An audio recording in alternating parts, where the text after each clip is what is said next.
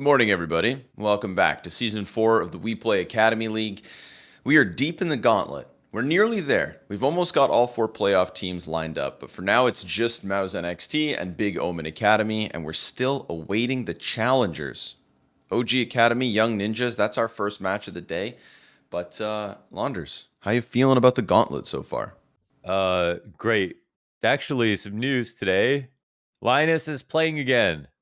Oh, Back in Fuzi? for the first match, yes, for Fuzi, which is kind of interesting because I think we would prefer Linus to replace ZTR, but Fuzi, he wasn't a one map wonder. He came in for 4 maps and he's still like number 1 in the league. He's like a 1.50 or something over the 4 maps he played.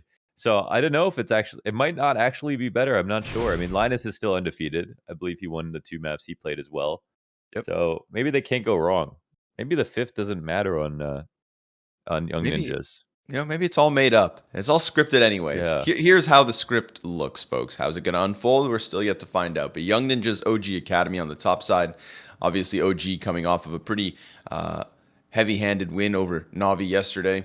They'll be looking to carry that momentum all the way to a best-of-3 versus Fnatic Rising.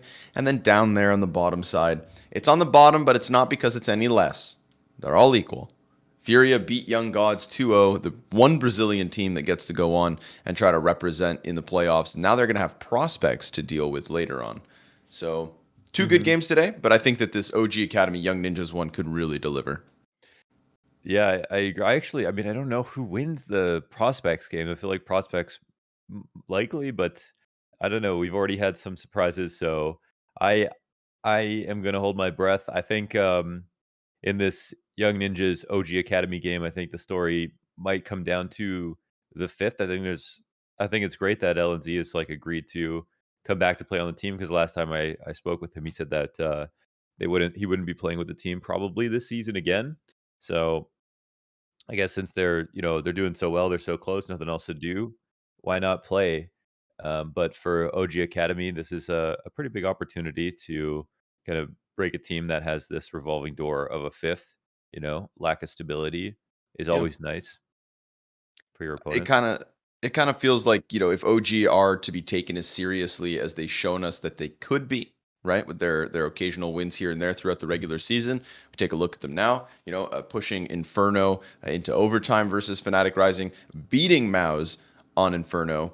These are the kinds of wins that should keep you above Young Ninjas, a middle of the pack team from Group B, who is also, as you said, had this rotating door of players. So the OG Academy formula is the same formula all season long, and it looked really, really good. So just Yeah. follow through, right? Like kick Young Ninjas while they're down. There's no shame in it. You just if you steal the wallet. He's on the ground.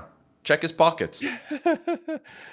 Ruthless, but you're right. I mean, there's 100 grand in there, so how can you not?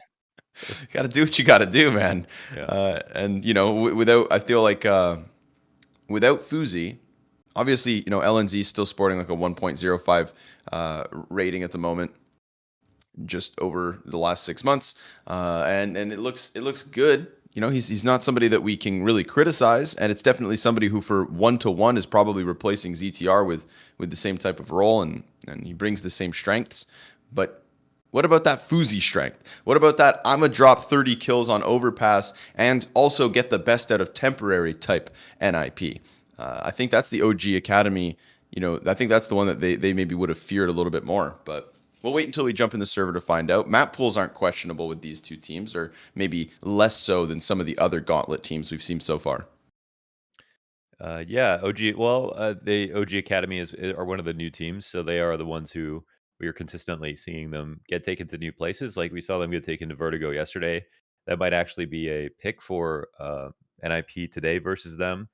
They have this kind of weird inferno in common, but it might not make sense for NIP to assume they'll just win that because that's going to be a great map for OG Academy. On the upside for the Young Ninjas, they can ban dust too, which is probably OG's best map. So we might not see that in the best of 3. And for OG themselves, I think there's some weird, I don't know, there's some weird world where they might want to leave Ancient in as a decider just Mm. because Young Ninja's Ancient was a little questionable when we saw it being played. They're hoping for an Inferno, I think, to be left in. They got to be Yeah. prepared for a Vertigo. I think they got to be prepared for an Overpass.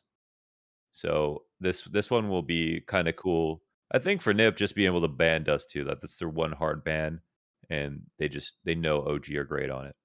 Yep, that one definitely lines up. We've seen OG Academy play a multitude of maps, but there's these fringe maps that maybe they don't always bring the best of themselves to, right? Like I'm thinking the Nukes, the Vertigos, and possibly the Ancients. So they're gonna have to give us the best that they have yet to show, and now we'll get to see exactly where it all goes down. So OG no Ooh, overpass, and they IP left decide no nuke. Dust 2. Oh, okay. That's interesting. I mean, I feel like OG would Easy not pick have. for OG. Yeah, that's a simple Dust 2 pick. That's actually, let me look at their past vetoes to see if they were regularly banning uh out. I guess they were always removing Then nuke. Inferno. Okay, they just didn't win Dust 2. Okay. So I think yeah, it's a great start to the series for OG. oh man, I really didn't anticipate them picking Inferno considering. I mean, their Inferno is great. This is going to be a Yep. really high level Inferno, relative to the Academy League because the both teams are awesome on it. And with Mirage gone, there's no overpass. I think there's maybe a chance we get Vertigo. I don't know if OG would want to. Oh, Ancient. yeah, Nip don't even want to take it there. Wow, Ancient. This is not what I expected at all. I mean, it's much stronger for the first two maps for OG than I would have anticipated. The thing is that, you know, I feel like if NIP just banned Dust 2 this one time, there's very low chance that OG would have picked Nuke anyway, right? They could have gone for an Inferno pick themselves, for example. So Yeah. I I think feel that's like, exactly what they would have done. yeah, so I feel like tailoring this veto this time around would have been advantageous for NIP. So they'll have to do what they haven't done recently and win on Dust 2, which they just don't have maps played. They lost 2 games on it recently, and yeah, OG are a serious threat on this map. So, I mean, this could be a quick start to the morning if Inip aren't playing their best. Yeah, I think they've allowed OG to definitely kind of play within their own realm, and then Ancient maybe that could be problematic for OG. We saw them play it once, wasn't anything all too special.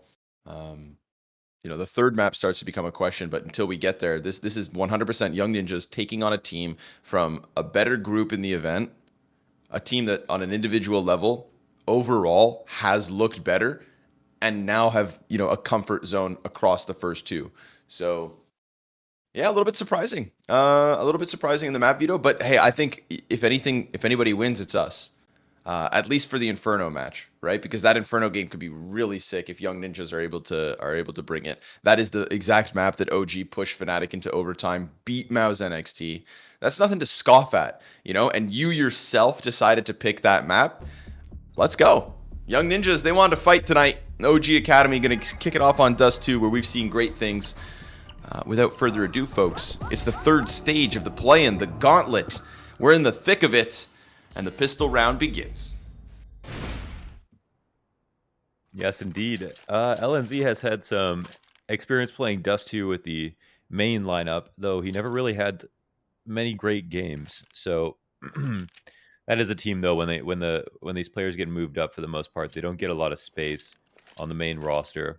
So I don't know if that matters a lot. And they also have that's also extremely good experience. Like he's played against Flames, Gambit, Big, OG, the main lineup, Entropic, Liquid, Gambit. So very, very strong team. So he's had to learn a lot about the best way to do things. So hey, I mean, map pool matters, and it doesn't just because of their new fifth every time.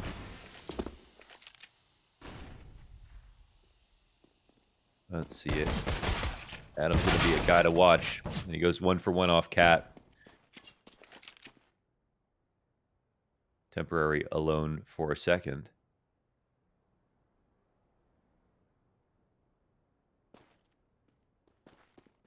And an interesting piece of data here is Rolf will see somebody rotating back off Cat. So that'll pull him towards B. Temporary gets a little bit more action. Shake tries to fly down to the CT spawn. And we get that B split coming through. Marix versus Maxter. That's what opens up that B site for the bomb plant. Sound's going to get it in. Dementor sticks outside of the scaffold. This is one of the maps where we get the best out of Dementor. Oh. He's going to keep it clean with the P250. LNZ, welcome back, my friend. Big shoes to fill in Fuzi, highest rated player of the season over the 4 maps that he got to play. You know, and he's just going to be left as that gemstone in the statistics. LNZ trying to figure out these last 2 spots, and it's Marks to end this. So nice clean B split. The CT wrap doesn't go as well as they would have hoped, but it's the numbers game that OG Academy flex into B for the pistol round win. I'm a big fan of the deep CT smoke for the B split, just because it's sometimes the guy on CT spawn, he can jump over the smokes, they can see over the smoke from the back of CT ramp, and that can cause problems for your mid B, and sometimes it requires 2 smokes from you, and you see CTs push through. Of course, the one risk is jumping into spawn, but a lot easier to do that. Used to call that the Freiburg drop. Back in the day, you know what I mean? Back in the day, we call that the Freiburg drop. And oh, LNZ, it's a heater. It's a scout shot in. 3 scouts, man. Oh, three scouts. 3 scouts. Oh my goodness, 3 scouts. How could you lose this round? You know, you got 3 scouts. Rolf said, I'm going to scout. And then LNZ said, I'm going to scout. And then Temporary is like, I'm the opper. So it's a given. It's a given. It's a given. Rolf ready. Where is that peak? Whoop. Give him the jiggle. Smokes down for the cross. Oh! All they do is line up for him. So Sound hits the headshot through the smoke, through the wall, through the head. And the other 2 scouts. Oh, missed one from LNZ. That could have been Oxygen, the 3rd of the 4 players, all down to, 30 health. Sound just tunnel visioned over on that box. I mean, we get the peek from Adam. Nobody's there covering it. He's just fully out on a platter. Gets rocked, gets popped. LNZ still set up shop, and Oxygen, he's all that's left now. This is just the headshots coming out from Young Ninjas. Galil at a distance versus 3 scouts with a smoke on top of that bomb. You'd think this is nigh impossible. Oxygen, he's going to get a reload in with his 10-second stick. 5 HP, desperate for the headshot, not going to find it. Young Ninjas triple scout flexing on the 4 spy. Man, who would have thought 3 scouts? If you move slow at all, that's a lot of places that you can get tagged. So, man, they made that work. I mean, the Deagles did just as much as well. So, very nice Deagle kills to complement all these scout shots in. And something we don't see as often, a team echoing OG Academy. That's something that's finally, that's the little Buckleys, okay, that OG they've been dishing it out. Now they have to taste it. But now they have a chance to do the exact same thing. How many was it yesterday that OG Academy were able to pull away? 5 ecos in 2 maps. Jesus, man. 5 Armored Eagle rounds. Poor Navi Jr. We watched their souls just disappear after the 3rd one in the 1st map, the 2nd one on the 2nd map. They literally didn't recover from, the 3rd time on Inferno to start that series. Did you see that Dexter is being released from Spirit? Dexter's released? Yes. Ugh. For the better, for good, or for bad? Like, hold on. Sorry to just drop that. I mean, it's all right. I feel like my world's upside down now. Yeah. But this B site was completely empty. Oh, they've done it. Academy, they just decide, I'm gonna take that real quick. They walk in, they plant, and now we have a 5v5 retake. That bomb is ticking, man. They got lots of smokes, too. They got another smoke, man. They can't wait for this. Cost them nothing. They're just waiting for that peek through the window. Sound, if he keeps it sharp, just rocks at him on the cusp of that window. Here comes the retake util. Flashbang, smoke grenade, Molotov. It is thick, but it is unsuccessful so far. Door gets stopped as well by Dementor. Sound offering up a kill and a half. And then a no-scope from the scout of Rolf to just try and get these last two players away. But Oxygen, he's deep through the doors.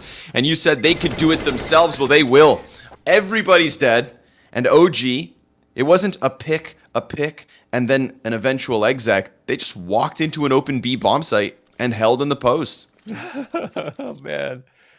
Just trying to, for one, celebrate OG losing to an eco, and then what happens? They pull it off right away to answer back to Young Ninjas to stop, to just extinguish the flame. It was only an ember. It was only an ember, and it got stepped on by the big shoes of OG. And now they'll try again, but only 2 scouts this time. Without that third one, I don't know if I mean, even without that third one, I can still believe. Hello, Temporary. He said, guys, this is why I get the scouts. Just deletes Oxygen with the headshot. Oxygen. Depleted. LNZ looking for the cat play. There he is, Dementor. Oh, he went out wider. What a guy. Okay, back and forth. Let's go. Give me 30 rounds of this. 30 rounds of shenanigans.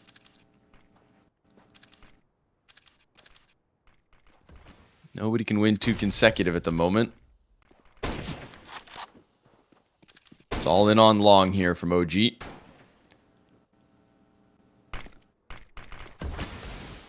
Ooh, no damage on that. Rolf's just biting his tongue. And Temporary finds another headshot. Down he goes. Still a scout behind that smoke. That'll be found out, but the cat peek comes through. Nice control from Sound. The pistol player is going to go for the ramp push. He's got backs turned. Adam coming up on the plant. Sound's already dead, and this one goes back and forth twice. Let's go. And check out Adam. We've got Young Ninjas actually in the facility. They are at the Ninjas hideout. Normally, these guys are all playing from their own rooms, but by the looks of it, they've decided to group up for what is a very important game. Dude, they went to LAN to play versus an online OG. Another buff here for the Young Ninjas. Temporary still at home. Maybe a few of them are there. Some of them are not. Not sure. Can't. I feel like this is.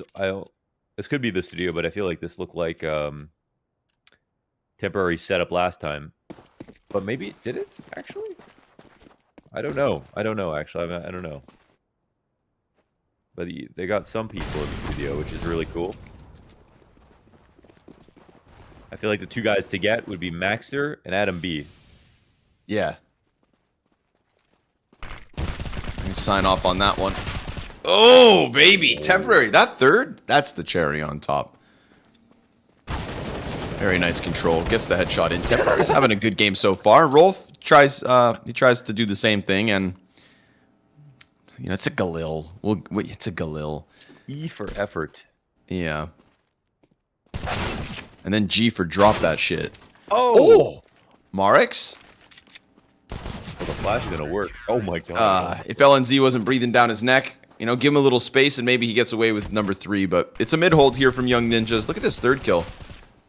There you go. As he's running back behind boxes. Really? We're doing them dirty. Yeah, wow, it's 7 a.m. We're doing this? Okay. Respect. Wow. Okay. That's wow. Ruthless. We better be on our best behavior because WePlay.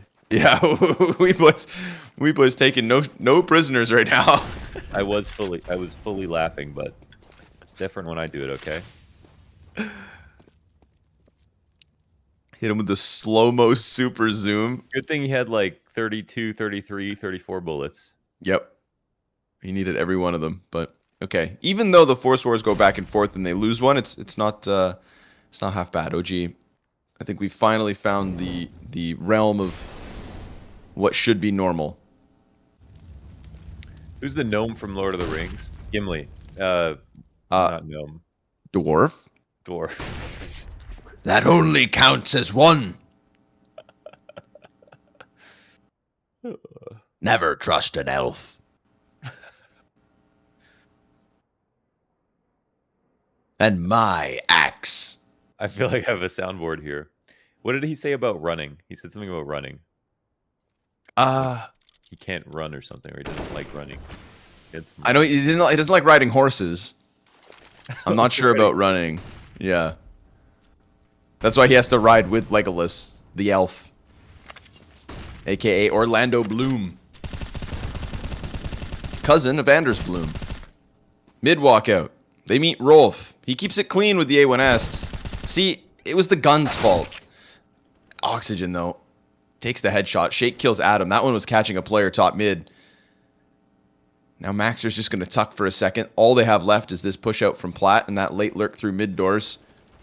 The lurk looking for the impact is temporary scoped in towards sight. Maxter. Oh, there it is. Gets Marix down. Shake comes pushing through. 4 seconds. They need the kill. He's got no option. He has to push forward. And that little second where he waits for the CT peak, that is where Maxter wins the round. And he gets the kill after time. Yeah. I mean, it's an advantage situation, right? If he runs around the left side, then Maxter just goes right. So he has to try to bait him into thinking he's walking up the whole way or that he didn't hear something, but doesn't fall for it. Really nicely played there from Maxter. The line is I'm wasted on cross country. We dwarves are natural sprinters. Very dangerous over short distances. Okay. That's hilarious. Can you do it in Very dangerous over short distance. we dwarves are natural sprinters.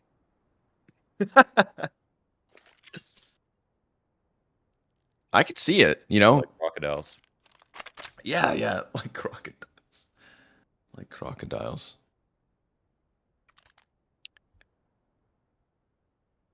I feel like you'd be an elf if you were in Lord of the Rings. I'm down. Yeah. Live forever type vibe. They have good skin. Yeah, true.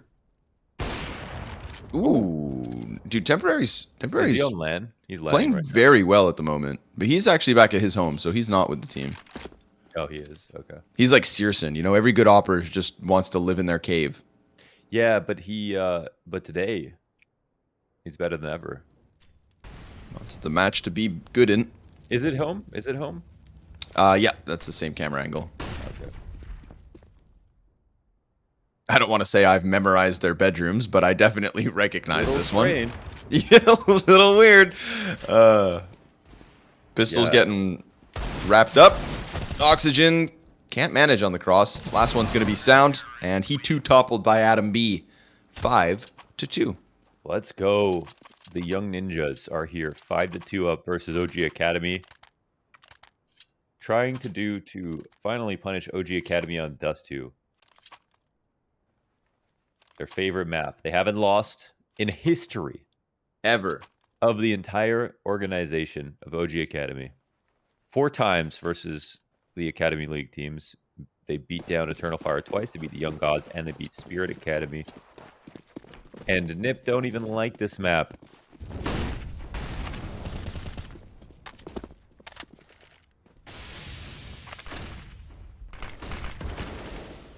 Ooh. Maxer trying to draw him out into the support, and he doesn't even need it. Adam gets the 3rd kill, so nice rifle work here on long. Controlling bomb. Reminding young ninjas that this will not be easy. It's just 8 rounds in, and it's a strong start for you, but OG. What am I talking about? Yeah. Just splattered as they tried to push out long. What's left? What's left here? Oh. One more. Only Marks could make an AK that accurate. Yep. As he will need to power up in this map, maybe. They have to go get the bomb. Good luck.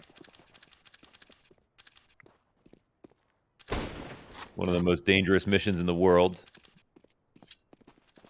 Oh. Smoke cuts off On the other blue side of that player. smoke. They're trying to section it. Oh, they're going through. Flashes aren't bad. Plus, the scout guy gets the kill down towards pit. They're setting up Marix to try and come in big with the clutch, but he jumps back because the fire. And that fire sets up Rolf. So, sure enough, rock solid hold inside of the pit. Nice play from Young Ninjas. And then they clamp down on what was a very valiant attempt, actually, from OG to get back. Yes. But a few too many close calls here, and Young Ninjas coming out as the victors in each of them. And now they're up 6-2 versus Pistols once again.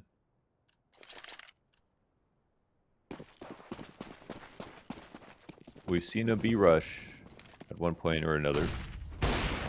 That nade can be very indicative of someone trying to run down suicide, so let's see how they react to this. But yeah, the B hit's coming in, and there's only one player here right now. Oh, what a shot, man. Temporary's not stopping today.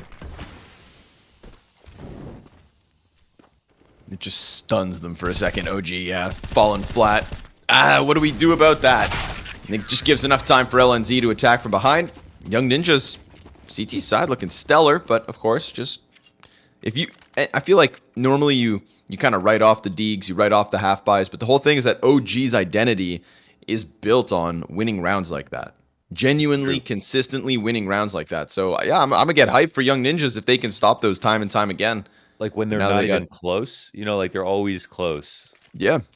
So it's a real statement here that they've won 6 rounds in a row and they've just shut down every round. Also, Temporary's hitting some insane shots today. We have seen 0 maps this season where Temporary has like fully carried. As the Opper, that's got to happen at least once. So here in the play-in, it would be the best time to do it. And he's definitely feeling it right now.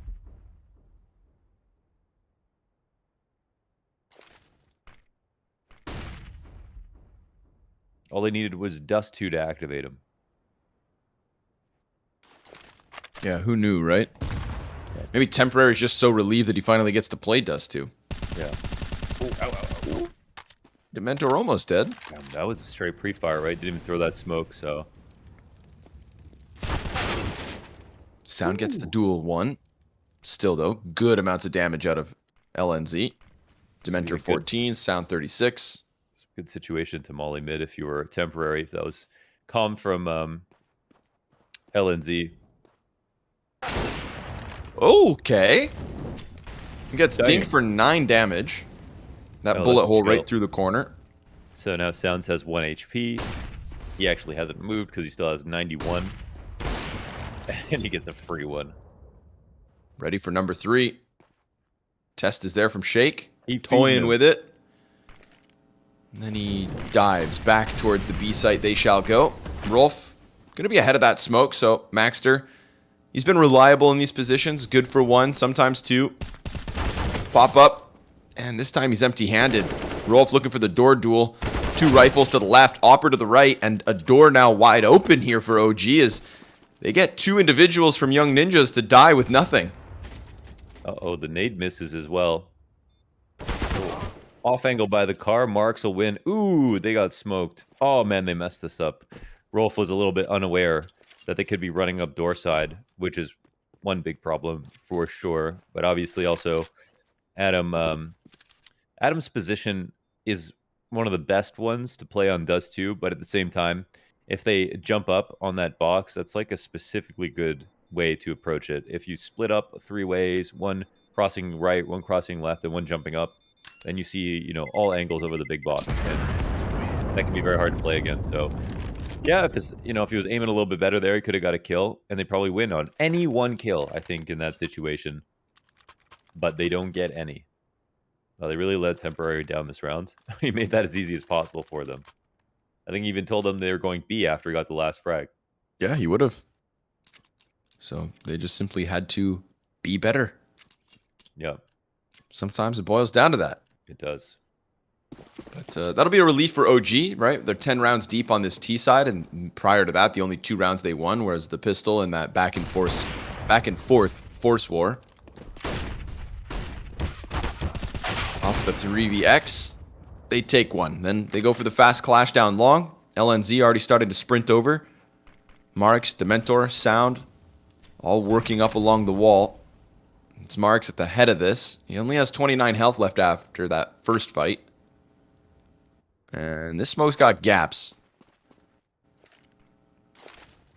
They pause for a second, and then that extra volley of utility comes down. Temporary tries to turn attention. Not much he can offer us with the op up close. Oh, but the nade from Rolf. It finds what was left of Marix. The flashbang blinds the two T's stuck on the side of this. We got LNZ up on the barrels. Then they hit the Molotov. So that's going to take smokes out of the T-side's pocket. LNZ pushes past. He can't manage both kills. Dementor and Shake at least bringing this one back, keeping it as close as they can. Dementor's position known, and Rolf just hones in on him. So Young Ninjas, excellent utility timing.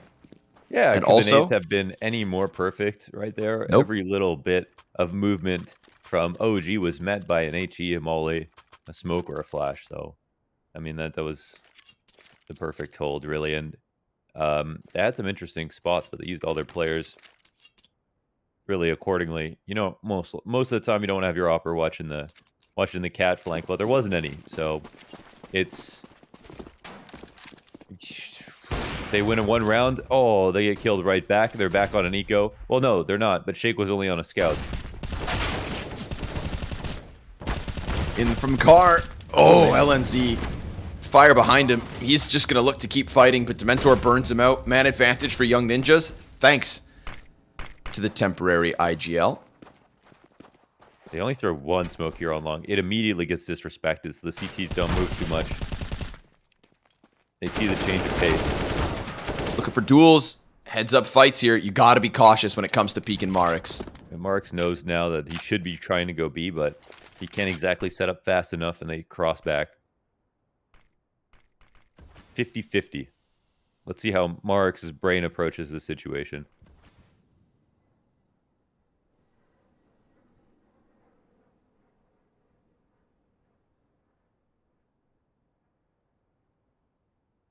With patience.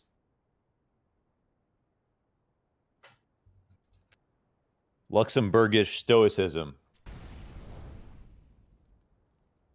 He's just collecting interest. Sitting You on the think he savings. thinks really slowly or really fast? I bet you he does both. He heard the steps. He just baited him, I think. Oh, he's going to run away, actually. It's a molly down. Time now becomes an issue.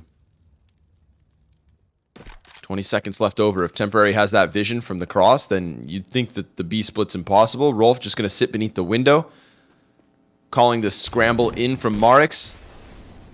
Marix, just enough time. He's got to clear underneath window. And sure enough, it gives that little bit of timing to Temporary to come down from the site and just clip him as he tries to go through doors.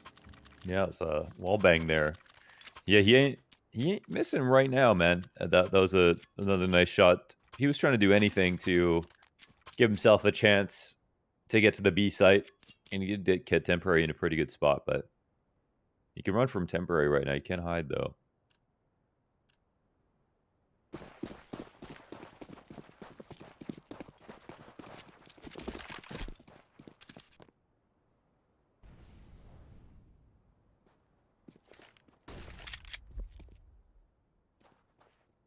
I didn't expect Young Ninjas to stomp OG Academy today. This game is not close. I did not expect this.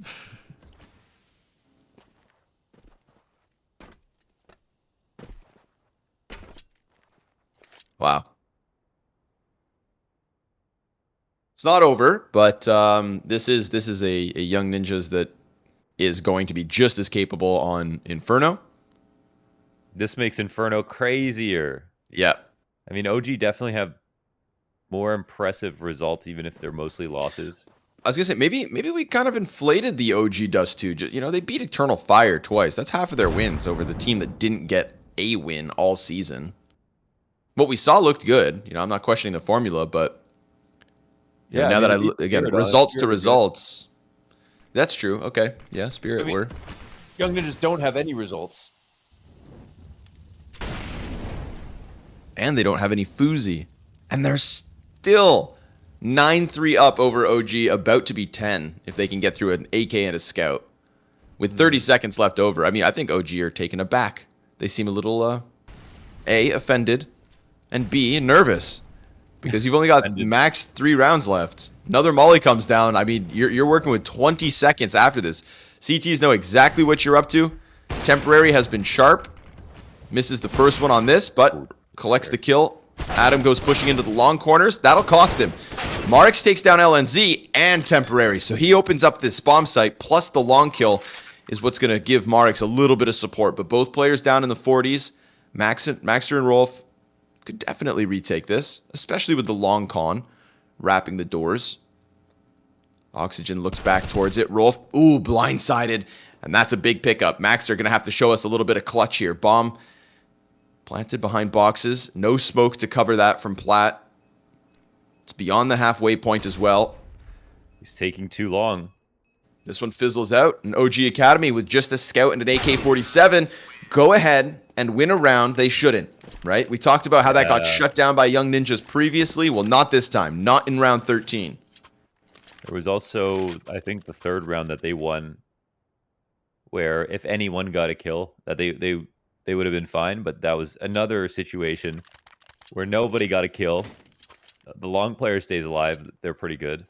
If Temporary hits his first shot, they're probably okay. But OG take that. I mean, that's good for them, and they actually have no money here on Young Ninjas. So just like that, it's a much less impressive half. But they have been ecoed by the Young Ninjas twice now. Ooh. Well, it looks like it'll be 2 in total. Do you remember the French expression from yesterday? 3 when not 3 after 2. What was it? It's when 2, there's 3. Yeah, never 2 without the third. Jamais deux sans trois. That sounds so much better. So maybe Young Ninjas have another one up their sleeve, but it doesn't seem to be coming here in round 14. So chance at a recovery. You get 5, maybe 6. Young Ninjas, their job is not done. They've just impressed us to begin.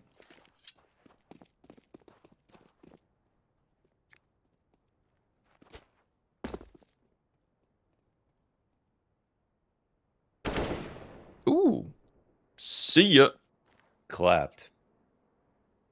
And I mean, that keeps this one alive. That kill's actually pretty critical. We got Temporary now in the sight. Like, Temporary would have had a rifle up close, but now instead he can use the op-down long. So that one headshot, that very clean headshot, puts Temporary in a much more comfortable position. We still have Adam trying to get back over. Oh my god. 20 seconds left.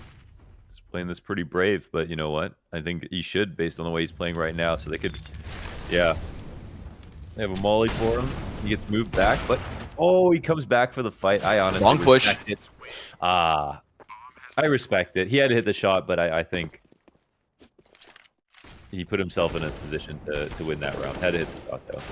Yeah. I'm down with the attempt in the 2v4. Look, nice kill from Adam. He had a chance at it too, right? Temporary versus Shake. Shake makes the difference. Gives OG number 5. And they'll shoot for a respectable 9-6 half off the back of Marix on a Mac 10. Shake is really nuts at the jump up flicks. Shake is? Yeah, like jumping up and then having to flick like right or left, basically. It's just the way he takes fights sometimes, he does that a lot. And it's very hard to pre-aim in that situation, as opposed to swinging out and shooting. It's much easier to pre-aim that way. But he's very consistent with his flicks when he does that. I think it's some of the hardest shots in the game.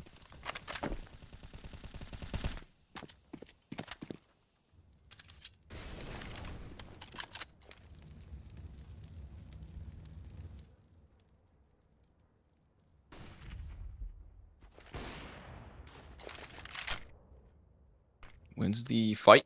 VLNZ gets tagged up, so Shake will be low for now. Not the most amount of kills this half, but definitely some that have impact. Damn, Marix quietly still 17 frags, so definitely trying to go hard carry mode as he does. And here comes the full-blown hit into the B site. Maxter, back site, loses his teammate as Dementor just chews through both of the players inside of that site. Oxygen comes off of the catwalk, and sure enough, OG, they siphon themselves a 6th at the end of this one.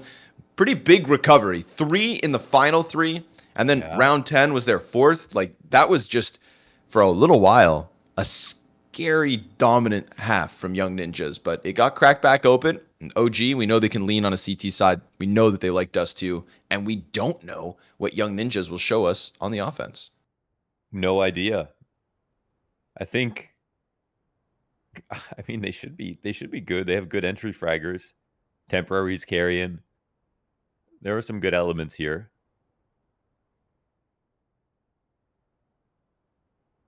But I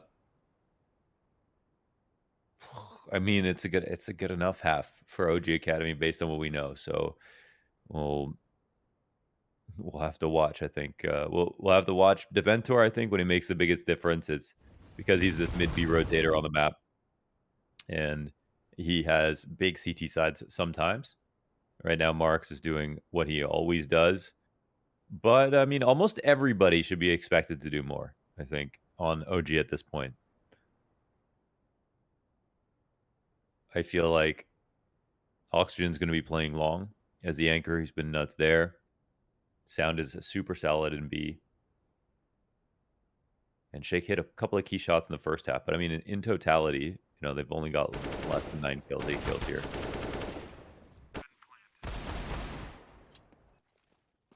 Are you nervous for OG Academy yet?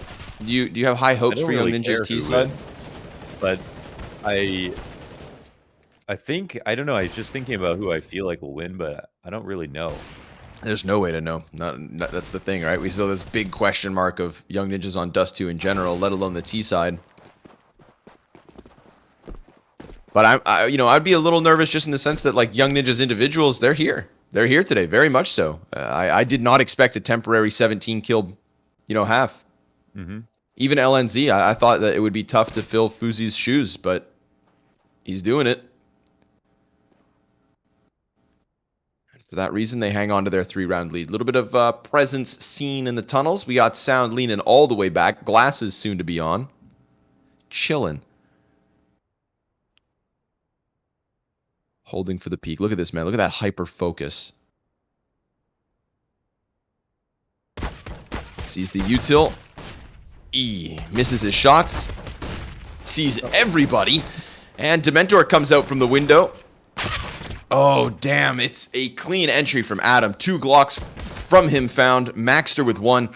Bomb planted just beneath the window. Shaken Oxygen on the full-blown retake. But they have no utility to make this happen. The kit's in the windowsill. LNZ is just leaning back behind car. Maxter on plat. Very strong positions. Just forcing the CTs to come in. There'll have to be some zingers on the retake, but no, sir. They are just led to their deaths. Double digits for Young Ninjas. Unfortunately for Sound, he's got to hit those.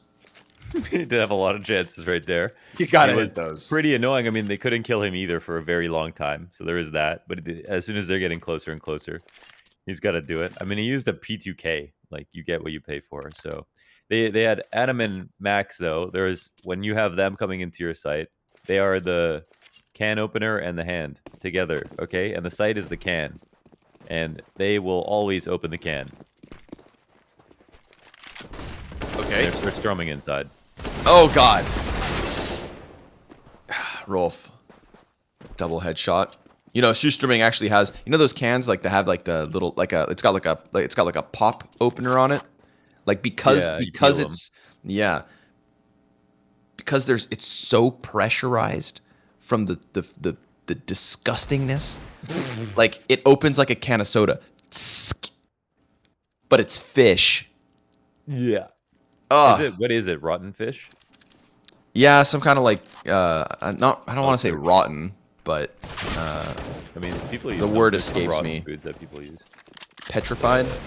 It's fermented Baltic sea. Fermented. Oh, that sounds good. Oh, it doesn't.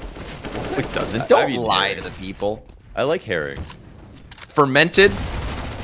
I love fermented foods. Mac 10 owns the 2. That was yeah.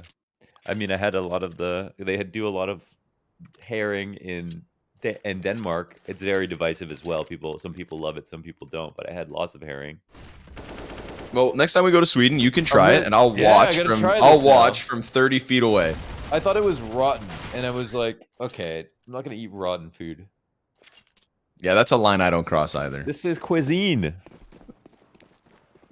Cuisine. It's from the brackish waters of the Baltic North of the Kalmar Strile. That's right. brackish waters of the Viking lords. The Nordic kings declare, Surströmming forever. All right. Pistols on the side of the car. Ooh, you're not going nowhere, Dementor. They set this one ablaze, and with the fire behind them, they move in quick on this A site. Ooh, Oxygen not even going to get a chance to push through that smoke. Oh. Rolf, giving good cover. Everybody's dead. This is a scary long hit from Young Ninjas, but it was just pistols, of course, so we can't just write off OG Academy yet, but they are trailing. 6 rounds now. Yeah, they're not winning an eco here. They're getting owned. No shame losing to Nip. And they're definitely one of the teams I think that are one of the best on T side. Like they got 2 of the best entry fraggers, honestly. Maxter and Adam B. Space creators. They're so reliable. They can entry on all the hard maps. They did such a good job on Inferno in the few games that they played. So I've been really enjoying watching NIP play because they've got such good entry fraggers.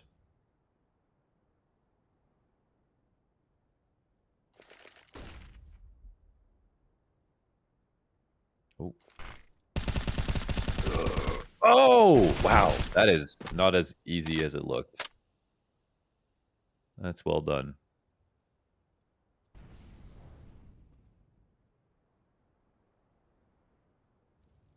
Should have bought an op and lined it up. A shot from Shake. But there's a molly there. They'll stay back for now.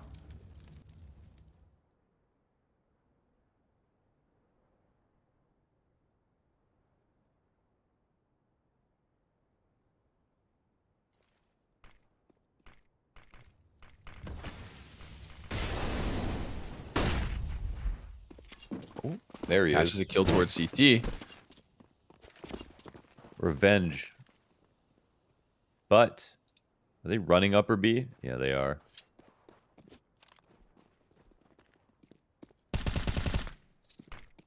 Ooh, sound. Gotta do better than the pistol. Same spot, similar situation. Oh, ton of damage now. 2 kills to his name. Rolf down to 40. They try to push through, but the B site hold is strong. AK upgrade easy. 3 survive. Even with that CT pick, it's inside of the B site that OG thrive. That was a little bit stressed. I feel like they had definitely enough time to just walk for a bit. And they could have also still gone A if they wanted to, but I think and they had lots of time to take their time. But yeah, I think they just thought they were going to go up against 1 and B. I'm not sure. They met their makers. Indubitably. Big push off Cat. Oh, Oxygen lines him up. And this one comes to a grinding halt. That is it. My man just lines up 3 players catwalk, says, nope, round 20. That one's OG Academies. This is irretrievable if you're Young Ninjas. Sorry, LNZ, but Ooh, you can have 1 for me. Okay, you can have 1. Then Marix comes around.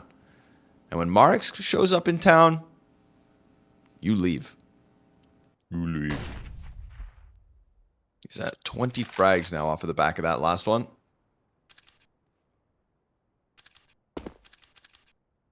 Temporary, clearly a Kenny S fan with the set of stickers on that Asimov. Look at that, 3 separate Kenny S golds. Oh, okay. And did Kenny S? He used to use the Asimov, I guess. I can't remember. I don't know. The only thing I remember is the Went time Dragon he Lore made the skin I designed for him. That was the coolest thing. That's actually still one of the highlights of your life. everything for me. Yeah, Yeah. yeah, actually. You can say it. That's pretty cool. Yeah, it's pretty sick. It was the red one, right? It was the red Yeah. and gold one. What's it The called? op prints with a gold Berlin sticker on the scope scratched to the the kind of- last degree. I mean, what kind of price commitment were we talking about here? How much did that cost? Kenny, I believe he bought it for like probably 2,000 euros at least. Dude. Yeah, I designed it for him. I said, this is what you should get. And he went, okay. Okay. And he opened the wallet. Dropped a couple bands. And here we go. Temporary. Gets to hang on to the AWP. So shout out Kenny S. And shout out OG because they're putting up a couple rounds at the very least on this defensive half. Yep. Definitely. It's only a 4-round game now.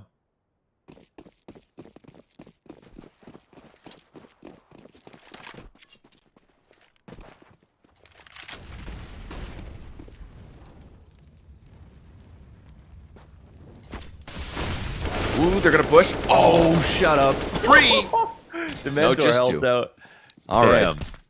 Again, Oxygen just barrel stuffs them. Back-to-back Perfect gun timing. rounds. Oxygen finds the spot to shoot. That's tough. I think he was running with the first one. We just had to start shooting. I mean, he put himself right in front of the door, so. Oh, okay. Temporary answers back. It's a 2-on-5 from the spot. Now 2-on-4. And he doesn't beat Shake. And neither does Linus. Opera And keeps now it clean. We're within 3 and a save here for the young ninjas. And unfortunately, as cool as this was, if they don't win this, then it's the makings of a 2-0 with Inferno coming up next.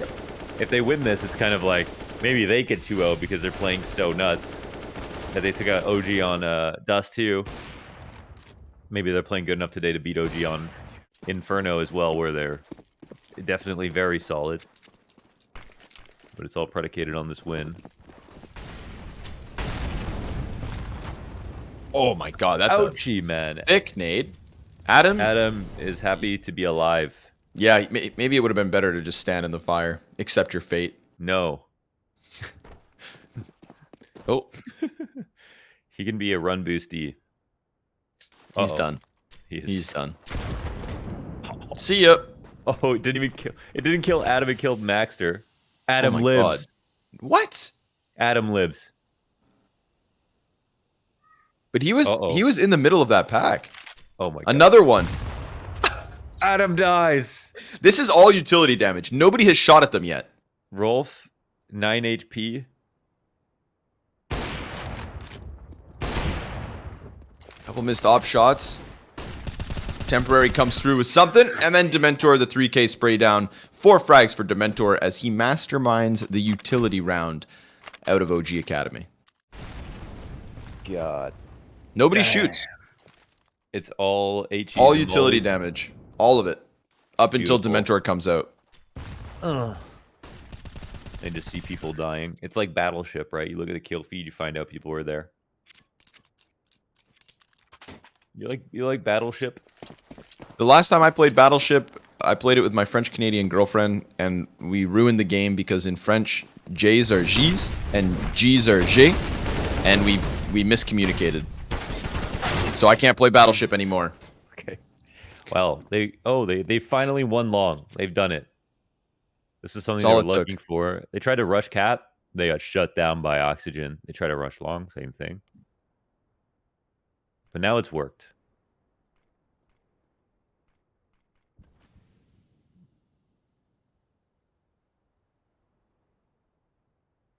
Collateral, I can feel it. You should be... Oh, come on. Ooh, maybe it's just going to be 2 strong ones. 3 from Shake. Very nice. Keeps that op on cycle, and he was very much alone. Marix waits, and now Marix swinging the cannon for the second op to be saved. Swaps that one back. OG Academy starting to claw this game back on this defense. You know, we didn't know what to expect from Young Ninja's offense. So far, not enough. That was so sloppy, man. They didn't flat. I mean, they should just be Molly and Car. They should be just Molly and Car. That should not be a way to get a kill. They get a 4v3 in that spot. They've just got Dumpster on Cat, Dumpster on Long. And now they get into a favorable spot, and they just walk out into an op. Come on, boys. What is that?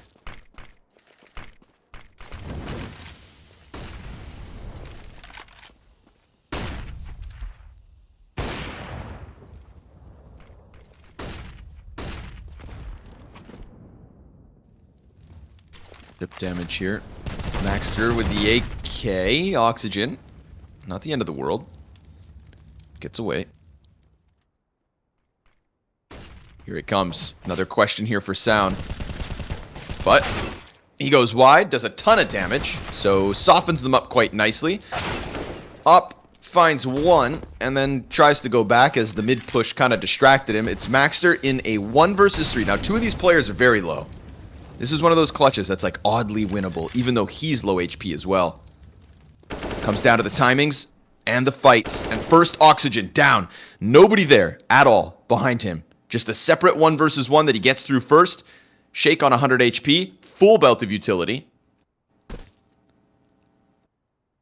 And Maxter, this would be such a clutch. Dementor, he just holds that cross. Sound being made. Commits to that. Oh my god, the nade comes in and finds him. But ballsy. Just plants on the bricks. I like it. Young Ninjas, they'll get that at the very least. But it's 2 alive for OG Academy as they tie this game at 12. He knew they were pooping their pants after he got the first frag.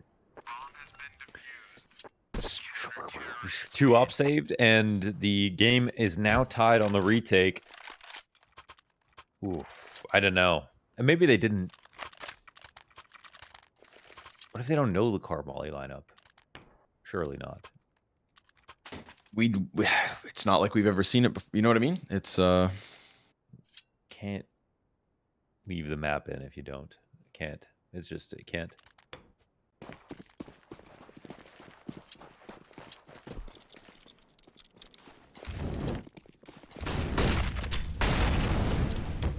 Oy.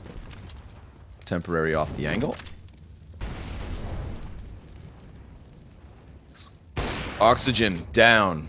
Now he's had some standout gun round moments, right? 3K spray off. Well, it wasn't. Yeah, that was actually. 3K spray off catwalk. Stuffs him on the door, but now he's out of the equation. So let's see if the double ops here from OG can be something they lean on.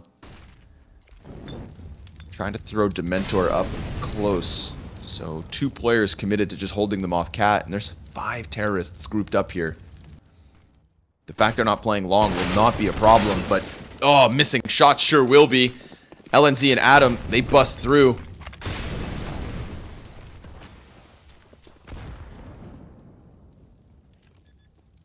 Young Ninjas, they've got this. Everybody can just, creep into their post plants, and they have to save. They know it. That's a 13th for Young Ninjas. They get 2 fights on the catwalk. That is very much what OG wanted to try and do. Stop them then and there, but a missed op shot, and Dementor goes down empty-handed.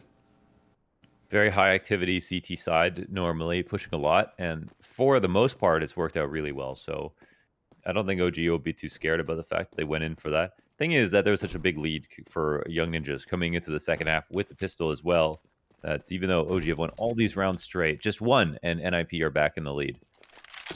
So with that in mind, them on 13, money is important. And even though OG know they can win most of the time here, the NIP don't have to win much. They don't have to do much to be able to win this map. And they bought themselves some time to make some mistakes and to learn from their mistakes as well. So with the amount of money left over here, I'll actually Shake is an Oiler. Marks is an Oiler. Sound is an Oiler too. Oh, wow, they had a lot of money. Any Oilers?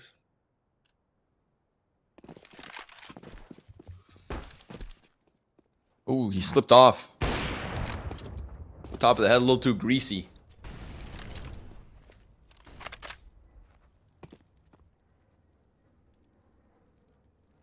So no op pick. But no I hate when I'm standing on someone's head and they use coconut oil. In a match. Man, Marks has a weird angle here. They're not molly him, of course, it's good. No support, The though. super close door angle. Oh, they missed it. Doesn't work. And he's in it. And now they're going to try to push through this. They'll get him. A one and done. Dementor's nade, that could be hefty amounts of damage. Sure enough, Maxter dropped down to 56. And they all just scuttle back to the other side of their doors. Oh, Dementor wants more, and he finds it. That's Rolf as well. Not even the player he softened with the nade. Just a straight-up duel to Rolf through door, and he gets into the pocket of the B site, so they can just, play this split 2 CTs per site. Yeah, right there was... They get that kill to go B. And now they still want to, it looks like, but... I mean, Dementor is the one who got over here to scare him into doing this. 2 smokes scoped out 30 seconds. You have to entertain the idea that it's Cat, but... What? Random shot? I don't know. Yeah, LNZ gets the kill through door. Sound back plat. Oh, he Yikes. misses. And LNZ just cracks open this B bomb site, so suddenly the retake's on. The fact that Shake helps out with that random bullet through the smoke. And still the 2 players inside sight. They just cannot stop LNZ. Here comes the tunnel split. Utility announces it. Shake. He sees the shadow. LNZ looking to do it all. He's just waiting. And sure enough, Shake's going to find him on the edge of it. Temporary dies back plat. They get the retake going. It is still the round win from OG Academy, but LNZ makes that scary. He does, man. They get the flash into the sight. I mean, Sound just drops his shot from the back, and it thought it was going to make up for the rounds in the first half where they just had a great spot, and they let OG get, like, multiple entries, any of which, if they were stopped, would have resulted in the round loss. But it's not the case. They have enough money here to go in for another buy. Actually, both teams have kind of about the same amount. Maybe a touch more for OG, but they need more in general here on CT. And the clash for cash here at long. 1 for 1 is not too bad for the T side. Nade on him. He gets away from it. LNZ, if he could have made a miracle happen and grabbed another kill, that would have been crazy. I can definitely feel like they are compensating for the lack of depth with trying to be more explosive. Yep. Missed a couple of grenades here so far this game. Shake's coming in for the re-aggression. They just take over long. They win it. It's over. Yeah, we get a little bit of life from Maxter, but that's going to be 14 for OG Academy. Clamping down on the bomb. They'll leave Marix towards the A site for a second, but how about a Maxter clutch? Nah, Marix in the pit with the AWP. This should be his kill every day of the week. And it's Oxygen who's kind of, stepping up to that right-hand man of Marix at the moment. Dementor not far off. We know he loves a little dust too. Yeah, they're just all such great CT players, right? B-side anchor, Sound, long pit, anchor. Ooh, wow, what the hell? Excuse me? 33 seconds. I mean, the bomb's within range. Shake would have to miss again, but they have this molly to separate the 2 fights. He can hit this. Okay. As it should be. The ops lock in that one, and 2 away from victory here on Dust 2. Lots of money here for the Ninjas, who are 3 away from victory here on Dust 2. But they kind of need like 3 entries at once. Yep. Gotta smash through OG. Easier said than done.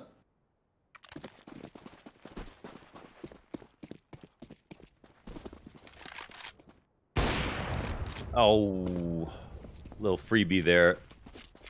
Haven't seen much of Temporary in the second half. Yeah, fair point. And he was kind of a standout in the first, so... It's an Art Frost moment.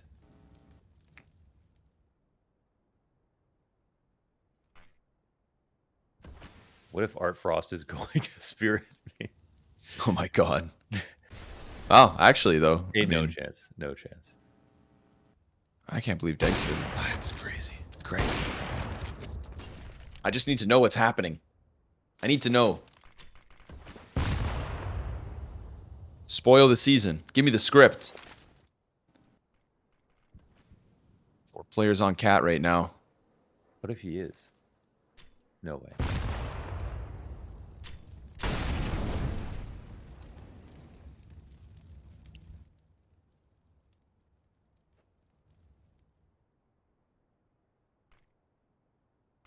They wait and they wait. And the smoke goes down, so Shake Changes up the angle.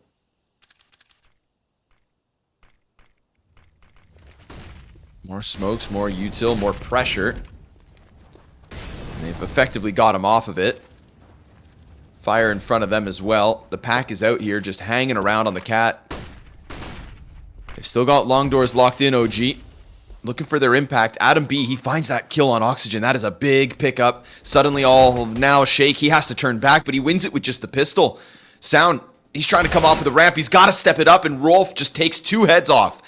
They slowly squeeze up Catwalk. They pressure long, get Shake off of the equation, and it's a 14th for Young Ninjas. Yes, it is. And, you know, man, OG are kind of broke. They have Shake on money. They have Marks with just enough. But they really don't have that much money, man. Whoa. They pulled it off. Young Ninjas, they survive 5v5 long enough to get cat control. Which most of the time the problem has been they haven't been able to even get long control or get cat control, right? Oxygen was there 2 different rounds, stopping them in the middle of the round because they've been so aggressive CT sides. That worked out well. This time they give them a little bit of space, and that's enough. The tricky part for the Ninjas right now is they understand that their strength are their entries. And outside of that, they're missing a lot. Their defaults are not going to keep up with OG. They don't have a lot of good nades for scaling and stuff like that. Their cat exec looked pretty good, though. They got Shake off the angle easily. Long corner flash. The full fall back. Testy situation for OG because, I mean, I honestly think you should be playing for OT in this spot, but you almost have enough money that you just feel like, all right, we could win now. Which, God, that is tempting. But I think if you're playing to win, you don't invest here. And they only have the 1M4 on Marix. Good man to put it on, though. For sure.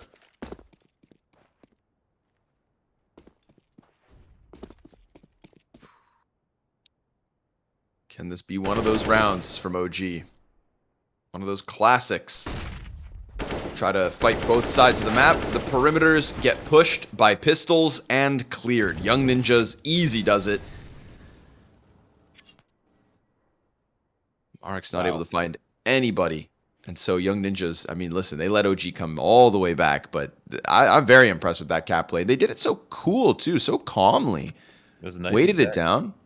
You know, every step went perfectly. I think that the doors kill over on long on Oxygen certainly helps. Keeps Shake off of it. Like, we watched Shake just waiting from car.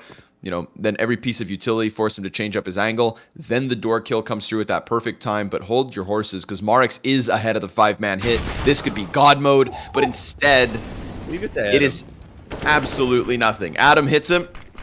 Full-blown exec comes through, and sure enough, that is 15 for Young Ninjas. So they let OG back in this game. It's a tough CT side to get through. We knew that Dust 2 from OG was going to be good. Young Ninjas, one step better. Crazy. Crazy. Thought this was going to be relatively free here for OG. Nut stuff. So this has made the series incredibly interesting. And we actually don't know. I mean, OG are playing for OT, so they're in a really good spot to do it. They have more than enough next round. Sound and Marks both invested. So I wonder how they did the math here. If maybe Shake can drop one. What did Sound even have this round? Sound? Not What's much. that? Some kind of pistol. Maybe armor? Money. Maybe he dropped extra upgraded pistols for other people to save. So... Yeah, because somebody had 6K. I think Shake had... Yeah, Shake just spends 8.5. Shake had 8, yeah. Yeah. But it still doesn't account It's still for no gun? down. Okay. Damn. My man's got an incendiary and a smoke. I mean, they have... Can at least get him a deagle, right? What is he working He goes with? 5.7. 5.7 smoke incendiary armor. Uh-oh. Already the long pick. LNZ just swinging the op. He does it all. Damn. Off that spawn. Okay, honestly, here, copy and paste. Like, don't. Okay, they could go B if they want. I think that they should. They haven't always looked good doing everything else, so I think I would probably make the call to set up for cat control. But Yeah, maybe OG stack in that situation. So they'll try to walk out, and they pick the right site. Sounds here that only a 5-7. Still has his smoke. He throws it down. He's going to try to set up Marix. Little bits of damage. They still come wide. Clear it properly. Marix gets a bit more onto Adam, but it's 4 players through from Young Ninjas. A 16-14 queued up. Unless this retake somehow miraculously comes through. Needs to be led by Dementor. How can you even unravel this? Frag grenade, that's good. That'll drop LNZ down to 60. If it had found the right player, then it would have been 1 less in this retake attempt. But here comes the util out from Young Ninjas as they still hold on to a couple more nades. They've got another smoke. If that goes down on doors, then it's going to be total desperation mode. And sure enough, it is. Maxter ends it as they try to push through. There is no chance at this retake now.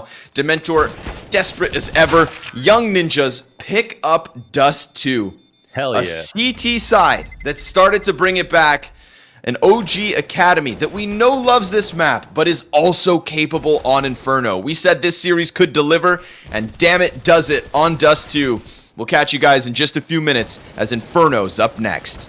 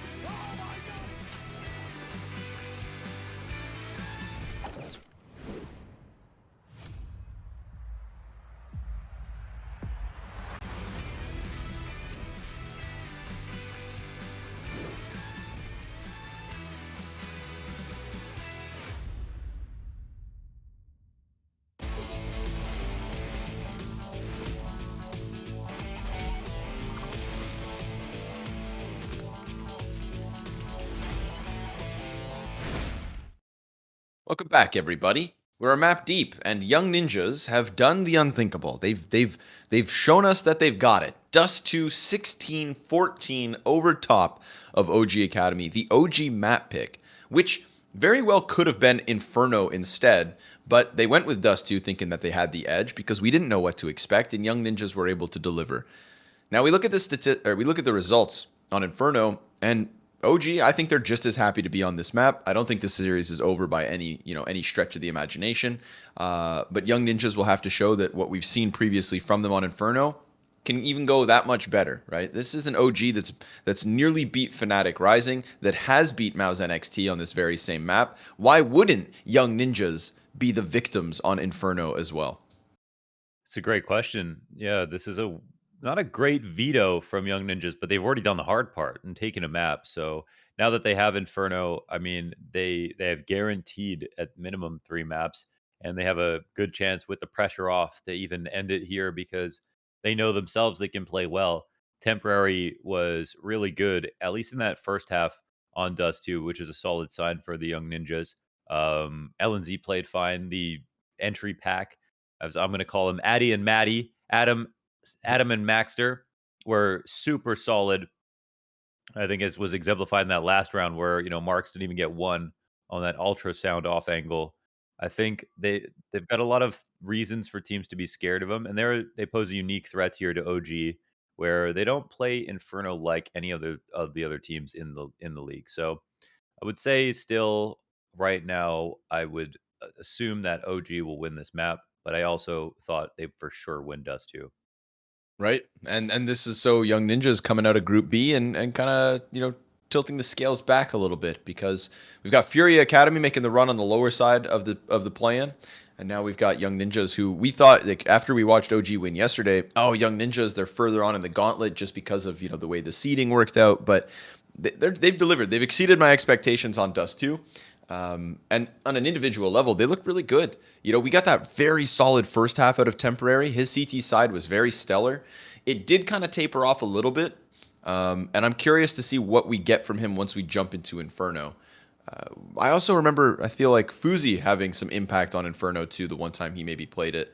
So can LNZ do it again? Can LNZ keep up the consistency in the frag department alongside the calls?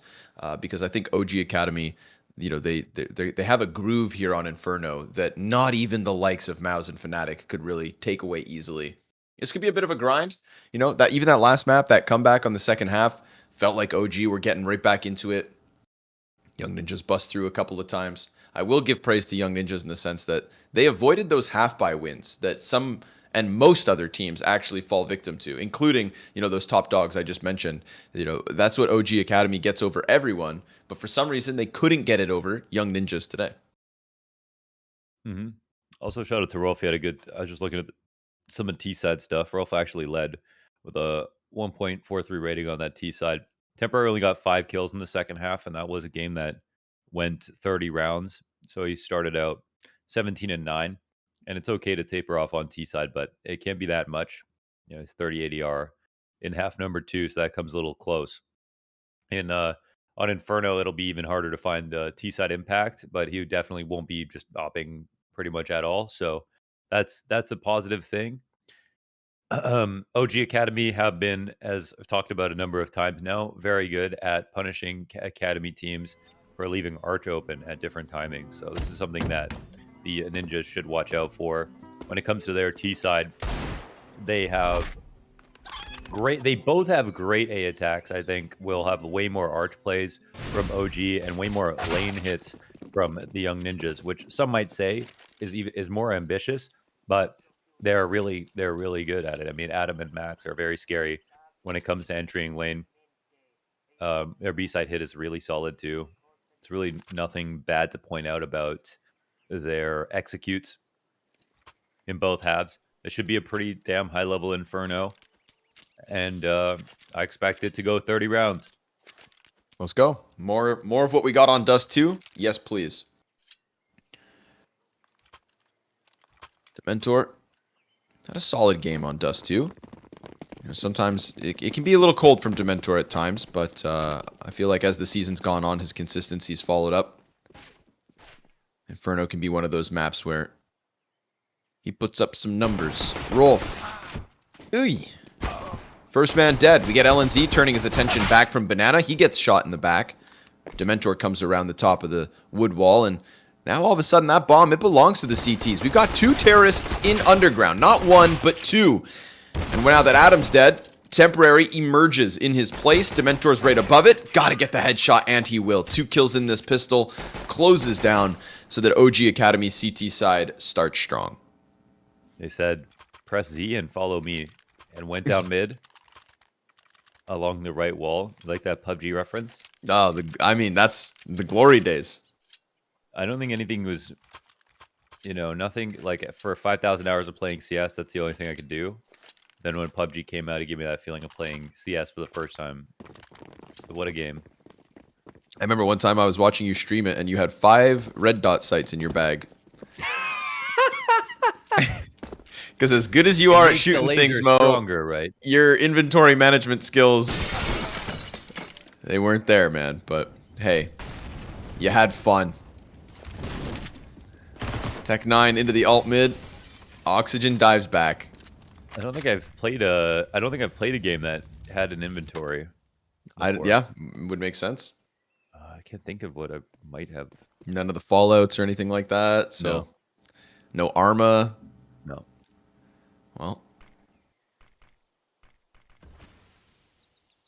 you're good at packing. I'll give you that. But yeah, efficient IRL. Sounds MP9. 2 MP9s up close. That M4 is in the hands of the T side.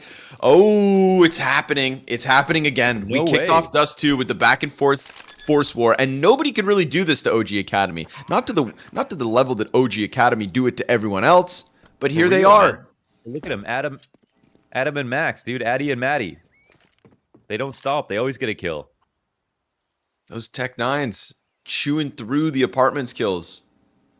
And then ultimately all you had left over, because you tried to face in the apps with the M4s, is the 2 MP9s in the lane pocket. And they kind of felt that squeeze, like they had to get ahead of the hit. They get a couple kills and some damage, but that's OG from a pistol round win to a following up loss. Now they know how bad it feels whenever Probably they do sucks. it to everyone else.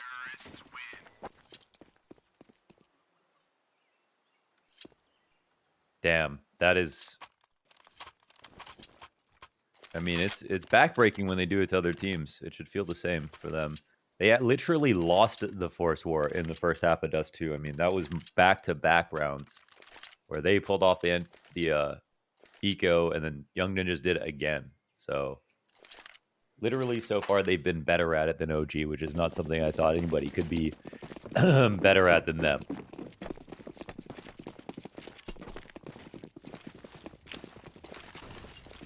Bleed. Ooh, now they get naded. Right, if they're banking on those MP9s to do something, they will find one through smoke, but we've got the logs occupied by Maxter.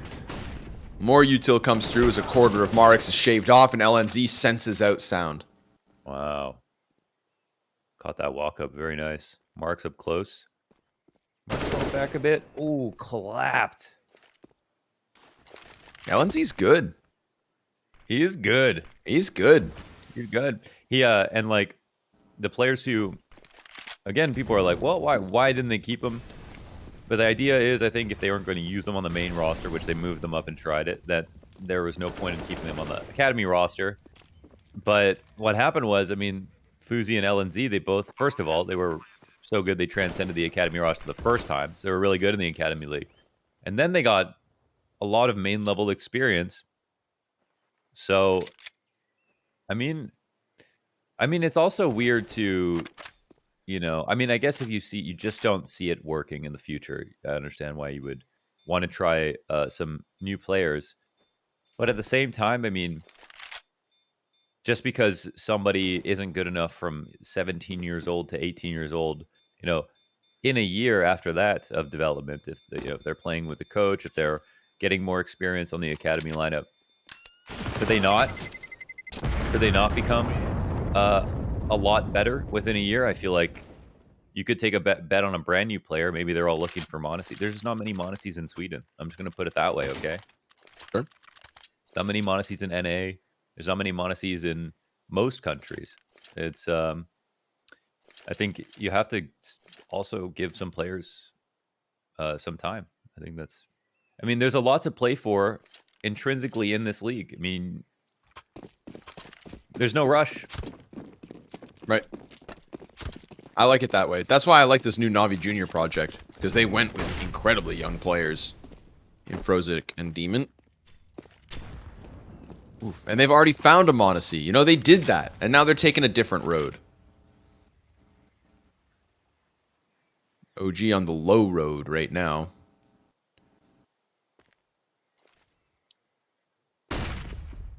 What a kick in the guts it was to lose that follow-up round. OG Academy off of a loss on Dust 2. Their map pick. Win a pistol. Now you're going to get shredded by AK-47s. But they go for the 4-player A stack. Nobody heading that direction just yet. Dementor's smoke. They can either wait it out or leave. And sometimes patience is a virtue.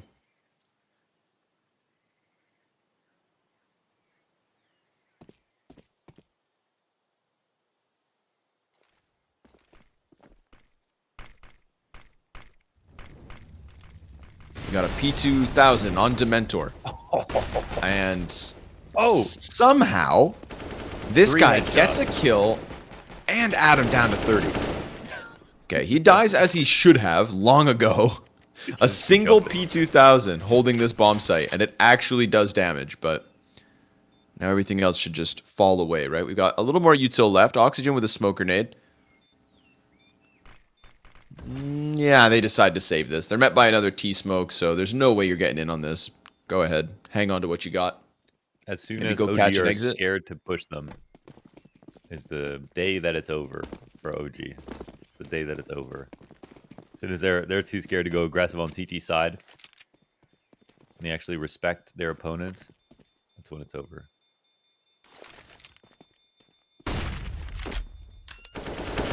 Looking for some exit kills, but nah, it all gets swept away. And that is cash. At least it's not SMGs, but hell, you know, they wanted at least one kill here. That's what they were hunting for. They had Maxer down to 9, Adam on 17.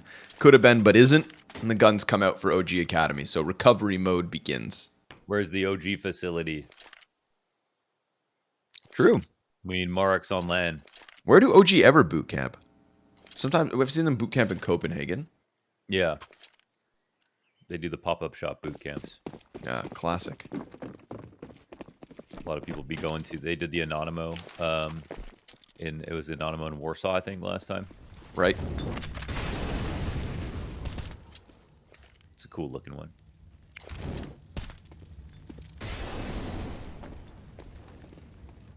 Sometimes you get lost. I'm just kidding. Too soon? No, it's fair. Oh, that's not fair, though. That's very unfair. Merrick's just, ooh, that's what an angle. Very, very unfair. Goes Nice ahead, angle finds on that. 2. Just peppering that smoke grenade with the A1S. Disgustment. Smoke ahead of Adam makes his job all the more difficult. Minute on the clock. Shake takes up the cubby. LNZ comes out. Doesn't really want to shoot his teammate, so... Lets him die. Yeah, timid with the shots. Loses him regardless, and then Marix comes around with that 3rd kill this round. So Marix on this A bomb site with a gun is a fresh face for OG. There's his 4th as well. So very much Marix here in round 6. 5. Dude, imagine if the printer besides Marks wasn't stealing all of his power. No, man, I think it gives him power. Oh. I think it's the other way around. People send him So- faxes, and then he just telepathically takes the power of the fax machine and just computes the data inside of the site. Everyone has their stuffed animals they bring with them to LAN. And Shuhei has a rubber chicken, Marix, a color inkjet printer.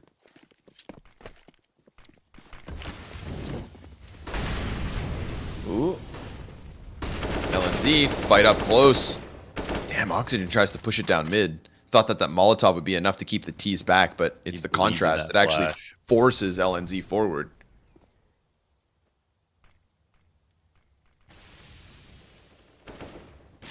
missed their molly. Oh my god, he's just up here if they don't kill him. Careful with Maxter, man. Really comfy on this angle before. Oh. They've secured logs. A second as well, but LNZ gets through smoke. He found it. He can go B, actually. So I think no sense going A because they don't have lane. Oh, he's listening. Freebie. Oh, man. All of a sudden, Dementor, he feels the pressure of this. 43 HP. They know where he's going to. Uh-oh. He misses his smoke. Oh! Dude, LNZ is on a tear.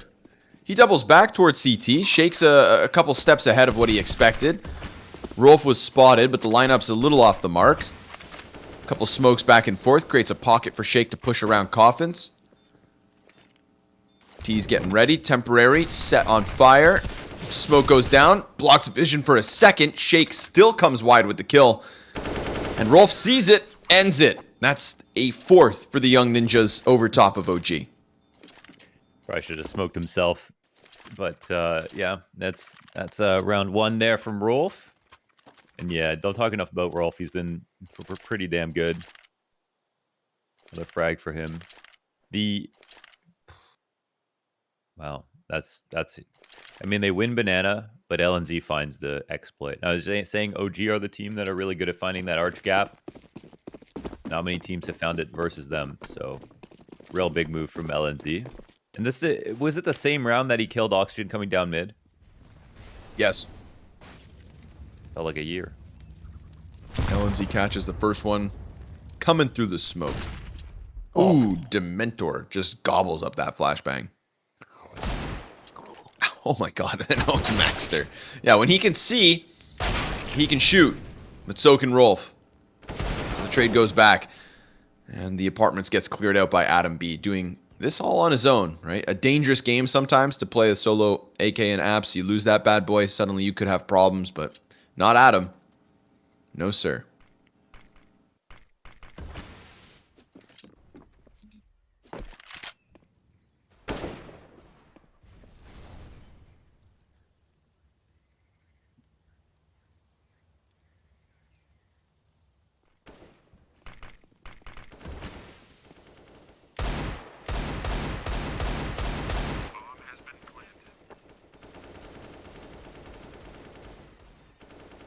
Sound holding out, hoping someone goes for the peaks.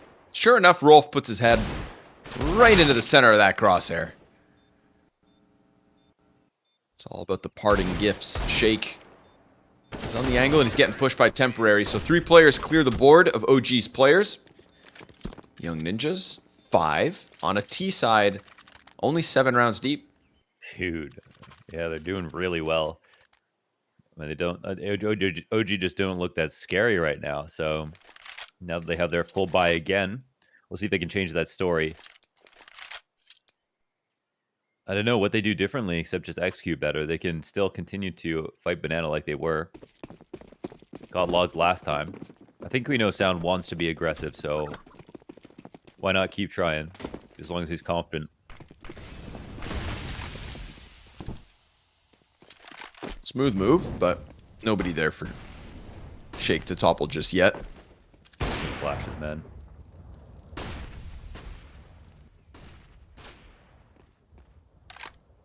Oh, Maxter. Oh, that's 2. That's 2 player. Maxter and Rolf, I think, both got hit through that wall. They deserved it. What did they do? Existed. Stood in the way of victory. Oxygen. Oh my god, Rolf! Okay, Addy, Maddie, and Ratty. Now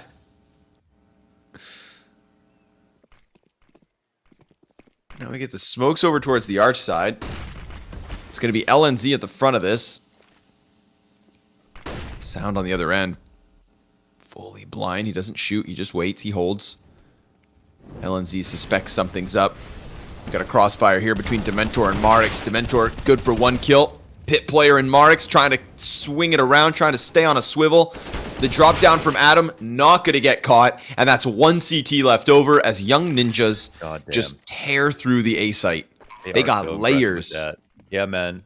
Dude, that's not easy at all. I mean, it's... Okay, what site would you say is harder? I'm trying to think of one to entry in the game. Any site? Any site. A site ancient. A site ancient. Okay. Yeah. I think that's very hard. Yeah. That is hard. That site's actually broken. Any... but make your point. Well, no, I mean it's fine. There could I can't even think of. There might be others. I mean, it's pretty difficult to entry upper on nuke. Sometimes it's pretty. Yep, that's another good one. But it's just to say that this is one of the very hardest. The crossfires are super powerful.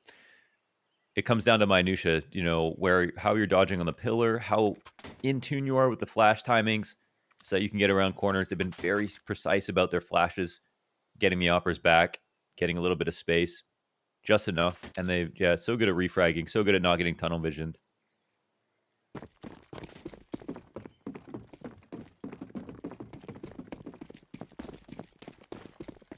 Yeah, got him for a 7th. The only thing that stands between them and it is Shake with the op. Temporary's already posted on this mid peak, so that would have been a dangerous game. He'll go towards alt instead. Which I feel like is also very sketchy. You know, AWP creeping around in the apartments. Did have a support and sound. Well, he kicks it off. Got a deagle kill towards top mid. Top mid, excuse me, banana.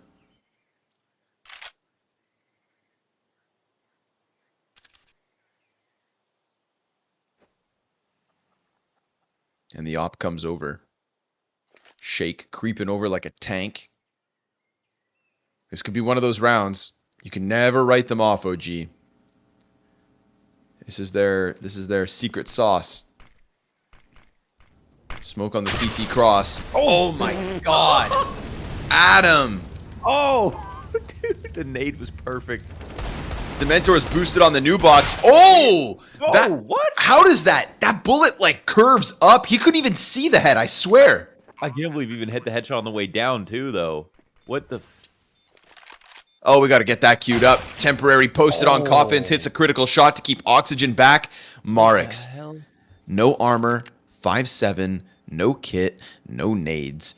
But he's got the right positioning. Now he's got an AWP to try and swing. Temporary locks this in. 2 kills in the post plant from 15-year-old Temporary. Gives Young Ninjas number 7. They get past what was a stacked site, right? Everyone CTs was put there. themselves in position. Look at this second shot. When he jumps, he jumps after. But then he gets headshotted when he's falling back. Like, it is like shooting a Goomba. He's jumping off the back of quad. His head is gone. Then he's falling down, and he gets shot there in the head. Wild scenes. An attack pause called. OG got to figure this CT side out, because right now, Young Ninjas, they are on a tear. Their opera just got murked. Wow.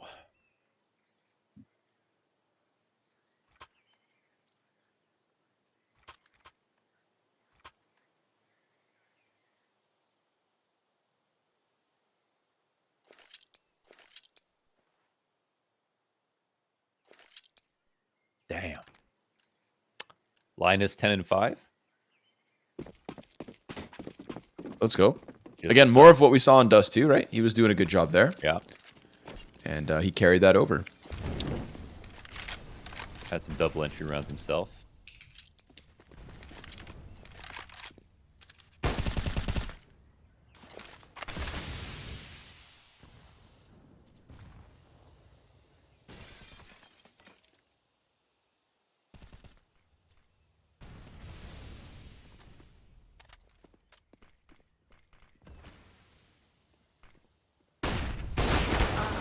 Damn, Shake. They dealt with him a couple of times now. Yep. Doing that. See how good they are with these flashes, and they're wow, they just exploded on him. No chance to even fall back. Oxygen gonna have to go big, but he gets naded, just called out. He did nothing wrong. He simply existed. Yeah. He was just waiting, like he was waiting his turn in line, and then he just and then He's a good man. Yeah, he did nothing wrong, man. And then they have to go into the save. Young Ninjas. They just flash the hell out of Shake and pour Oxygen. That's what makes him 0-8. He's not even ready. He's not even ready to throw any of his counter util. He's going incognito. He didn't even get a chance to play. I'm just a hide. I'm gonna just hide for a bit. Guys, I'm gonna try to stay alive real quick. They could have mollied him. He'd still be screwed. He actually didn't drop a smoke. Wow, they're not even gonna be able to save. Wow. They're like all getting kills at the same time. It's crazy. That's a kill for Rolf, Adam, Maxter, and LNZ across the round. Yeah, dang.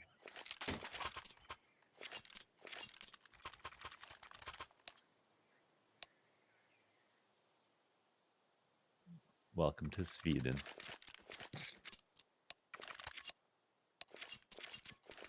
Do not cross the bridge. Yeah.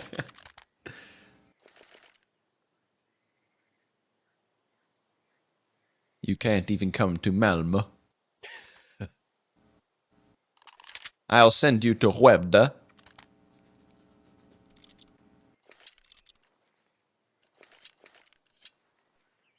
Well. Wild scenes, folks. A pistol round win. One other. Man. God damn. You know what's really cool too is that, right now what we're actually seeing throughout the play-in is all of these, you know, like the veterans of the WePlay Academy League are shooting for playoffs, right? All these newcomers come in, show us good seasons, but we've already got, you know, Mouse and Big locked in. Young Ninjas versus Fnatic Rising would be more of the same on this side of the play-in, and then it's up to FURIA Academy to best prospects later today. They're the last challenger. It's prospects. Sound goes deep. It's finally something going here for OG Academy. They win a banana fight. 2 kills to their names. But they could just transition into the A split and rock OG's world. 3v5. They burn them apart. Oh man, that did a lot. Oh, Adam. Adam comes out with the entry. Shake He catches Shake. No. Shake tries to run back instead of take the fight. He tries to dive into the bomb site thinking that they were going to be close. Can they smoke Moto? Yeah, they can. It's a that's a terrible smoke. Ew. Horrendous. Temporary gets they in. can plan for Pit. They're set up. A little low on health is Maxter, and so is Adam. Yeah. How much health do they need? Oh, they're wrapping back around Boiler. That is the final nail. If he gets away with this. It's just about the timing. Maxter's going to press up inside the hay cart. They clear the player inside of the site. Now they don't know where the others are at. Maxter will get found out. Bomb is planted in the corner. Adam comes in. It's 3 kills, but with that bomb plant back corner, you know, if that's on default, then I feel like he's got it. But they get past him.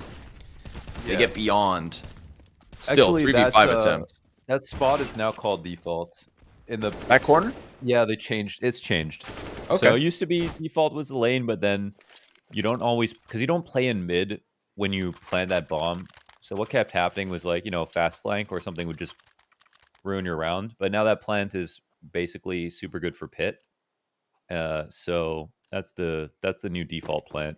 So he's in a good spot if they are taking too long though. Like if they come up lane, they take a few more seconds, but they execute it so fast in that retake.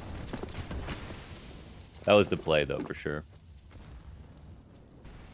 Good on them for, you know, not hesitating. They push past some utility, that hay cart smoke.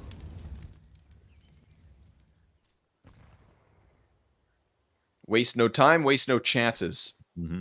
But into the 12th, and they're already 4 versus 5. So, you know, you win a couple banana fights last round and comfortable 5v3. Still look like it could have gotten away from them, but they, you know, clamp down on it now. Off the back foot yet again. This is a rickety setup, right? They lose one player and they're trying to hold mid. They have no one watching the halls pops. They have to respect this. They cannot stay in this spot. So Marks will take his rotation over. Oh my god, that's such good utility usage. They get him to smoke the molly, peek right as that happens, pull Marks from his position with the Moto smoke, and they've totally leveraged A once again. And they make it a 5v3. It's already an insane round here from Ninjas.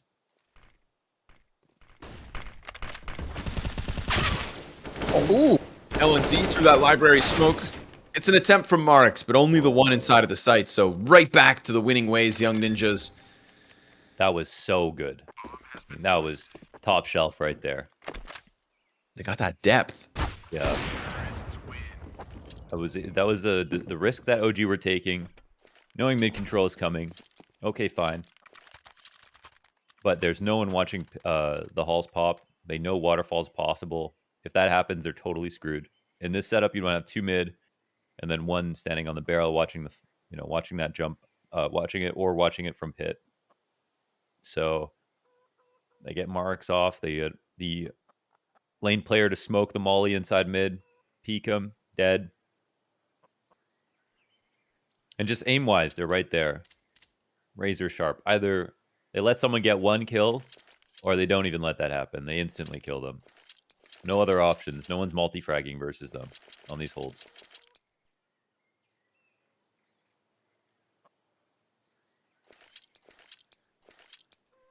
Truly inspirited gameplay. Surprising too. I mean, I didn't think Young Ninjas were going to be slouches in this, but I really did think that OG had the individual levels. I didn't think Fuzi could do it on his own. And when all of a sudden LNZ was in, I thought that could have been a detriment. But hot damn, he's calling a good game, and he's playing very well as well.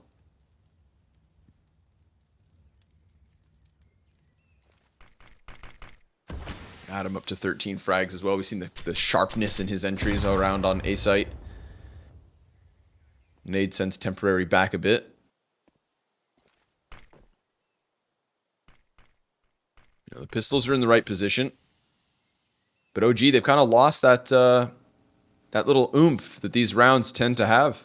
A little less inspirited versus the Young Ninjas, who at this moment are waiting out the arch smoke. Could wrap around and just dodge this 3 CT stack.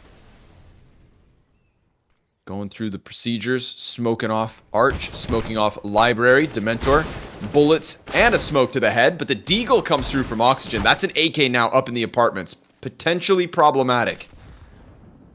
CT's laid down that little bit of utility they still hold on to. Oxygen from balcony starts to fire off. He loses his teammate in Shake, and there comes Maxter with the trade frag. But they still don't know about the guy up in Apps. Marix, he gets the Deag off on Rolf. Bomb dropped. Dementor, who was tagged up earlier but still alive, tries to creep around. He comes through with it, and maybe finally they've got one. Unless LNZ, who jumped into the server and now comes off that plant but gets gunned down by Dementor. He wastes no time, and they get one. They stick one of these half-buys to the scoreboard. Who's throwing these Moto smokes? I need names. Yikes.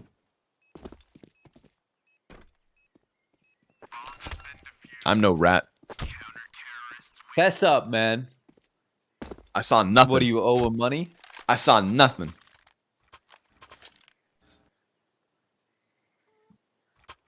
But yeah, they're not the best.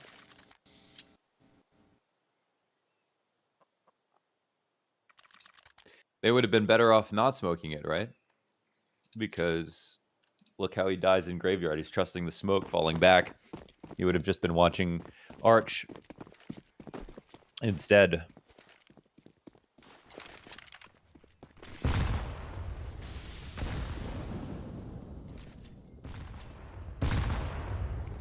Oof. Ooh.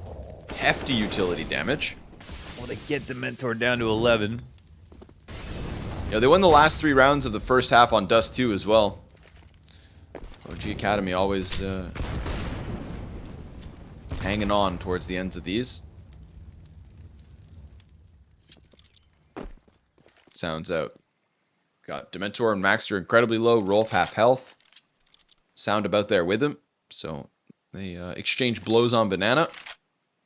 And we get the boost up from Sound.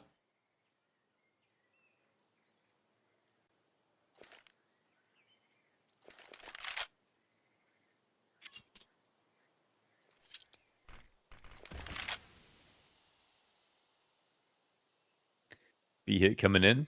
They're a bit beat up, though. The rotation's here from the CT side. Oh, counter flash. Oh, no, it's actually their own flash.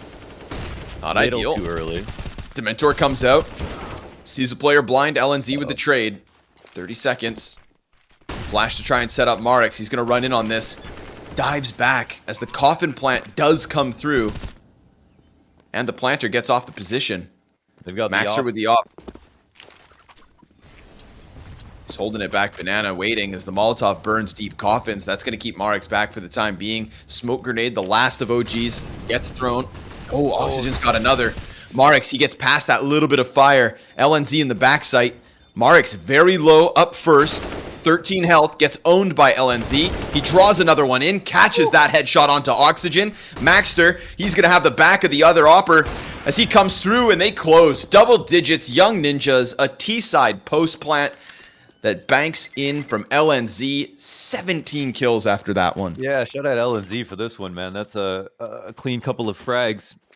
And the entries are pretty good. I mean, every flash in didn't net a kill. They had one that worked out. And there was some good utility back and forth. The first flash, I think, slightly missed time on the entry, ended up blinding, I believe it was Maxter. But outside of that, OG did try their hardest. I mean, a lot of people were low. But these close situations leaning towards the Ninjas is just too much. Last round, and 3 guns here, but a 5v4 to kick it off. Bomb and Vision. Oxygen just continuously pushing into this. But it's simply being watched. There's no pressure being put down from Banana, so they just turn around and kill him.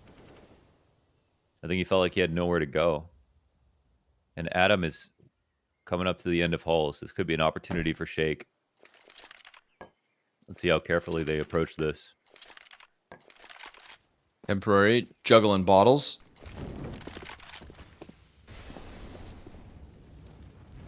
More nades on Rolf. Shake starts to press in. Wants to try and stop Boiler. Will. Very nice shot on Adam. Nice. So now apartment's no longer a problem. But a chance to double back, perhaps. Dementor on his own towards B. Being sized up by Maxter at the moment.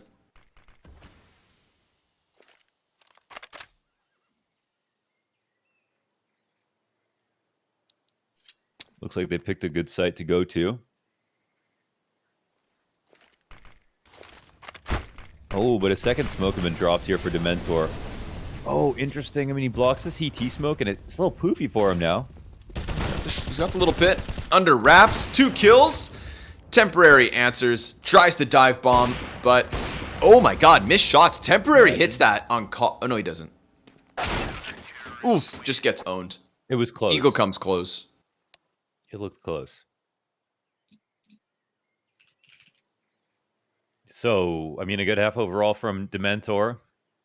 But I mean, just a fantastic half for the Young Ninjas throughout.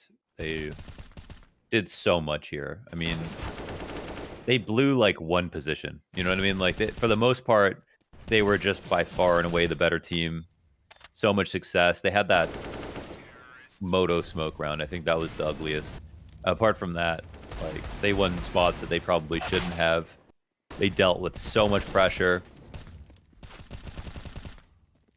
They actually made OG look scared, which is, I feel like, something we haven't seen so far this season.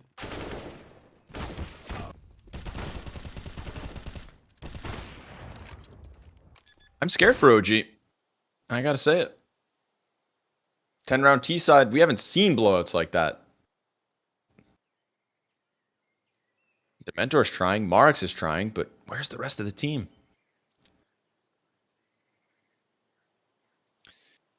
Temps Op Asimov with the Kenny stickers was a gift from Kenny himself for the WePlay Academy League. Somebody said that to me. I don't know if it's true or not.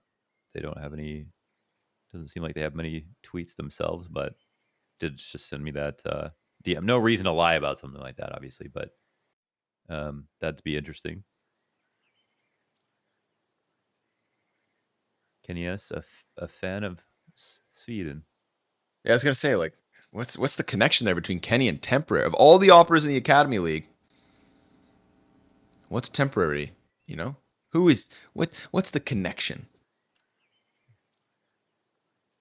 It did kind of look familiar because those are old Kenny S golds. Like, Temporary's 15, and some of those I think were from 2016, 2017. Temporary would have had to been dishing out for gold stickers like when he was 4 years old. When he was 11, man. I don't know about that. Maybe it is Kenny S's himself. You know, Kenny S did make a really nice Prince. What's he need an Asimov for? Rolf, he's going to get swarmed inside this site. Dual Berettas, surprise, surprise. Maxter just guns down 2 players from inside of the apartments. Oh my god, losing pistol. This could spell disaster, and it does. LNZ's nade to clear Marix off back site. It's a fast clash into the A site, but it's a round win for the Ninjas. Can they survive this? It literally was 12-5 last game. It was the second pistol one in a row for NIP. I mean, it got close, but OG not only have to have a good T side, they have to have an exceptional T side. They probably need this eco right here. This has become very difficult. Now they kind of both need NIP to get nervous. They need to play exceptionally well.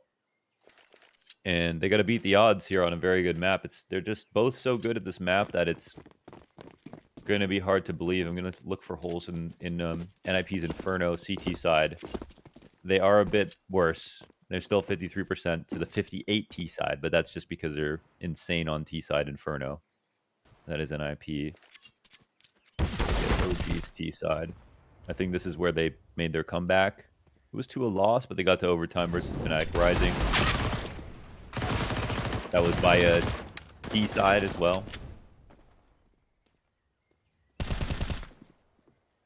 But it's just the sheer numbers right now. The fact that they lost the pistols, that's the part that hurts.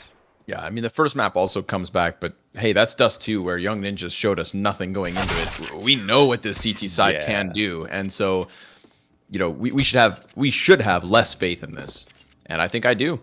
OG Academy getting outclassed, but at least they'll come in with a gun round, so let's see what they've got. If they are going to make this comeback, it has to start now.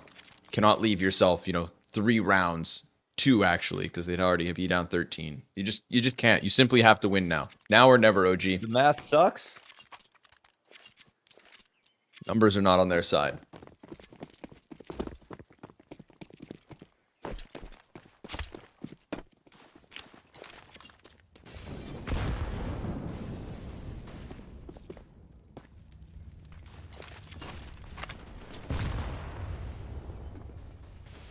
There's at least an entry.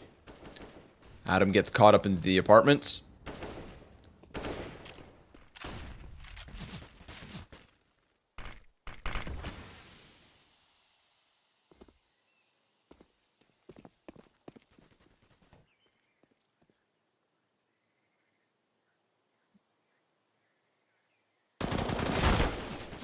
Kill around arch side. Got it. That arch timing. They're being aware of it.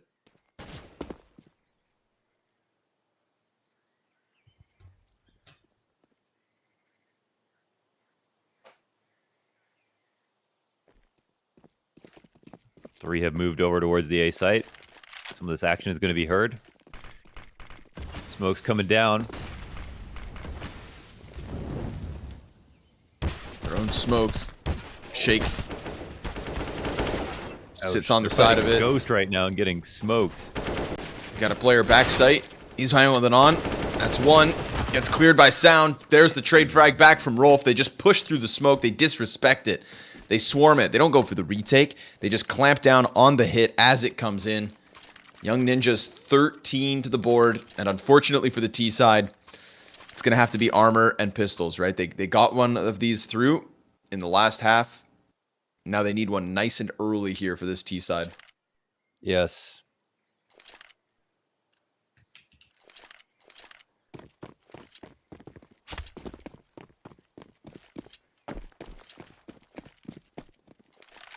That was just too good. They were right there in place when they needed to be. Ooh, yep. I mean, they do need to run. Come on, Tech 9. No, it gets a dink. That's about it. So this is just going to be a stomp. It does feel like it. And the util usage has been absolutely phenomenal. I mean, honestly, from the HEs that we saw, like... Wow. Okay. No plan either. Man, they are so much better right now. It's crazy. The HE util in the first half was sick. I mean, when they triple naded pit, the halls entries, the way they picked apart lane, or brackets, on the T side to winning all these pistols to winning more ecos than OG Academy. I mean, they are so much better than them. I'm in shock.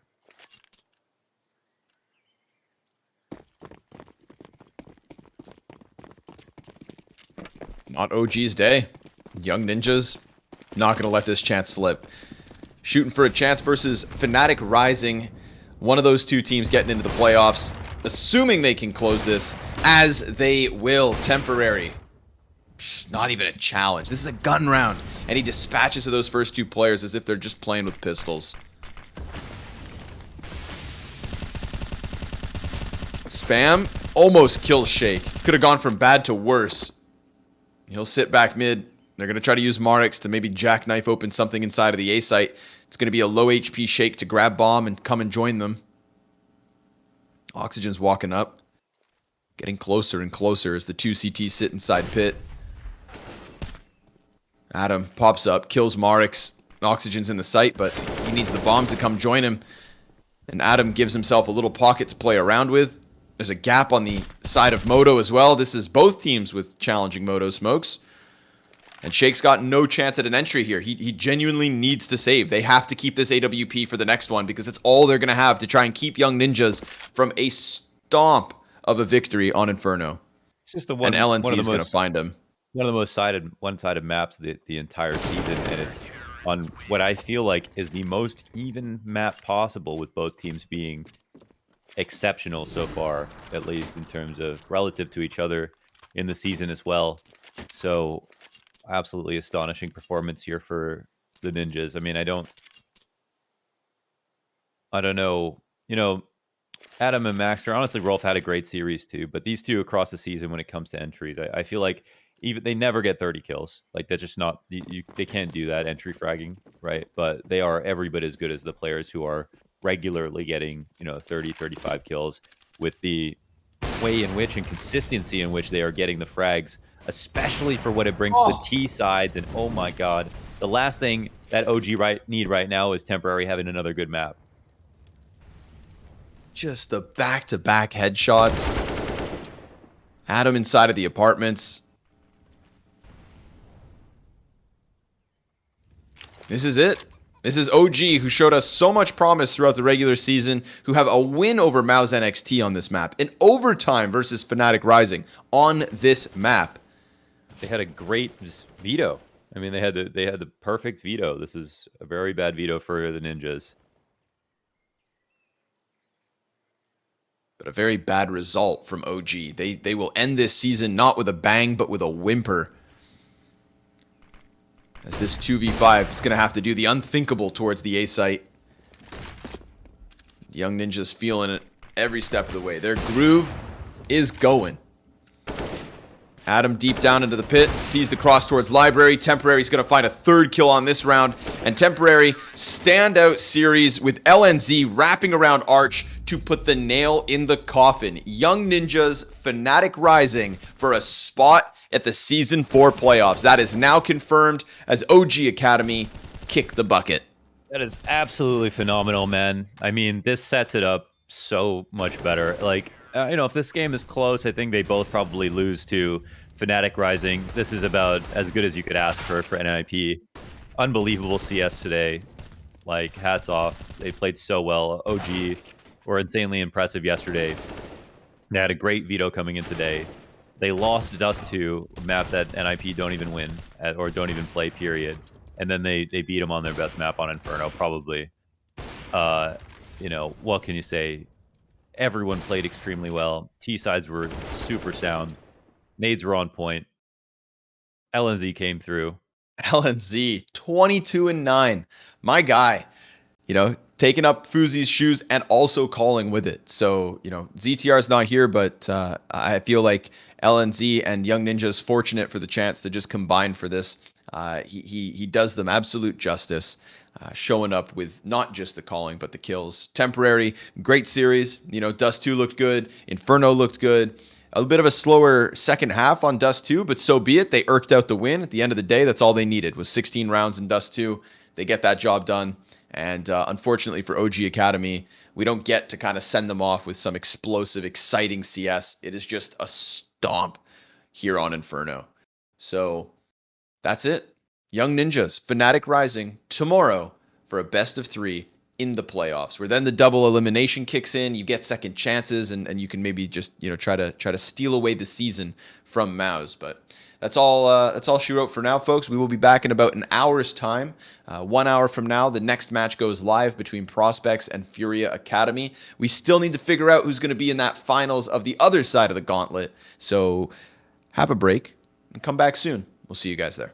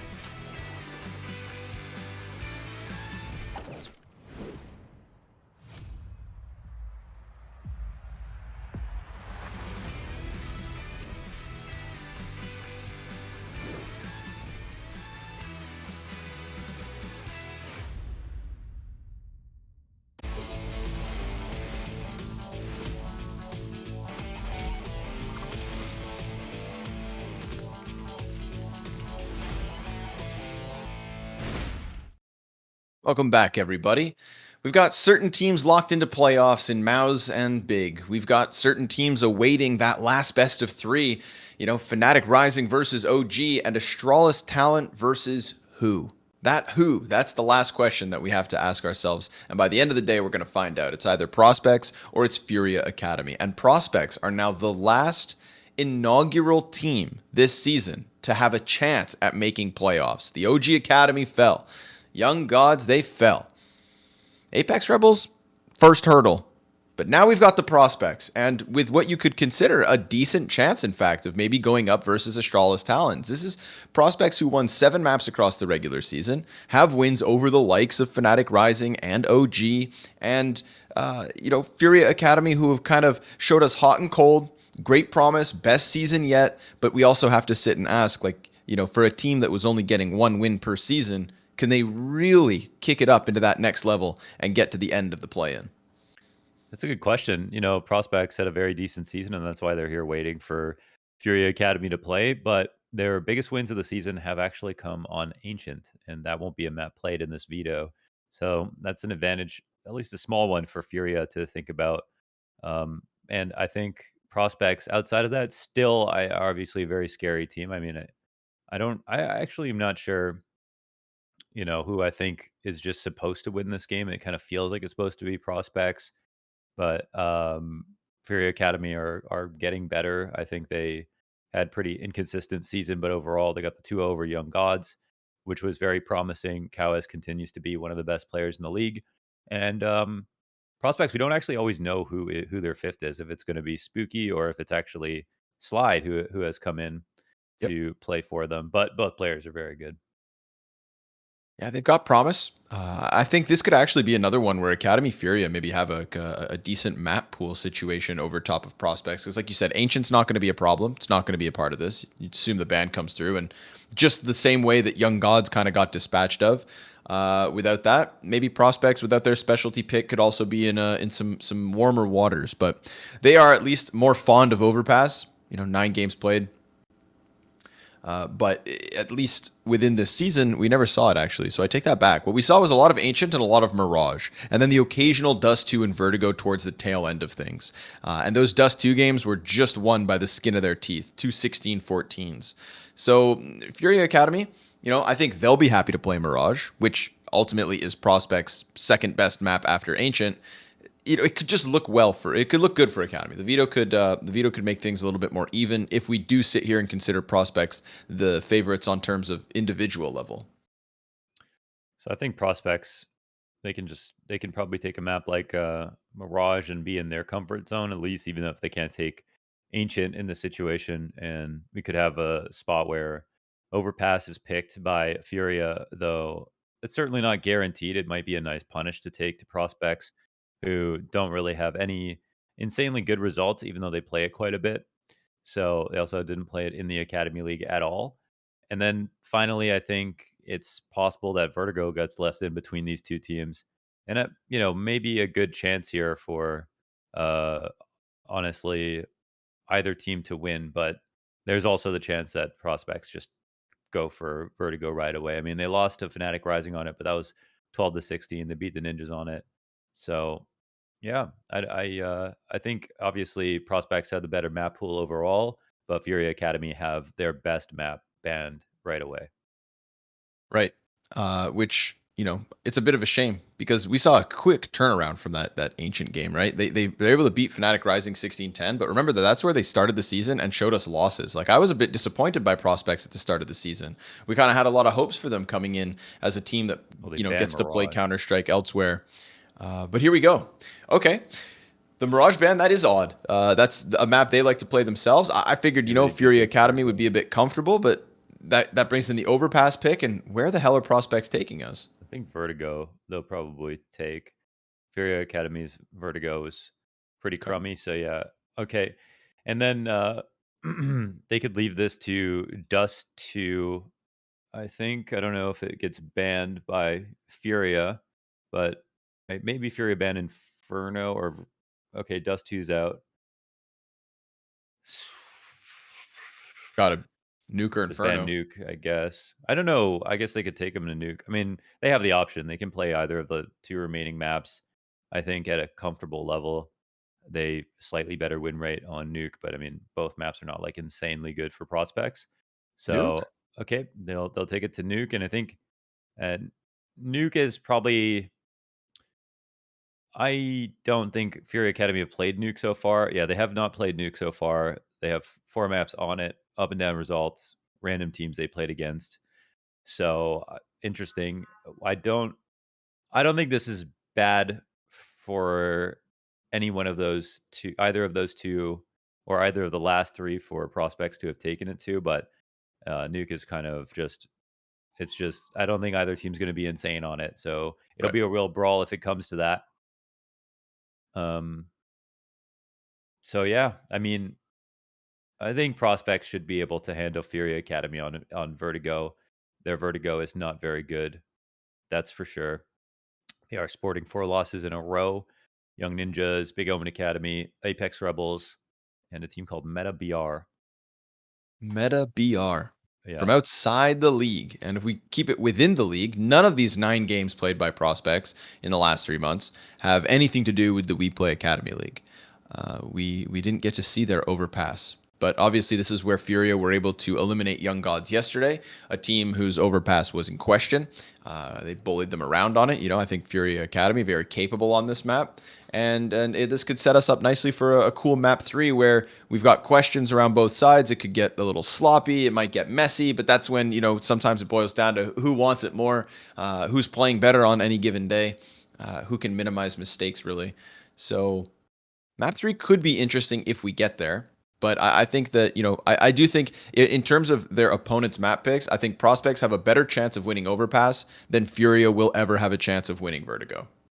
I think that's a really good way to put it. The only glaring thing here right now for prospects is their T side on Overpass in a lot of maps that they played overall 38 round win percentage. So I don't know if they'll be comfortable enough to be able to do it, but I still feel like Vertigo. I mean, I still feel like Furia are beatable, but they are getting better. They've raised their T round win percentage, which was kind of a struggle for them. They were very good on TT side to begin with, and that's up past 60%, which is right around where Prospects is. So it could be a very CT sided affair. And if Prospects achieve a little bit better than they have been in the past, then that will be an important marker for the series when we get Vertigo next, and they'll be extremely comfortable. In the top 8 of individuals so far this season, and let's take out Fuzi and Fessor, so let's just talk about top 6, right? Kawez is right up there. After a bit of maybe a bit of an inflated affair yesterday versus Young Gods on Overpass, it is just nice to know that Kawez is this consistency for Furia Academy, and I'm excited to see him back in the server versus people who maybe can handle his heat a little bit better, right? Prospects have the talent, they have the individuals, and I really want to know if we get Spooky back as opposed to Sly. We saw Sly stand in on the Ancient game, and unlike some of the other teams whose 6th maybe were map specific, there's no reason to believe that Prospects it was that case. Felt like maybe just somebody missing a map or so. So now that we're in the play-ins, now that we've got teams showing up, yeah, yeah, okay. So maybe it is specific. I don't know. This is why we need interviews. This is why we need answers. Everybody got to these players got off easy in season 4, Mo. They got to stay in the shadows, do their own thing. We can't put them on the burner. But yeah, we'll find out. We'll find out who's getting ready. Yeah, he only played those 2 maps in a row, and then he went back to playing with 777. So might have just been, I don't know. Spooky might have had some Swedish holiday since he was only Swede on the team. That's pretty much the only reason you would miss a match. He decided him and Fuzi were going to have a day off. Yes. They had earned it. They went to They Six worked Flags. hard enough. Do you think they have Six Flags in Sweden? Yeah, they can't even say the words. Six Flags. Yeah.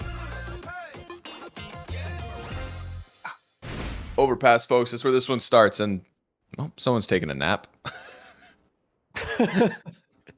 Oh man, I love to lay down the picnic blanket and just lie on the grass. I bet you That bread's got to be stale by now. This is It's, cinema. it's That's art, not baby. movie. That's not film. That's cinema. Cinema. Fashion, art. And it's time. Pistol round between two teams that want a shot versus Astralis Talent. They want a shot in the playoffs. They know the road that's set ahead of them. Astralis Talent keeping eyes on this match to figure out who it will be versus them in that last best of 3 on the way to playoffs. FURIA Academy to the T side of their map pick.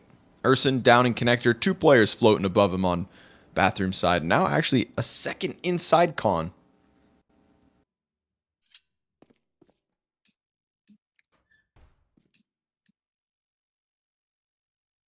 Silence. There's nothing. Nothing in connector. Nothing over on bathrooms. It's going to be the full 5 monster hit. They spot it out. Koala comes into the short water, clears a player off of this. Ooh, make it 2. We get the answer in from Urson, but it is still a lickety-split push from FURIA into the B-bomb site. They had Spooky trailing behind them, but he wasn't able to get any impact on the flank just yet. Bomb will be planted behind pillar. Deep graffiti control as well here from Cowes. We've seen them try to wrap around heaven and hold some post plants at times, but he's just going to stay tucked in the off chance that there is a CT coming back from A. Last 2 bodies over towards Monster, and they both get iced out for a nice clean pistol here from FURIA. They got destroyed a la Koala. Very nice. Thank you. Give you points for that. Served We up still on haven't found out if koalas are very threatening or dangerous at all. Are koalas scary? 9 facts that will absolutely ruin your perception of koalas.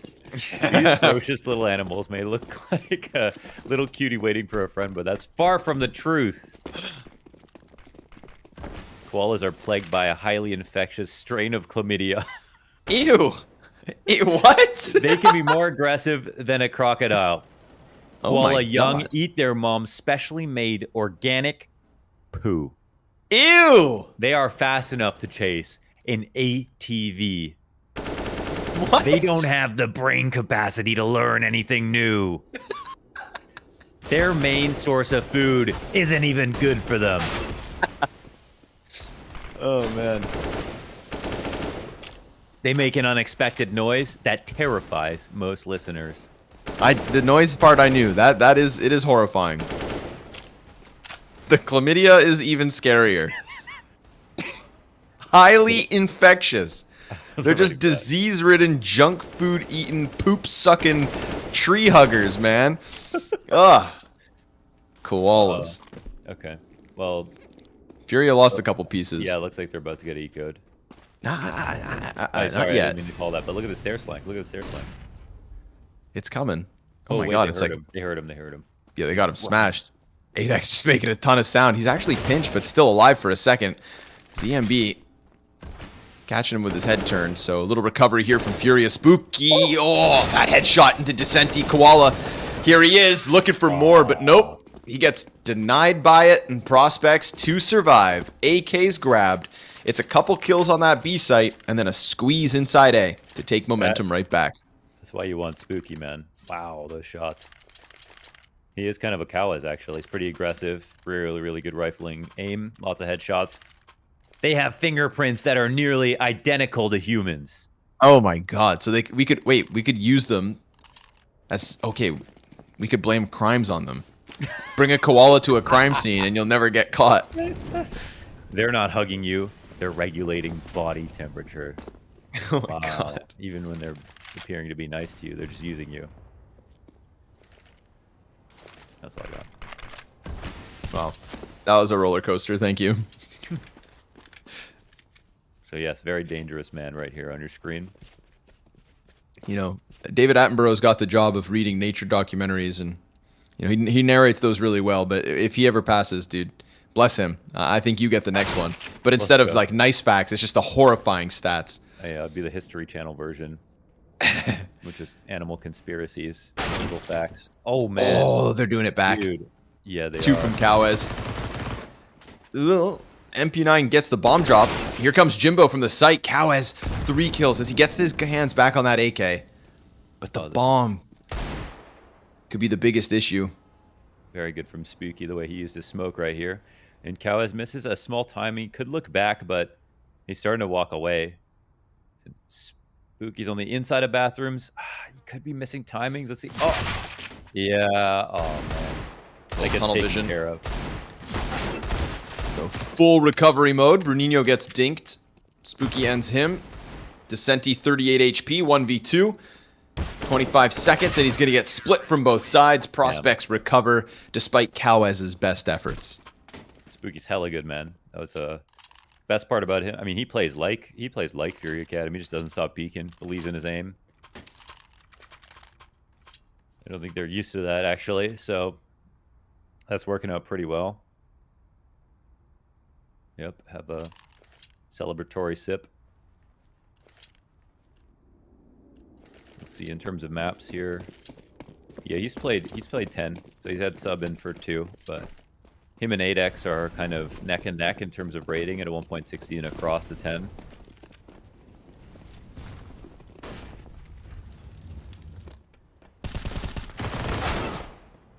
Quick kill from Spooky, but the trade is there. Urson, eyes down connector. B players on high alert. Door left open, and that's an MP9 here in the hands of Furia. Man, Fun. 8X is a top 5 player on T side. He actually is farther ahead than Cowes in terms of rating. Played the full 12 maps, 1.22. That is pretty amazing.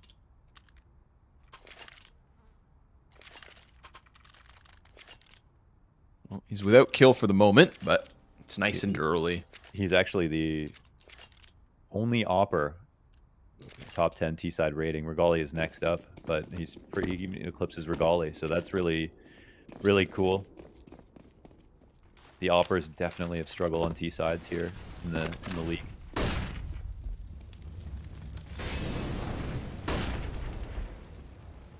Jimbo on the fountain aggression.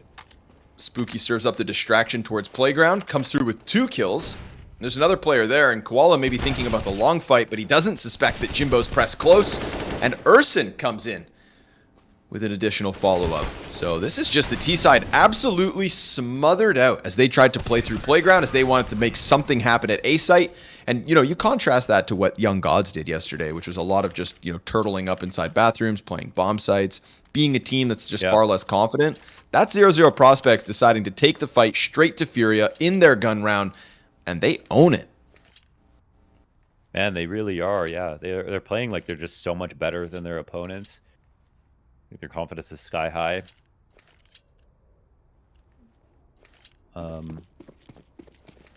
Spooky's actually right beside Cowes in terms of CT rating over the course of the season. And these are just some of the best players so far in the server. Crazy that 8X actually has a significantly better T side than he does CT side. That's insane. Like the inverse Art Frost. Inverse everyone. I mean, everyone's usually their CT side rating is much better, and that's like a given. There's definitely no shame in having a worse T side, but to have an outstanding T side is remarkable. Speaking of remarkable things, these deagles between Bruninho and Cowes so far have been pretty damn deadly. Oh, another one comes through. Now you're giving guns over to armored T's who are very close to this site. Jimbo could get caught sleeping. He's not ready for the close peek. Cowes, sure enough, sharp as ever. So 3 Desert Eagle kills, Bruninho and Cowes. Careful for Spooky. Putting a little spice on this one. Smoke goes down ahead of it. It's an AK to the left of Truck. He loses Lax over the shoulder. These are guns in the hands of the T side now. Worried about the wrap back around Smoke, but sure enough, shot in the back of the head. Bruninho good for 3 kills alongside Cowes. He has 2. Or just 1, excuse me. That's right, Decenti was in the mix. So a nice little mixed bag, but Bruninho definitely the pillar of this one. The upset in the 5th. Massive deagles, yeah. Really well done. There was just a trail of CTs all the way to the site dead. And they have enough money to help Jimbo out in the situation, so it's not too bad. Maybe they want to talk about what to do differently. But man, I mean, with the way they're playing right now in CT, they obviously have a ton of confidence, and they actually pick up so many CT rounds. But they do have an onus to have a strong CT side. I think their T side is the reason they lose games.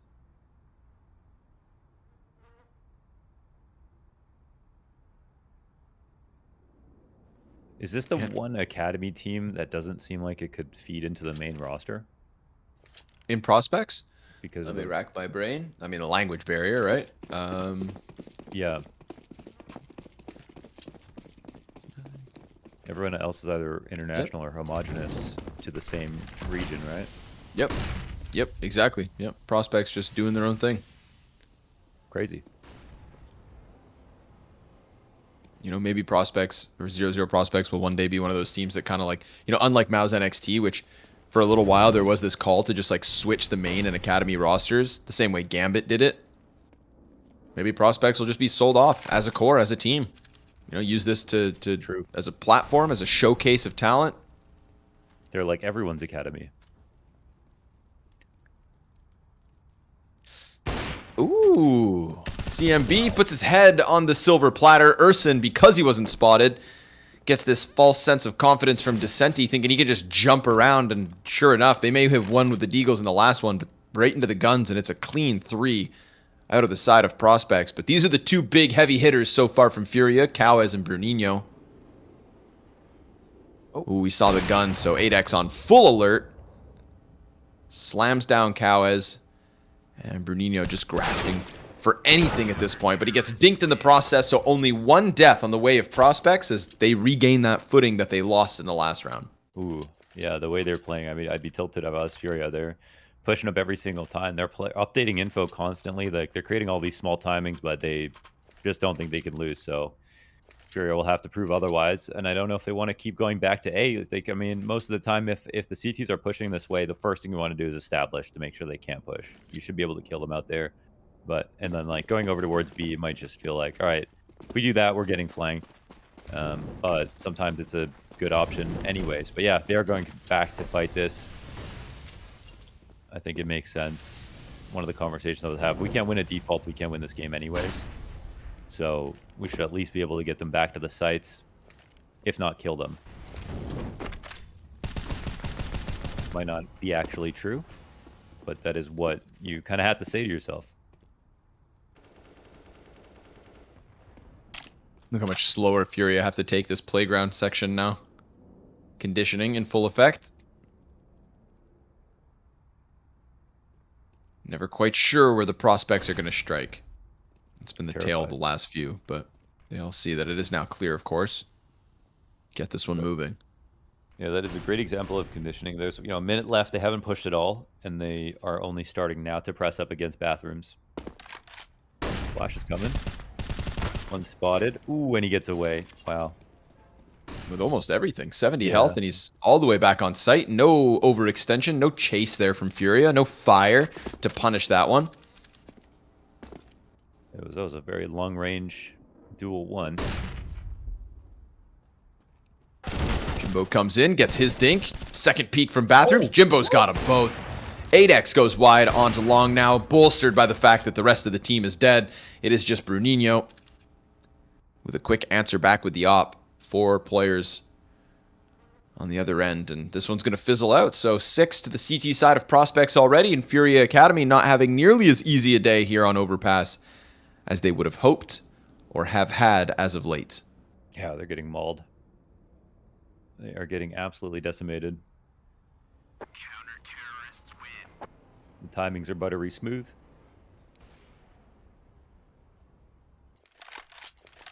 Op looks good. Spooky being the star. Everything's in place for prospects to dominate this first half. And at least with the op save forward, they have a chance in this round, but I don't know if, oh man, it's weird because Bruninho only has $200 left.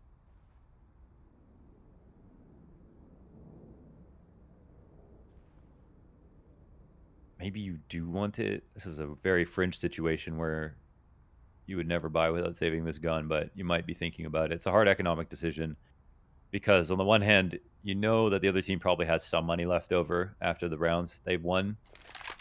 If they were totally broke, I'd probably think you just snap buy in this spot. But you might want to invest because you don't see this op again for a bit. Looks like ZMB will just buy armor. And they'll get some deagles behind it. That is one of the 2 rounds they won was just off the backup pistol, so they're just going to go for that. Ooh, I think they had to do a lot of math to figure this one out. They buy armor, but not fully invest. Ooh. Oh, nice shot from ZMB. I mean, There you 8x go. went to watch that, right? If that's all you got, then swing it out the spawn. Impact already. Eagles walking up connector. Oh, but they line up, so Urson gets 2 kills with that. 3rd player in will get the trade. That could be guns grab for the T side. Spooky can't control it. Dissenti with the 2nd kill inside Con. That's now weapons, sure enough, offered to all of FURIA Academy, and they have the armor behind it. Looks like Lax is going to try to do a lap. Take over short water control, I assume. To make sure they haven't gone down here. And this will be Jimbo on full alert. He's on the search. And they're starting to hear him run. Oof. If they neglect bathrooms, this will be to their detriment, I think. And Jimbo will grab a single frag. Probably worth just to lock it in. There was a thought that he could just kind of walk the flank. And they go back towards bathrooms with the inside dice plant. Seems like they found the right idea. Some pressure on ZMB, who's got the best gun. CTs won't have a smoke. Oh, he didn't see ZMB coming around the flower pots. Lax into the clutch now. Oh, and ZMB's got them both. Kicks off the round with the 1 kill into heaven, the quad boost, and then 2 more to close it. So that op definitely worth its value. Oof. They took their time, strategized, calculated the buy. The fact they get 3 players into connector as well to trade that out, grab some extra weapons, and still recovered from losing Bernino in the 3v2. So FURIA Academy, there we have it. They push all the cash of prospects onto this next round. Big pickup. 2 of their 3, of course, with the lesser weapons so far. That was really nice to come back to bathrooms. I mean, the natural thing for Jimbo to do is go long, you know, but they read into that. Were slightly scared for a second, but got to their good spots. Didn't see anyone there. Moment of respite, and then they turn around, and ZMB puts together the sequence, all off the save gun.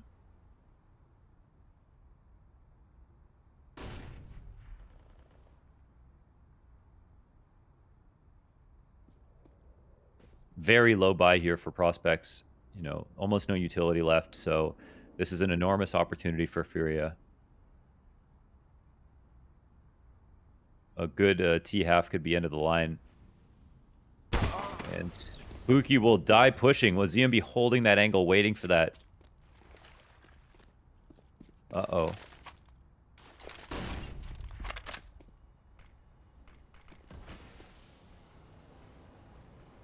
Oh my god. Really, Lax. Yeah, that's a really risky game to play with a totally quiet map. And plenty of time left. So a free frag.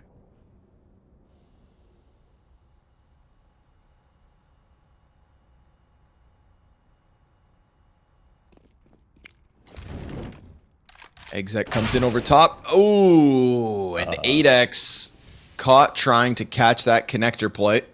Bomb goes immediately back up to the A site, and the last 2 00 prospects players have been sold a ruse. It's at least a good chance to save. You know, it's being watched if they try to go connector, but that could be the 2 guns kept. As FURIA Academy making the most of that last op in the last round. 2 rounds off the back of it. Very nicely done. You know, I feel like prospects have brought the heat out of the gate. And yeah, you're right. You know, continuation here is they'll grab another one. No doubt. Pretty critical save with the 2 rifles left over. And they're fighting. They really don't want to, though. But FURIA, they have a real incentive to go and find these CTs. Looks like they won't go too far for it. 2 important deaths for Spooky in these last 2 rounds. one on that door play where he had a deagle turn in the corner and try to find the timing. And he did, but it was very awkward and he lost. Then they lost the round. And then this one, this push. Credit to ZMB for being on guard for that.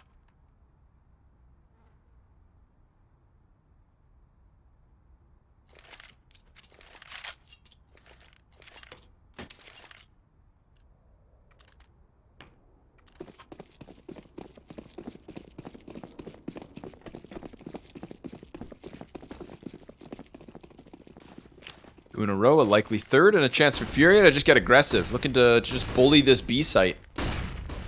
Now we've already got an M4 pushed into short. Molly over the top.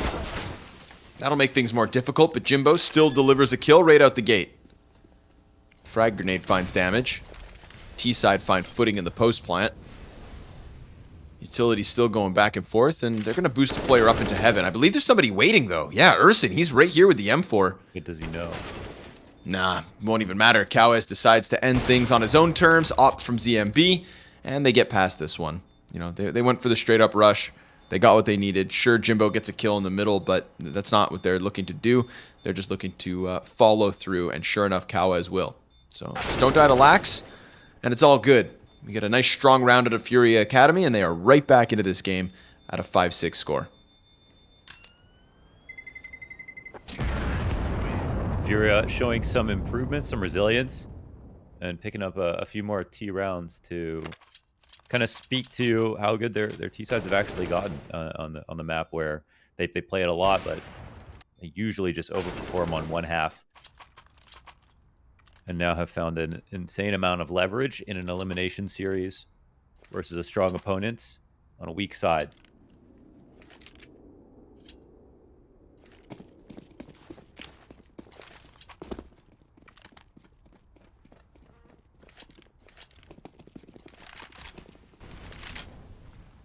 Off for 8x, but he'll take the M4 straight to party. Ooh, a little bit of chip. They'll go for a boost of their own. Oh, Descenti gets dinked. Actually sticks around for a little second, but no kill from it. Still, this boost can be used to the right side. Jimbo inside connector versus an op. He gets himself a double kill, and he's got support on the fallback. Cowes doesn't suspect that they'd still be boosted up. Rifles work out wonderfully here for Prospects. Fights on multiple fronts. Yeah, Connector belongs to Jimbo. They're like the Phoenix bots in Operation Phoenix. What was it? what were I'm those not sure. Heavy armor Phoenix. You know what I mean? Yeah, Heavy Phoenix. The heavies, yeah. Yeah. That you can hit them, but they don't. They feel like they're invincible. They don't move very much. They They're on just that boost. I mean, you got to molly it. It's another spot where like you can skip the molly if you want, but like that's exactly why they don't move. It's because there's a perfectly good molly that counters that position, and even if they smoke it, the position's now useless. But they don't want to throw it. And don't go through those procedures. You're going to pay the price. So That's right. 7 for Prospects off the back of it. Don't 2 molly players get allowed off. to save. He almost got the kill to Descenti as well, right? This would have been just Bruninho left. Oh, there you are. Not the safest of spots, and Bruninho's going to feel the squeeze in the last few seconds. They could wait until after time, but he's going to try to fight out, knowing he needs to dodge that. There's a free op as well. Urson grabs it for 8x, and we've got Prospects back to winning ways. 4 alive as well, right? So once the economy is no longer a problem, clean recovery. It was, yeah. That was nice 2K from Jimbo. Jimbo Slice.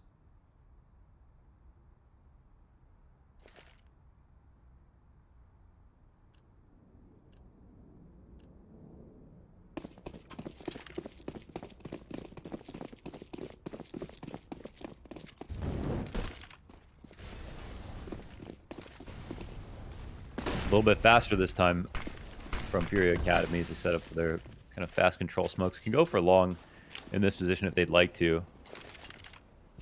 I think it's about time we got a bit of a tempo change.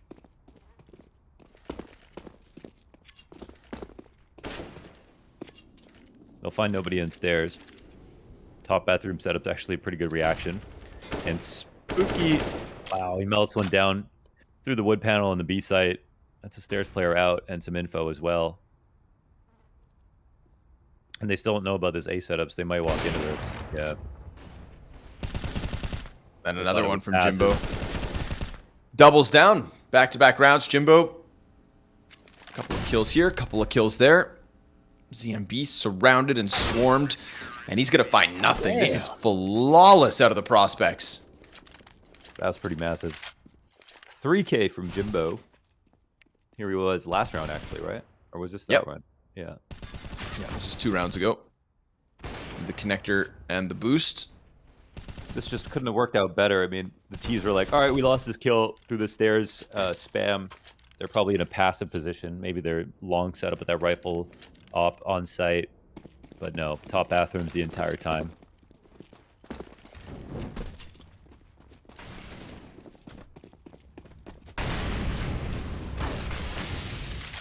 Got the molly. And the CTs aren't going to follow through with any party presence. Nobody in connector even, so a much more passive look, and this time kind of emphasizing long. So maybe just giving them that space. We've seen FURIA, you know, sometimes wait out playground, come walking around corners. They're hoping to get that long contact going the way of prospects. Yeah, well, they heard him put out the molly. That's why it's important. This is a crazy setup. Wait, what? Urson? Is Urson not exposed on any position here to long? I guess he's good because of the rock. That is a crazy angle. I've never seen this being used, but yeah, it looks like he's just good with the rock, and then the op can take him out. Oh, we turn off HUD to check. Okay, production. All right. Appreciate that. All right. Would have loved to see that get used. I want to know what it looks like from the bathrooms player coming up. What's this guy doing out in the open? Flashes into B site. Can avoid the problem entirely. Jimbo makes the contact. Urson comes up with the kill. That one goes down in bathrooms. And then we get the barrels hit here from Spooky. Just pushing up into the smoke grenade. He's got fight on multiple fronts. He gets surrounded by 3. 8X comes in from the short side, 25 seconds. Mac 10 for Koala. Bomb dropped. They're going to have to come back at it. And the CT's locked into these fights.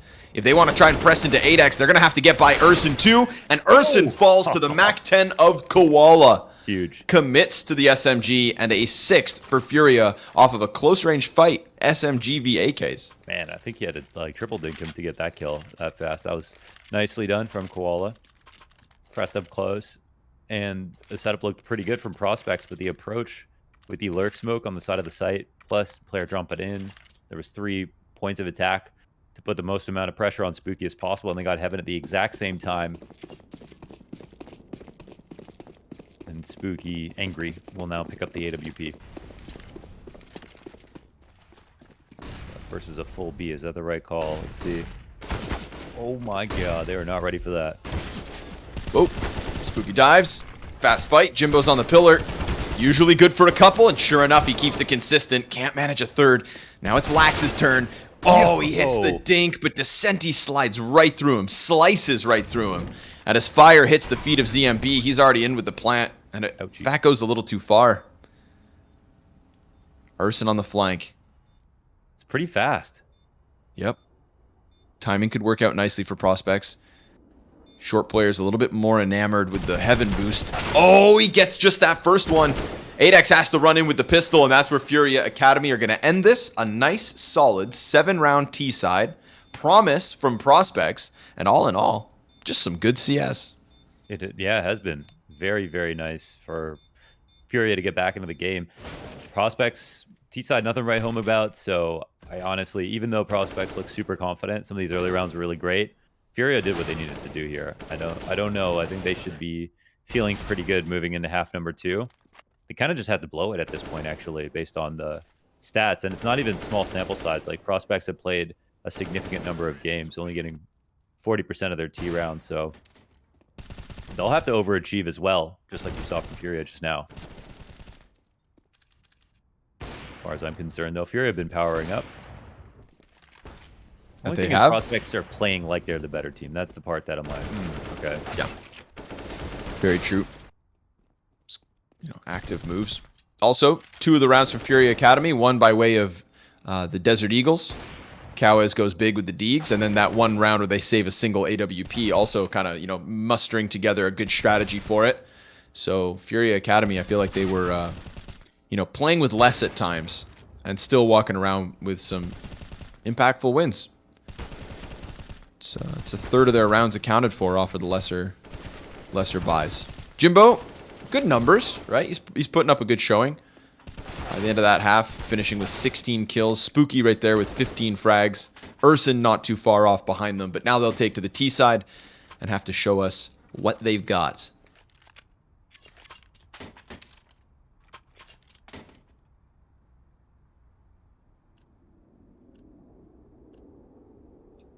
Norwegian power.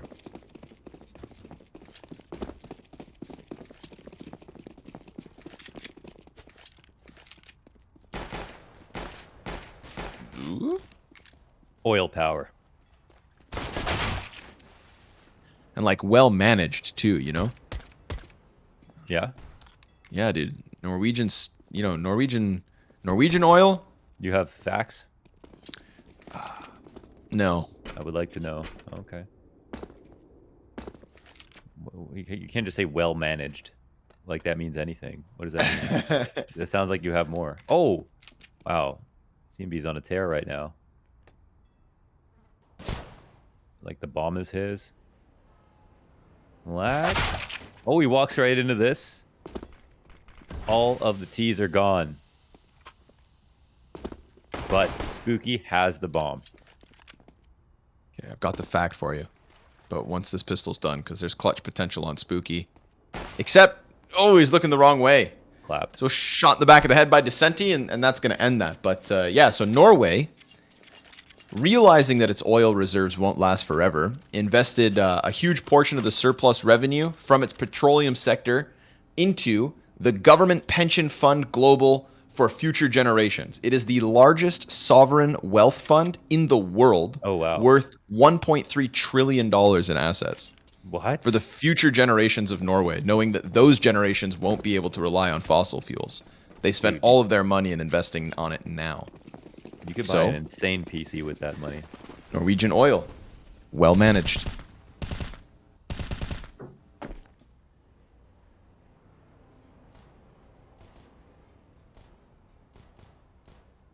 You could order sushi every night for the rest of your life with that kind of money. Forever. Forever. You could have it for breakfast too if you wanted. And not just like, you know, like the good sushis. The expensive ones. I don't think you know enough about sushi. You just said sushis. I did, huh? Yeah. I meant like, you know, types of. Plural. I actually know exactly how much you know about sushi because I introduced you to sushi. Yeah. yeah, you I did. control your sushi intake. My sushi intake. I'm well proud of you. managed. You have tried a lot of new stuff. I've made Dude, we ate things. cockles the other day. Yeah, I've made Scrawny eat some gross things, but he has done it. Unlike other people who won't try them. Can't live sheltered. Like these pistols, they're sheltered. They think they have a chance. They've been told that they have a chance, and they don't. They are dead. 8x P250 kill, sure enough. So that's 2. That ain't half bad. But ultimately, just a 9th here for Furia. Get that M4 over to the ump. Yep. Yeah. All good. And so what we'll see in the second half is a lot of variety from Furia. They have 15 setups on CT side. I mean, saw a couple of games where they try some of the same stuff, but they definitely can do a lot of things. And Kawes, will be roaming free. He'll play the stairs quite often by himself and kind of do that Jimbo role.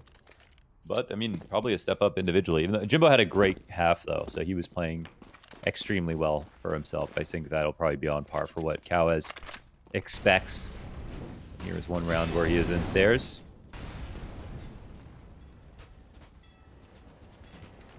But the full B is coming.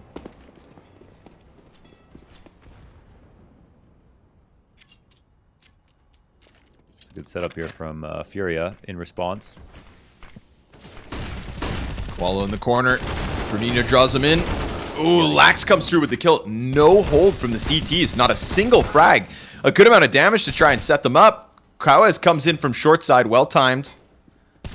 Good impact, and ZMB right to the back of 8x now. So we've got another fight on the front end of the short B. Urson's head gets popped. Spooky brings it back. He gets both. Wow. 2 headshots to close. Gives Prospects a 9th. And Money on top.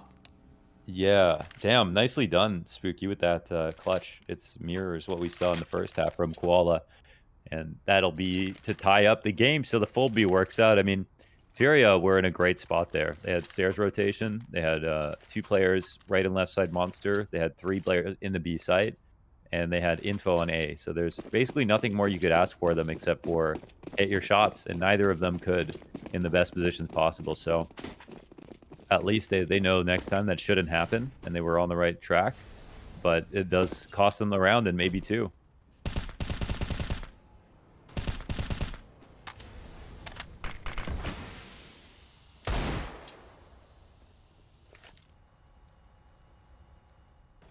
Seen him pull it off. These rounds have been Furia's.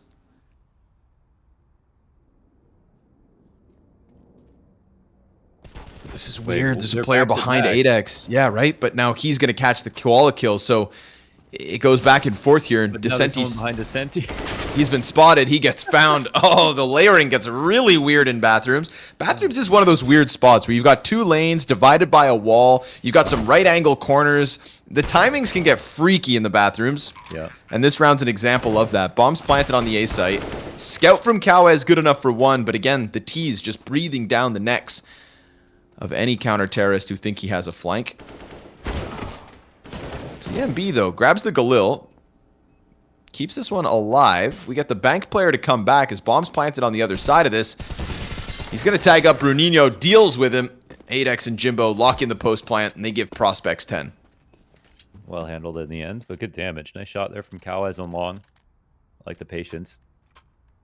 And oof, I mean, it's worth 2. It's worth 3. That 1-1v2, maybe worth 3.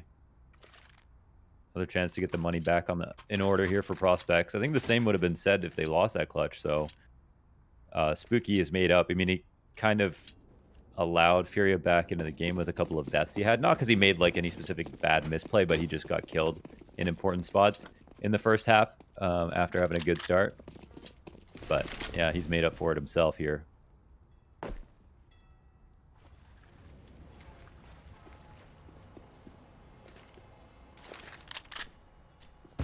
Mac 10 gonna let loose. Oh, or not. The Zeus in the front. Almost good for 1, but Urson, he lines up 2 players here. Now 8x is gonna pinch him with the door swing and the Mac 10 spray down. 2 players already out through Monster, so these poor CTs get bombarded by what is left of the 0-0 Prospects. 2 rounds the lead as Furia will bounce back. Time to buy. So we saw the full B attack, kind of that 1 attempt. They threw some nades towards A, just the standard bathrooms stuff, just to block vision. If they had any kind of vanilla setup, like in-op holding, then they just get smoked out with those nades. Anything aggressive, it doesn't deal with them. So Prospects, when they went out for the quick full B, they were risking the fact that Furia could have pushed, but they didn't. They still had a pretty good setup despite that. Really don't know where Prospects will want to go now. That exec definitely rested on some fine margins.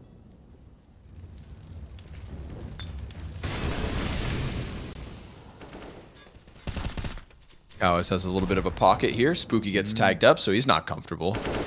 Wonder if they'll know that Kawaz is still here as a question. They seem to be considering it. Kawaz making a move, though. Jimbo, he's not watching this. Kawaz gets tucked in. Jimbo tries to turn it. Oh, Kawaz doesn't get a second kill, but still, that's Urson off of it. I definitely see a world where Kawaz gets nothing in that spot, but they kind of slept on it for a second. Yeah, I think they did a good job trying to draw attention. The play worked out. But now that they're peeling back into a more passive position here, I mean, they're going to like find out with the top bathrooms player. There's no one coming upstairs. Maybe not. They let him out Monster. Interesting spot.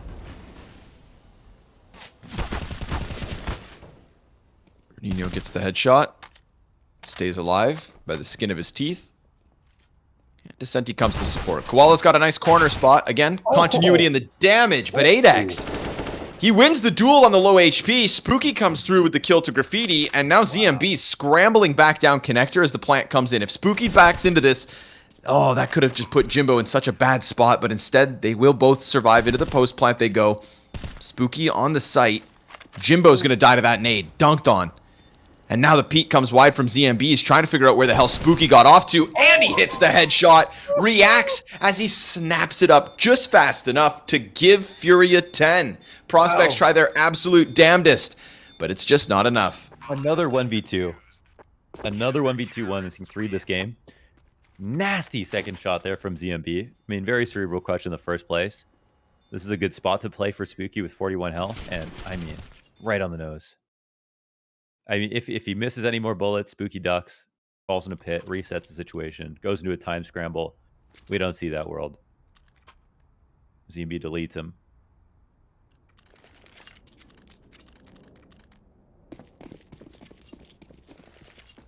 Kovac. Uh-oh, they missed their molly. With their deeper one.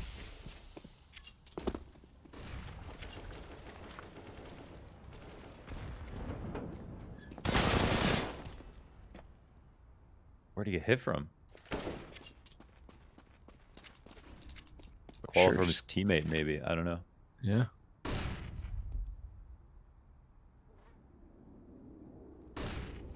Cow is being set up, so those flashbangs come in from the B site into top mid, but nobody there to be blinded, nobody there to fight.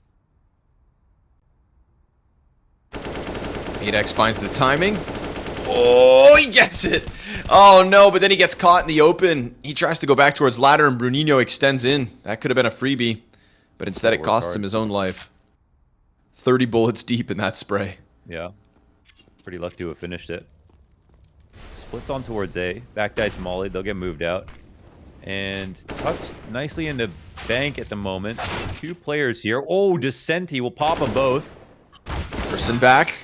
Dies out in the end, and we've got the game all tied. Yes, we do. And no money now again for Prospects to the 2 in a row. Answers back to the 3 straight. And this spray, I mean, you know, so close to not getting it. Took him out by the toenails. Gave enough time for Bruninho to come to his stead.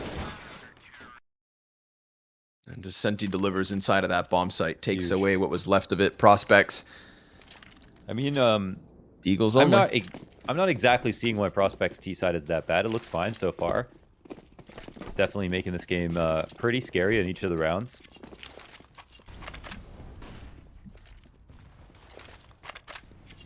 We got to get Lax activated, though. He's got 3 kills so far this game. And everybody from, you know, everybody else is putting up numbers. So there is just a, you know, if it comes down to 1v1s every single round, then we've got to look at Lax's score and just think he's not bringing it up. Yeah, it's just, at this point, it's going to be one of those things that matters if they lose. That's, yeah, just too few, of course. So we'll take note of it now, right? See if he can still rebound in what's left of this first map, but 3 kills at round 23. He's got 1 kill for every letter in the name. Should have spelt it relax. Or laxative. Yeah, yeah, then he would have been fine. Laxadaisical. Oh my god. That's all of them, right? I don't know if there's any more. I think I got it, yeah. CMB tucked in. Ooh, gets 2. Descenti's here to help. It's a total shutdown on the front of that A site, so try as you might to get through bathrooms. It's getting onto that site itself that serves up the issue. So Furia into the lead on the CT side.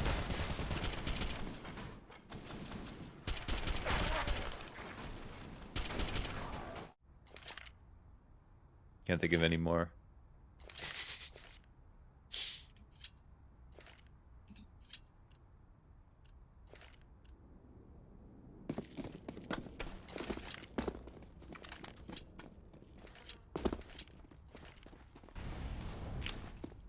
I give up. Nice nade. Ooh, great nade. How did... Ooh, cows. Okay, that was somewhere else, actually. I thought that was in the mid. That took place.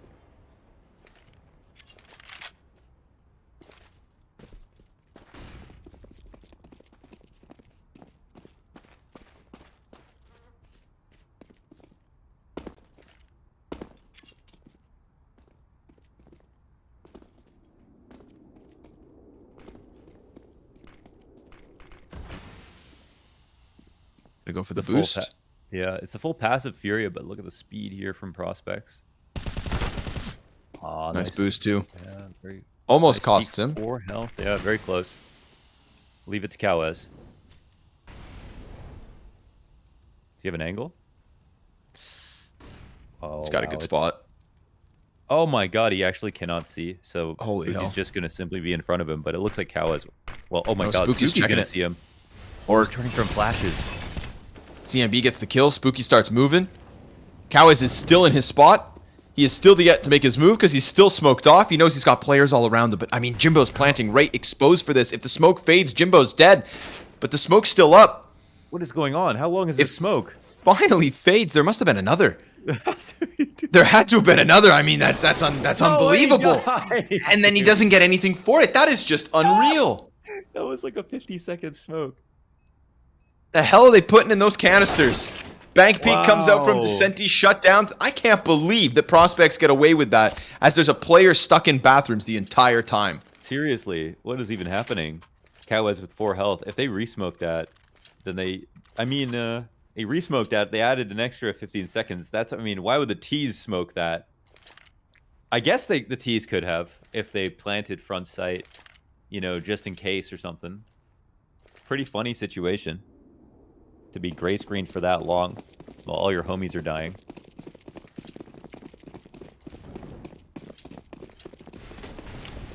They got him out of the rounds. Yeah, you know, they got it. That's what matters. They got it. Game's still going. Good when he can speed. So quick, poke him in the eyes. Oh, but he's got glasses. You can't. Is that why you wear glasses? Yeah, it's a defense mechanism. CMP. Ooh. Nah, he tries to take that fight. Lax hits it. Again, we were talking about Lax only having 3 kills. That's a big duel to win. As he's jumping up on Fountain, very uncomfortable spot, and it enables Spooky to clear out Connector without there being support for Cowes. So a 5v3. Just do not drop the ball here. They'll have to go back for bomb eventually. The short peek comes through. Urson, 1.5. Bruninho survives it. Ooh, Spooky almost with the spam there in the fallback, but You can't really do wrong here. They just group up. They're good on either side. They know it's 1-1. And they also know Bruninho's low, so avoid Koala entirely. Overstack on A. It's the wrong call. Prospects have won another solid rifle. And yeah, Lax, I mean, he only had 3 kills, but he did just get a 5v4 that resulted in a round win. So, an important one.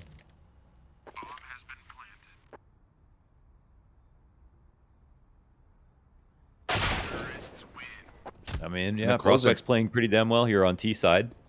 It's close, though. I mean, it's very close. It's just surprising to see how close it is between these two teams here in the second half. But look at this round, man. 14 is free. Is that what we're talking about here? Is that what we're looking at now? Yep. 14 for free. FURIA Academy buy back and try to hang on to their map pick. My brain wants to tell me they'll need it going into Vertigo with Prospects. Because Prospects are, as you've said, playing as the better team. They've got a big performance out of Spooky and Jimbo. Nearly 50 kills between the two. USPs stacking up on Party. And it's 8x with a couple on this. Lax adds to the tally.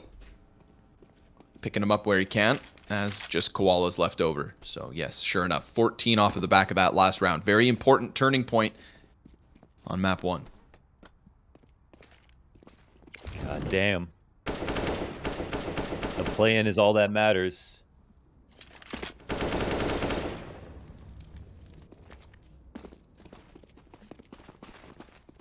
I thought overpass was safe.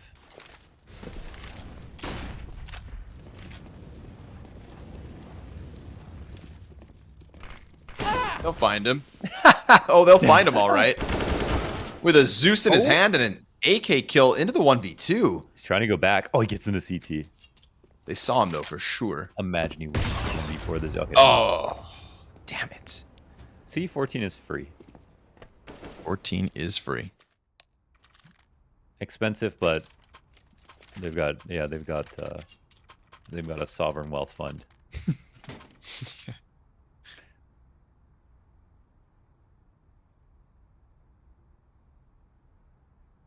Wait, is it Urson Internet Cafe?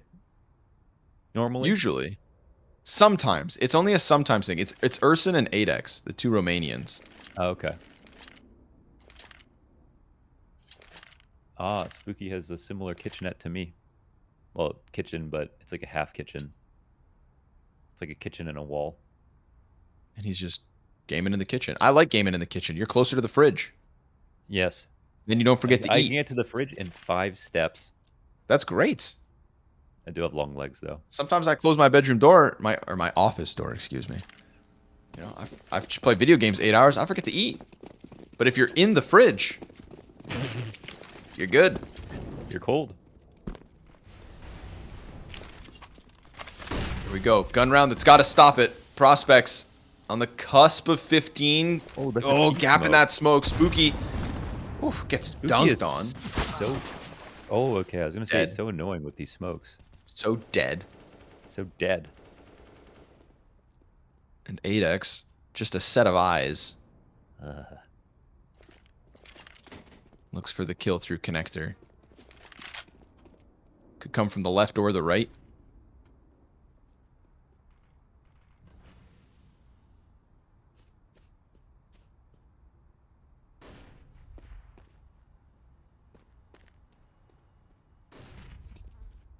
They're swinging this back around A. Oh. A is for 8X. Oh, no, he misses. They wanted that. And now Kawaz activates from the stairs as he does. Oh, man. Second. Pops Urson. Money's not great for prospects. Oh, and 8X gets dinked, so you'd assume that kind of takes the life out of this one. Hang on to your weapons, and you can go for the rebuy if you want. Yeah, that one in stairs, and, you know, Kawaz not getting 2.5. That's where things get different, but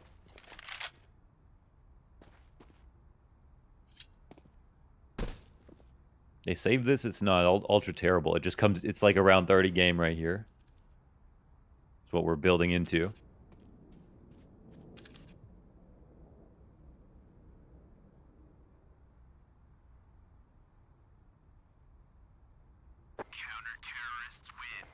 So how's the cash? 5.8 on Urson. Lax he gets easy rebuy. Yeah, they'll be okay. They'll be okay. But lose this one, and prospects have problems.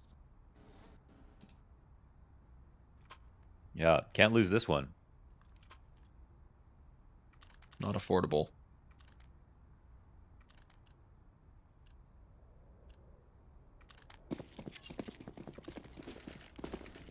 This run there's probably going to be a temptation to play it slower because, you know, if they have the chance to save, then they give themselves a chance in the next round, or they wouldn't be able to buy otherwise. So with that in mind, oh, there's a pickup. Twice, back to back. Sneaks by, but, you know, Kawaz, oh my god. Oh my god, I think he got 4-3'd. Did he? That timing. No. He reacted to it in the last second. Like so slow, though. Maybe, I don't know, man. What's important here for prospects is that Spooky keeps that kill clean, recovers from the fact that Urson dies over in short water. 8X wastes no time trying to press up into this A site, and the CTs react by tucking one on truck, but now he's starting to come forward. He's right here. Tough shot, and the op's going to miss, but Jimbo picks it up from bathrooms. The peek around goes down. Jimbo with a double. Spooky with the waiting game. And a 3 versus 1 for Koala to try to pick right back up. It's a fast peek over towards flower pots. He fights. And Jimbo, well, he's going to be burned out, but he's already gone. He just concedes the position as the smoke comes forward from the CTs. That's meant to give him a little space to work. At least it allows him for him to cross towards truck. Lax is out here in the open, but he's far away from Koala, who didn't go bank. And, I mean, they have to think about the next round, unfortunately, even though it's only one gun. Playing against 15, and there's just no space for Koala. He drops the opportunity to make it a 1v2. Can't get back into this. Prospects off the back of those entries from Jimbo, and Spooky winning his duel versus Koala is everything. Yep. I can't believe the audacity from Spooky to try to phase that smoke, and then he still gets away with it. And it's hard to say, you know, if Kawaz noticed him late or if he just realized he needed to check that side of the smoke at that same time, which I think both are very possible. If he reacted, it looks so slow to me that I just am like, oh man. But he might have only seen a foot where we saw the whole X-ray and then just took a second to register it. But at that moment, it's too late. I mean, they're two guys who trust their timings, like, to their core. So cerebral. Yeah. So Spooky found the moment to step out of the smoke. Cowes found the moment to look for him, noticing that it wasn't Spooky who died in short B this time. It was Urson. But that's game-changing. That's game-changing right here from the top fragger. Very few answers to Cowes in the league. 1-1. These guys are a match made in heaven. Or hell. Considering they just keep killing each other.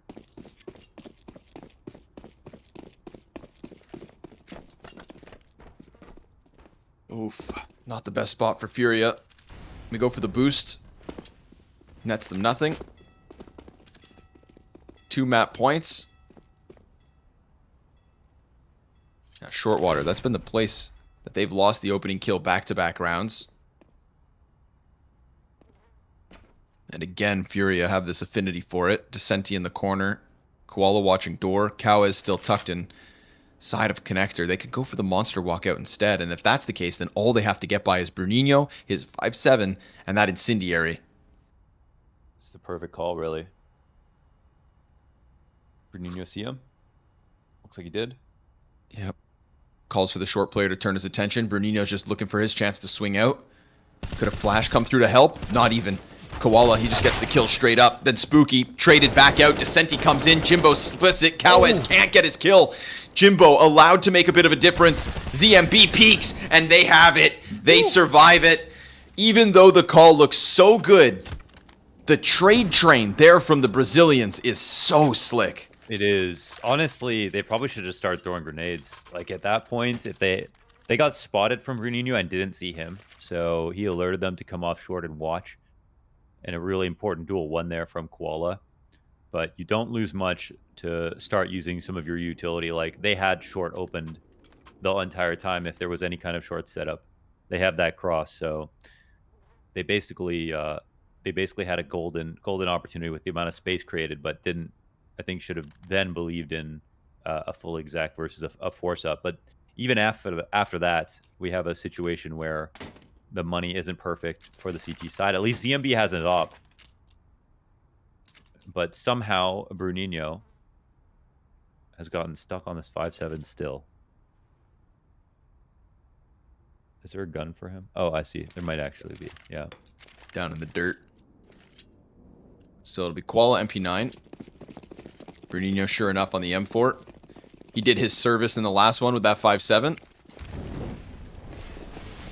They'll give him the upgrade. Prospects now.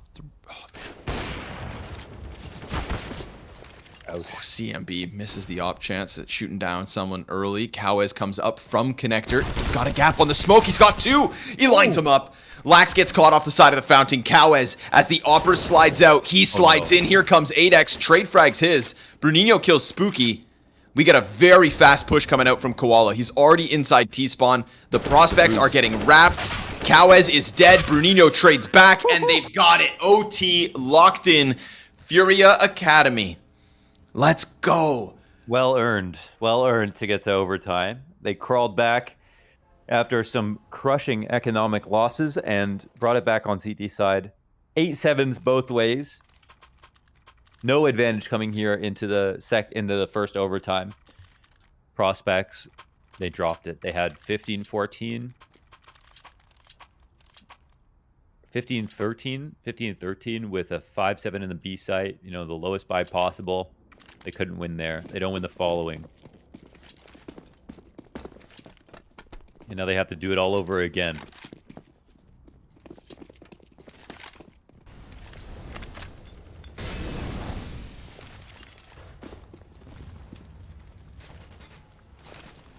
Still more time for Lax to get this game going. Yeah. Cowes catching Jimbo. It's a big kill early.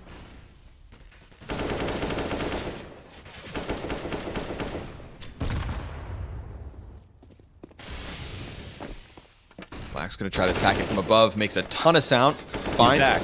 They get Cowes out of this. Uh-oh. Oh, but Bruninho, he wins the smoke spam fight. ZMB ops one down. Urson tries to get out through the doorway. Too much pressure here. Lax, he can't manage. And it's 3 surviving as we get almost all of Prospects just dead inside connector. Yeah, that was really messy. What was that? They just kind of threw that position away. They just decided to chase down these kills. Didn't put much utility behind it. Started trying to squeeze out of this doorway together. And, well, it was a bit too easy for FURIA Academy. They're going to be happy with that. Tech is taken.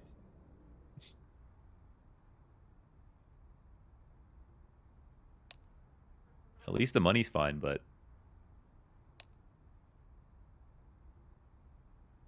they didn't play like they believed in themselves there.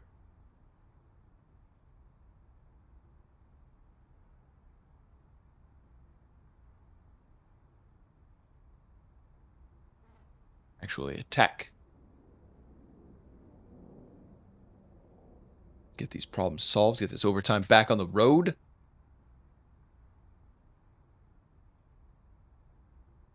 Core of Prospects still looking very sharp. But the floor of Furia that much higher. And that last one, I don't like the way it got. It didn't feel like it was at a point where it had to get desperate, but man, did they ever just try to slam their way out through that door and everybody died in the process. Yeah, They felt like they in their minds they had to win it then and there, but in doing so, I feel like they just threw away what was a decent enough spot.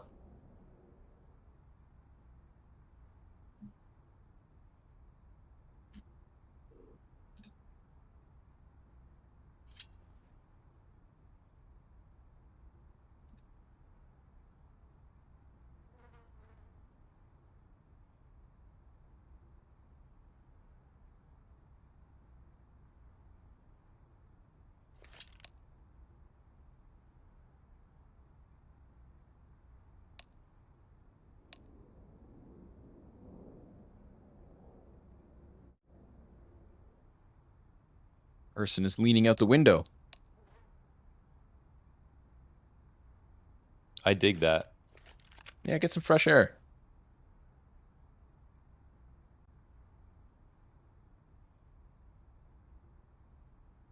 Can't be yawning, Lax. Come on, bro. You got 6 kills and you're yawning.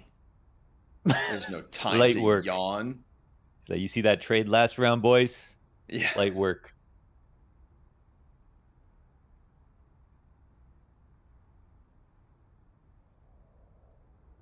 I think He just made me yawn, though. Changed.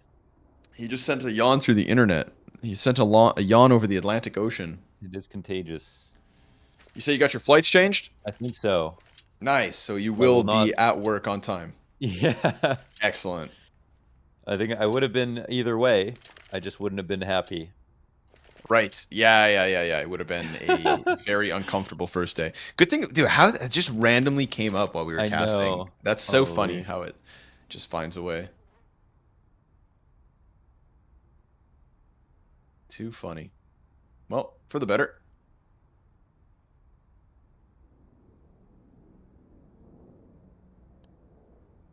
He didn't fall out the... Oh, it's his... Oh, hey.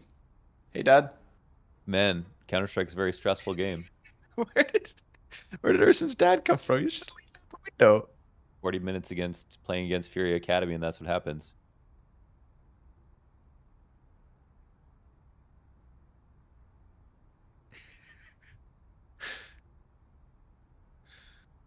I appreciate dad vibes. When I get older, I'm gonna walk around in my pajamas at 6 p.m. My favorite was when Shroud's dad walked into his stream with his beer belly, and then it was like Shroud's birthday, and he brought him a glass of champagne, and he just said, "Bubbles?" Bubbles? That's cute. It was so cute, yeah. Yeah, the Shroud living at home era. Yeah, he lives in Toronto, pretty close to me, actually. You know, I casted Shroud's first ever match on LAN. His first ever time being at a LAN. Damn. Was that at ETS? It was. Man, I miss the days where ETS actually had almost like all of North American Counter-Strike. Yeah, it was pretty like ETS high was a tier in a thing. sense. Yeah, I mean, Volcano. That was like Volcano's team that he was playing with. Everyone Not was quite the just same watching him, anymore. isn't it? Did you go to ETS last year? No, I think it was actually, it just happened recently again. Okay. But, It just sucks that it's right in the middle of winter. Did they change it at all? So it's not. Or was it in February again? I don't think so. Well, this one would have been a little bit later. I just Maybe remember. I May. mean, that's kind of my worst weather memory of Montreal is carrying my PC. Oh yeah, to- that's the worst yeah, part too, right? It's a BYOC, so you're not just in the awful winter weather, but yeah. doing it with your handful of gear. Can we go back to Urson for a second? Does he have the plastic still stuck on the side of his headphones? Oh, the fresh. You see that? You see what I'm saying? Or No, I no, don't maybe see it. no, it's okay. It's just the changing of the. It's just the metal Just- part. Okay. Urson may or may not have fallen out the window, and his dad's trying to get him back in. Oh.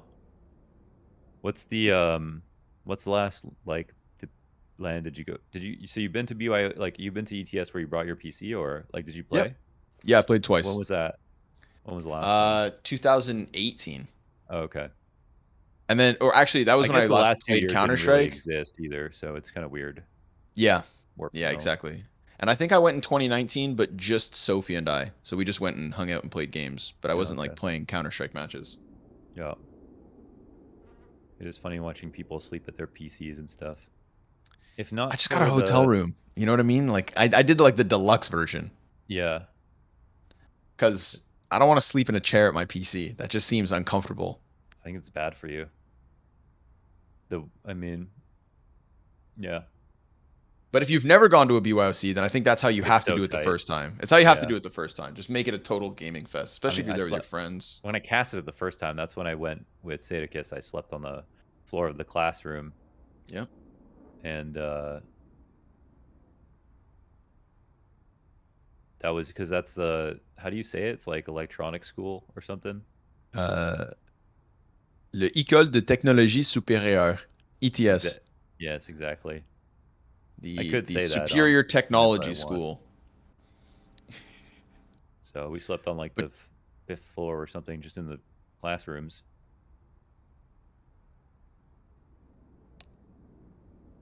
And then they gave us food vouchers so we get hot dogs to eat. Let's go. What more do you need? Cold hard was floor and some hot That was pretty dogs? hype. Yeah. He's lost. Oh, yeah. Oh, he's actually lost. Wait, who was it? Urson? Urson, yeah. Oh, Urson well, has I hope he's disappeared. okay.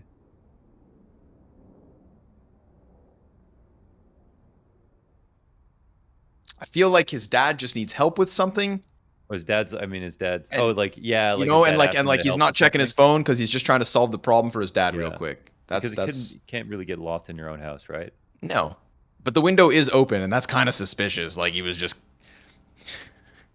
You know, hopefully, it wasn't. The cat burglars got him. Why are they called cat burglars? I don't know. People steal cats. People steal expensive cats. I don't think that's where it came from. Maybe not. They lost a teammate. There he is. Well, oh, there he is. My bad, boys. I just I had some Thai food last night, and you know, it's all good, baby.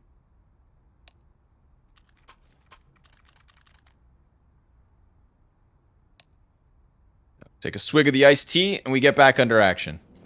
Get back into the action. Get back underway. You choose. But, all right. Whatever the problem was, it's solved. You know, sometimes your parents need help, man. You just got to help your folks. I get it. I get it. My bad, y'all. You know, at least it's not matchmaking where you can only take one pause. We got you, Urson. And they go for the boost right into it. So, into the overtime action.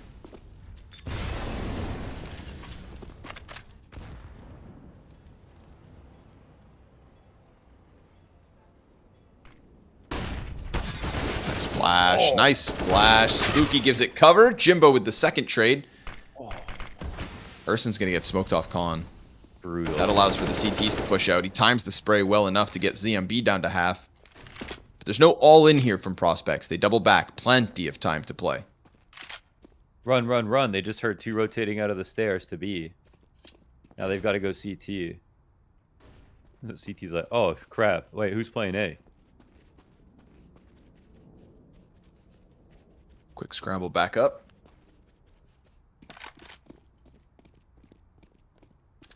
Ooh, ZMB doesn't go deep enough to see it.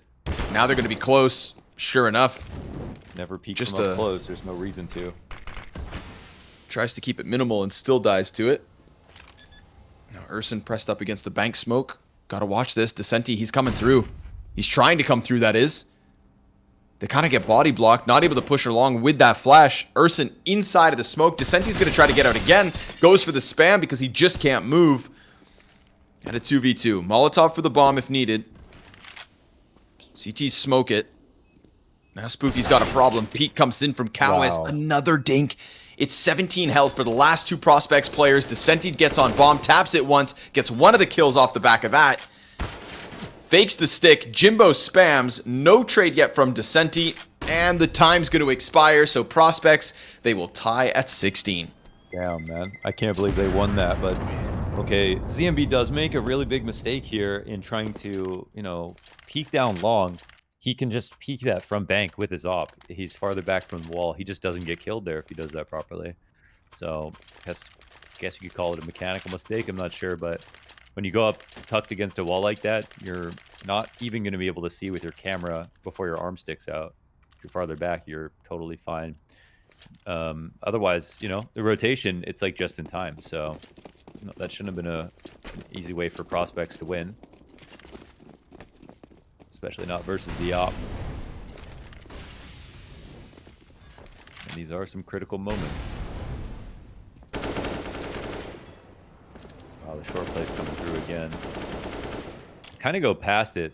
This is kind of nuts. It's a free frag here for Koala. They're in the site. Oh, but they take out Descenti. Koala tries to come nades. back in. There you go. Double mollied. Gets put out. Blocks off the vision of the 2 CTs. And they're going to go for the boost, but that nade, hefty amounts of damage. Won't stop plant. Urson, eyes on it. ZMB now the 3rd player from Furia to be down to the half health.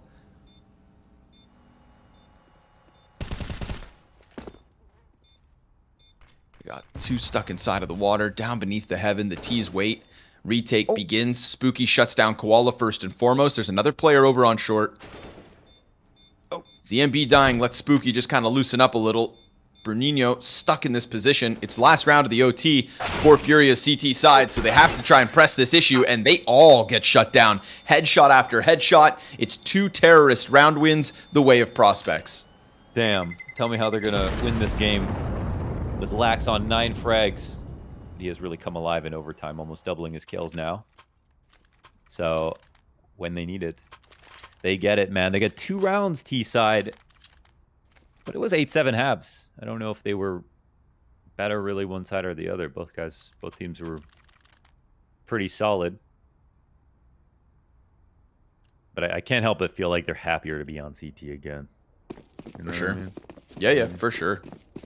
You know, they took some pretty aggressive forward A plays. We'll see if we get one of those. They were very content to battle in playground, duel in party. Furia come out quick and they'll see nothing. They're going to go for that same setup. Okay, we didn't get to see this actually used. I'm assuming it's the same pole setup from Urson where the rock blocks off right side. Let's go. Good call. Okay, flash does nothing. They don't swing. Oh, okay. Come on.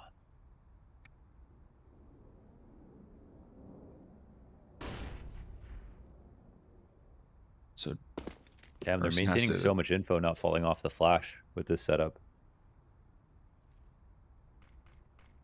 Oh man, I really want to see someone walk top bathrooms. Jimbo starts to come up because they know that the timings through bathrooms could be a problem for the A site. Oh. Oh. Yeah, not quite on the mark. That's enough to scare them back, though. Yeah, they do see stuff now. Cow is going to confirm it. He hears this run up. Jimbo, oh, he's out in the open. Suddenly, these long players, they're going to feel stranded. Little bit of a gap here. The dink comes through, but Cowes still survives. 8x, they don't know about him. What? He goes for the no-scope. No connection on that, and the T's take a round they deserve. They just squeezed it through the bathrooms into the A site for free. Yeah, it should have hit, but just scope. Literally just scope. There's like 0.1% of... I made this number up, by the way, if anyone couldn't tell it. There's like 0.1%, 0.01% of the time you have to no scope, you know? It's just one frame. Like there's just really no reason to not quick scope almost every single time. And then that's a good example. I mean, that looked dead on, but if he had just quick scoped, that literally could have been a collat if he quick scoped. Yeah, I was just thinking that. It looked like he could have lined it up. But instead, it's the Brazilians with a T-side round win. So we don't get to see that setup work out because the bathroom slow crawls clearly counters it a little. The jump spot and then the life out of him. Right. Gonna have to make sure they don't get caught by that, you know. And FURIA, they don't really know what was going on over there. They just know that it involved somebody boosted on the planter.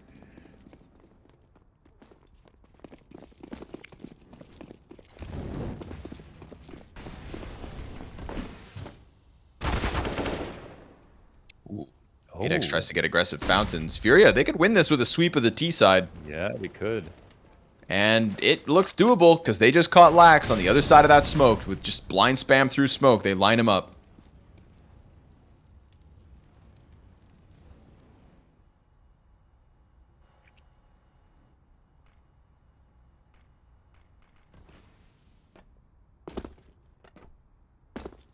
Gee, 5v3 in the easiest of ways. Oh, but that spam goes in two directions. He didn't take any damage. Okay, now he missed Molotov. Oh, no Oh, way. spooky. 3v3. All right. That's something. Urson doesn't see this. Urson does not see... Oh, there he goes. Now he does. Cowes. He's going to win that fight. Cowes is so good at just creeping up into this bomb site.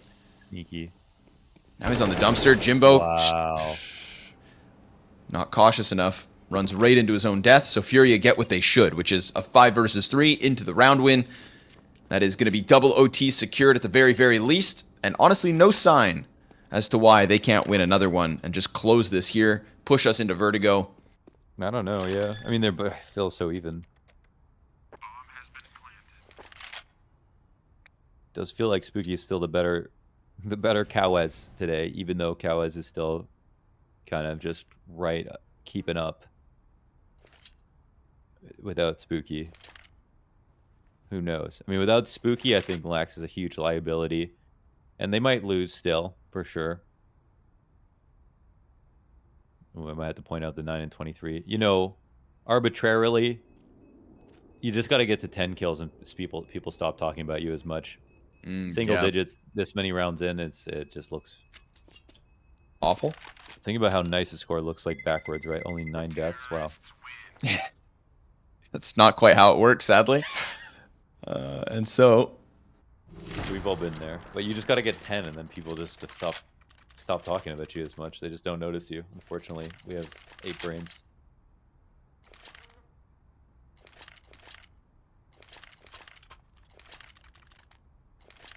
But instead, what we notice is we get to OT, gets 9, he hasn't got a kill yet.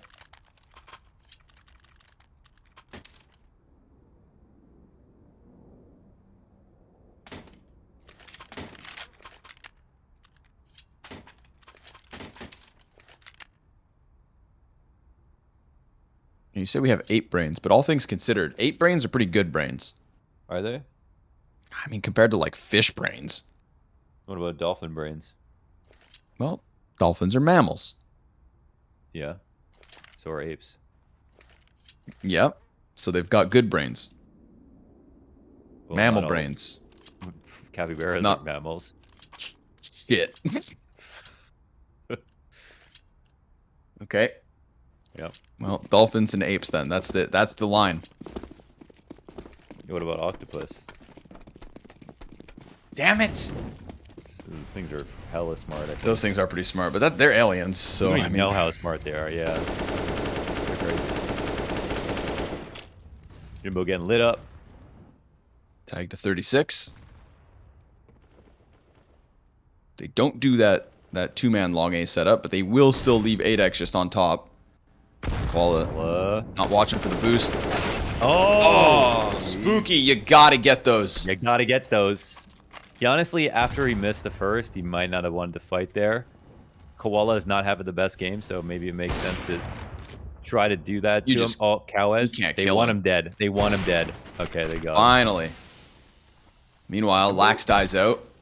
Jimbo's over towards short side. Ursing comes in from water 2v2. Jimbo gets ahead of it. Descenti, though, clamps down, and it's gotta be 8x. Needs the 1v2. But is this too much clutch to ask for? Descenti in the smoke, on the site. Slow wrap back around from Bruninho on short. If he goes around this pillar, then he's still got the timing, and neither player is looking for it. He sees the first, shoots him in the back. He's got to figure this out. 8x, turn. Oh, he gets around the corner. He's checking out water. Still, he's not pieced it together. He thinks that there's somebody inside of sight or something. He's just lost, man. Lost in the FURIA sauce that delivers on overpass in overtime. Ooh. They will push this over the line. And that means that we may need nuke, because prospects should be favored on Vertigo. But we'll find out, folks. Enjoy the break, and we'll be back with map 2 in just a moment.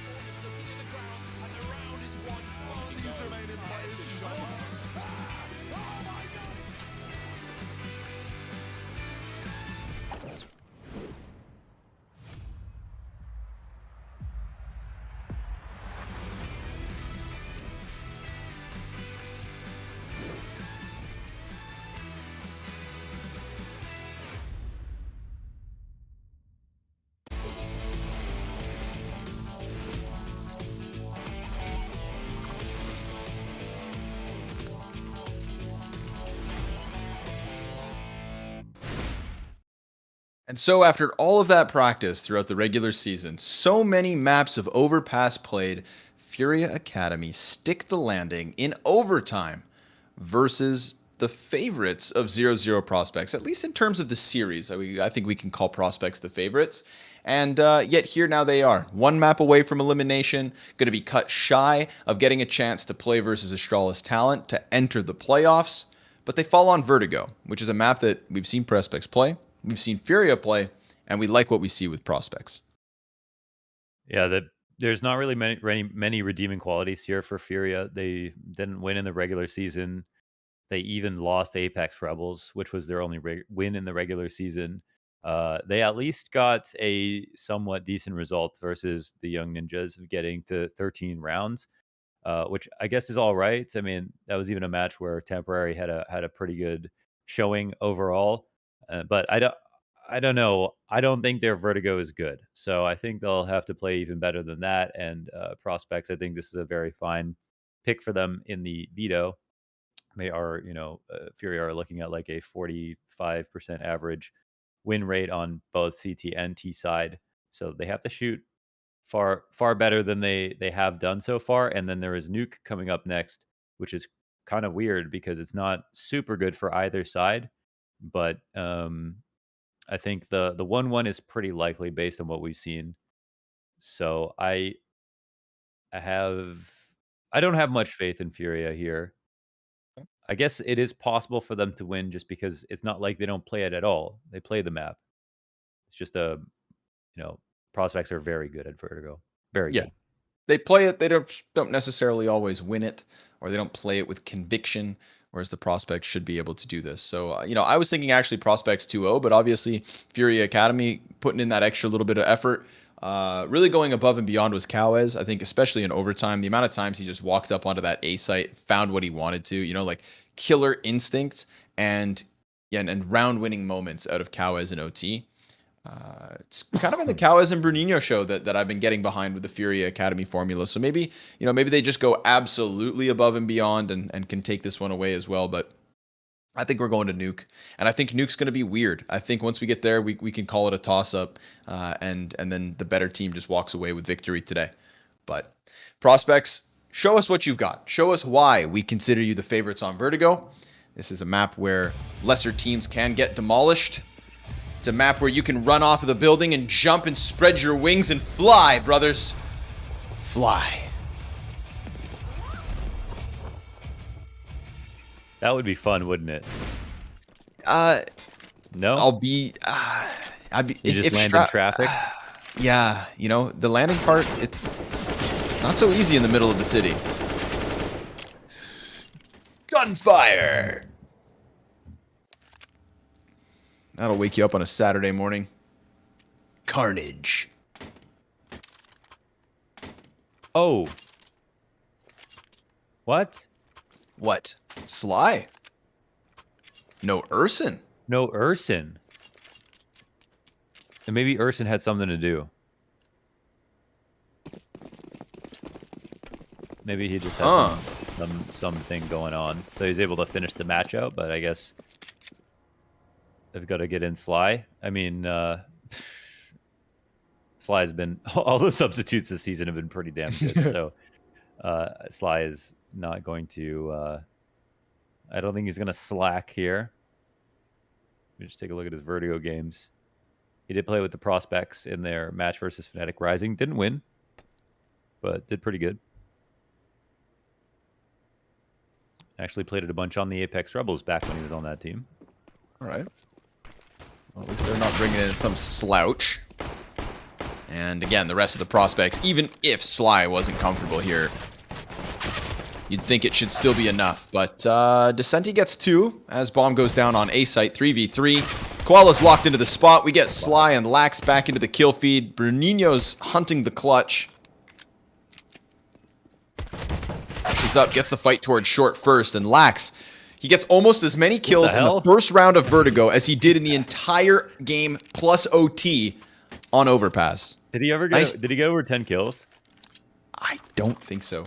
Double check. That's all that really matters. Let's see. He did not. 9, right? Yeah, he got 9 kills. That's crazy. A 4K on the pistol. Maybe he just hates overpass. Welcome to the game. Nice to have you here.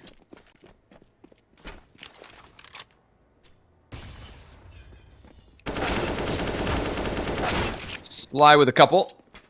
All 5 of the CTs go pushing down into the bottom of B. Spooky's looking for the recovery. Ooh, but they're going to get him dead. So that's 2 weapons given to Furia as Lax plants. 8X goes for that super deep B control just in case they want to try and sweep away the save. 8X is so mysterious, man. Now he's got the brim of his hat facing forward too. The like hat, the monitor, the who darkness. is this guy? What do we really know about 8X? He's dead. Shadowy figure dead inside the B site. That's 3 guns now. Why not? Furia, go grab that Mac 10. Enjoy the fruits of your labor.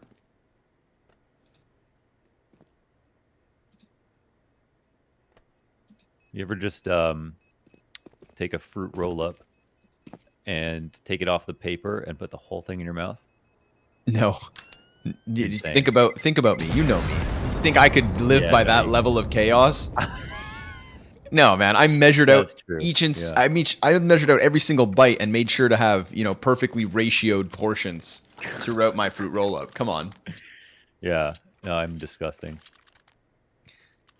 Or you know what was really gross? Those kids that would like wrap it around their finger and then eat it like a lollipop. God, it's like, man, it's just soaking in there. Your fingers all gross, green and blue after. I didn't know what germs were at the time. I didn't know that. Look in a mirror, I think that's man. why I'm so resilient these days. Okay, yeah. That's true. I'll give you that. Oh, Spooky finds the entry.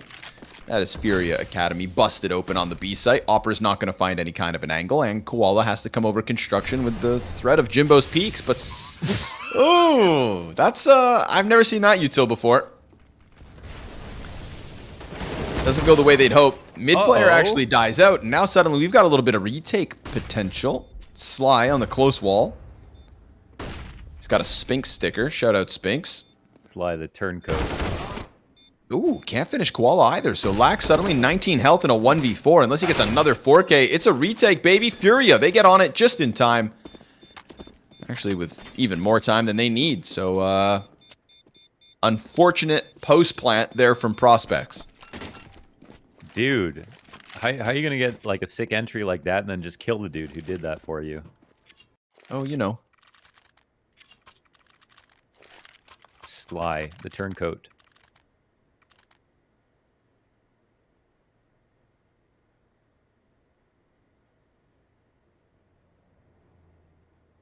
Sly E. Brazil.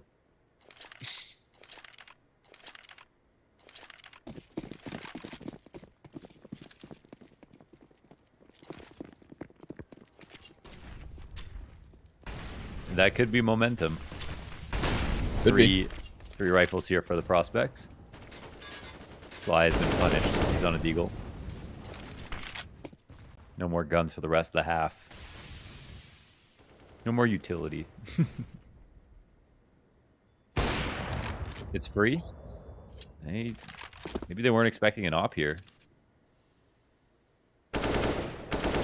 Ouch! In the head, through the drywall. Sly trying to work that Deegan. Sees the shadow. Should be a freebie. Absolutely is. You know, it's not too late for Sly to make up for his mistakes. Descenti gets out, but as Sly is trying to catch that fallback, Koala comes in over construction. So served up a little smoky distraction. 8x Mac 10 into the A site. Look at this, for free. For free. They're all over the wrong place. Man, 4 CTs up and they are just searching B. They will have a rude awakening in a second. That's bomb down. And Called back over. 8x in from CT, right? Catching him off guard with how deep he got. So lots of control here for 00prospects to hang on with. And it goes from bad to worse for Furia. Everybody getting swept away as they tried to get over to that A site. They wanted to know what was going on. And oh boy, things went wrong. Actually, Urson's only played 2 Vertigo matches. One only with Prospects. So only that Fnatic Rising game, which how does that happen? Because actually Sly played one as well. Funnily enough, Sly and Urson played the same one. So That is funny. sense aren't being made right now.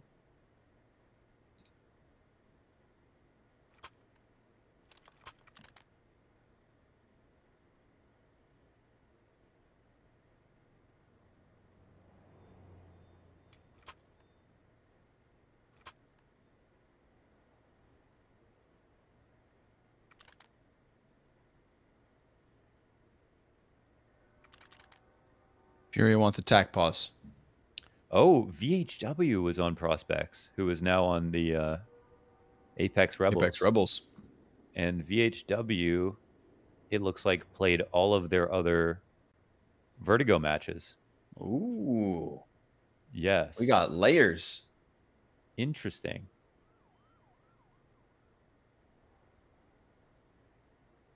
But what does it all mean, Longers? What does it all what does mean, it really? mean?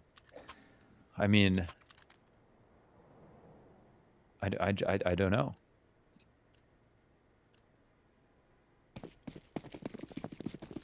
I like how there's conspiracy theories within the WePlay Academy What is League. even happening now? Yeah.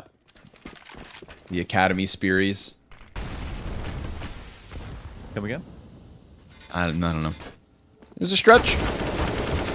And everyone knows stretching is a scam. Renino. He dies out. Sly, nice double kill there. The fact that he gets the first one, but then it's that extra little headshot on the second, right? Punished the attempt at the trade frag. So 5v3 for 00prospects. And ZMB will bring something back by mid. But Kawez has also been out. Opt. Where are you going, Adex? Oh, straight through the chest of ZMB. That's where. Leaves Descenti on the other side of the map with nothing to even shoot at. Prospects having a field day on this T side. I've heard Sly is the Face It Premium God. The Face It Premium God. Yep. I've never, I don't watch much FPL anymore. I don't watch the players stream their FPL games, so I'm kind of out of touch with the up and ups. Shame on me. Is Sly in FPL? I don't know. Let's see. Or you FPLs, you know what I'm saying. You know what I'm saying. Do I? I just meant Face It Premium like regular Q. Oh. Well, that's much less impressive. Yeah, I mean, I think you did this to yourself. I did. Yeah, I definitely. Yeah, I made a straw man. Yeah, you are dead right. Dead right, dead on. God damn. We'll get there. Let's face it, though.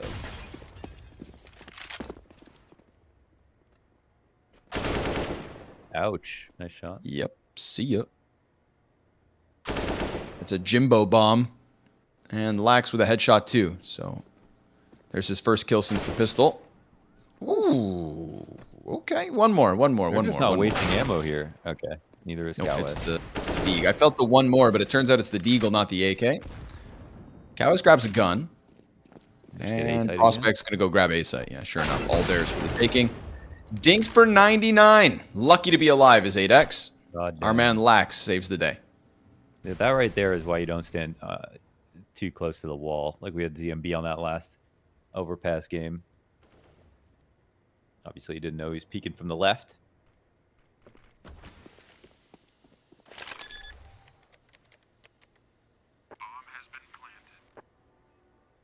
So, why are Furia? Well, yeah, this makes sense. So, Furia play Vertigo a lot, but lose it a lot, and it seems like Kawez is very weak on this map on average, compared to his other maps, of course, where he is nuts.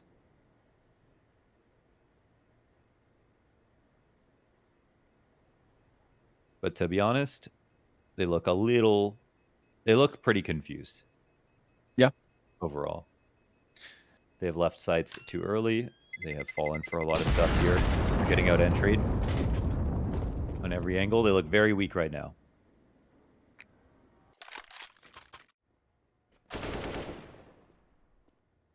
They're not meant to be able to hang on to the likes of prospects on Vertigo.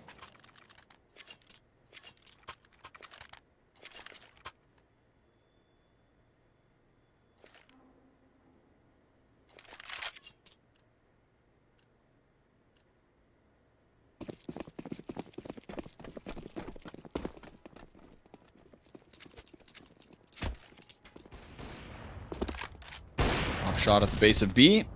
That's Sly dead, trying to cross over. Bruninho gets him. Okay. 5v4 for the CTs in a gun round. Nothing to dismiss, but oh, spooky as little eyeballs pop up. Koala goes down. Smoke towards the elevator, so trying to sell the B split, but they're really actually walking up the A ramp contact.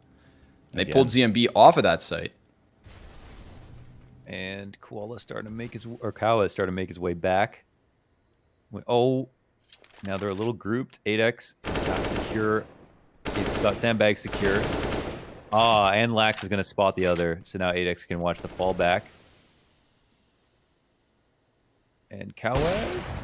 Oh, little flick ski. Oh, it's ZMB. He's down. Bomb site secured.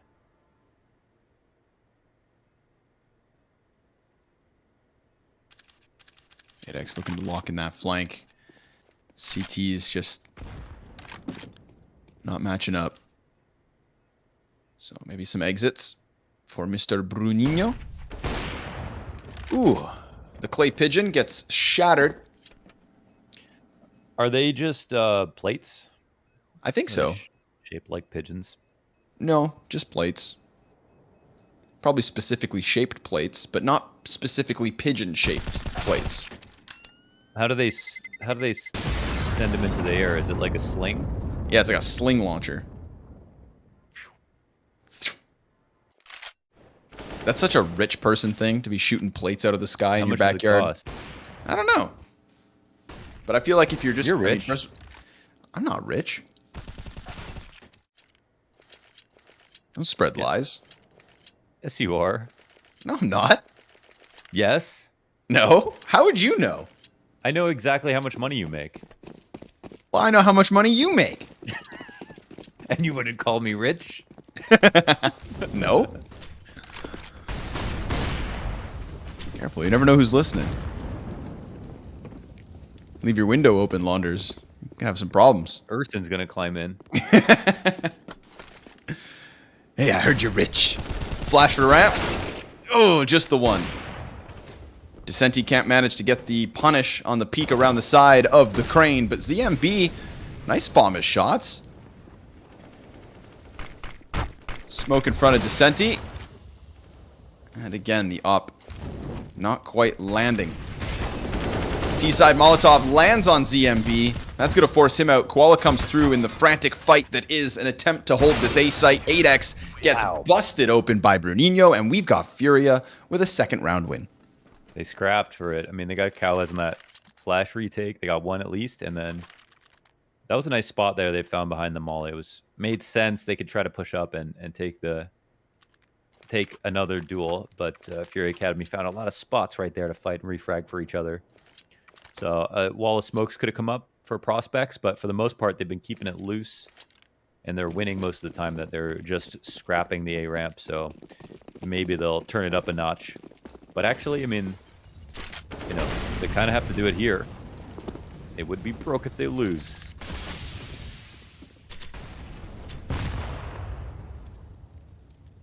Oh my god. Little trigger discipline. And it looked like Lax was going to walk into him, little bump in the night. He but let one go up the ramp. Oh no. Oh my god. 8X just double entry'd off that. Oh my Lax god. sees it. Now Kawaz, I mean, he's got to recover because he just let his teammates die on sight. Nah, he gets pulled in way too many directions. Maybe Koala can save? No, sir. 8X walks in, 2 headshots, even though they knew he was coming. They just couldn't stop it. No. They didn't know he was coming. Oh, they didn't see 8X. Yeah, okay. yeah. Kawaz I thought he saw him over them. the first guy. Yeah. So I think he was just like waiting to see somebody else, but they walked the whole way, so bit unlucky. Maybe he should have taken the kill, and then they focus on him, then they push with it, but I don't think he saw him because of the smokes.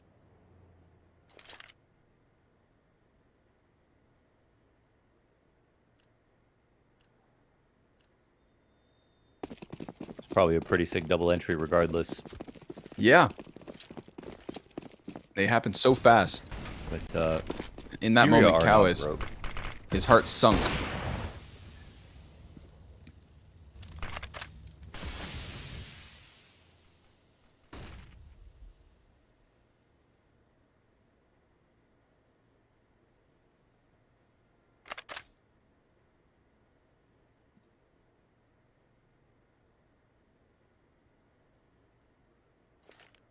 Cow is alone. Ooh. Very risky spot to play. They aren't really spotting him, though. Uh-oh. Oh, uh-oh. Buns Molotov. Koala going to take up the short side. ZMB gets back from the fight on ramp. T's slowly following suit.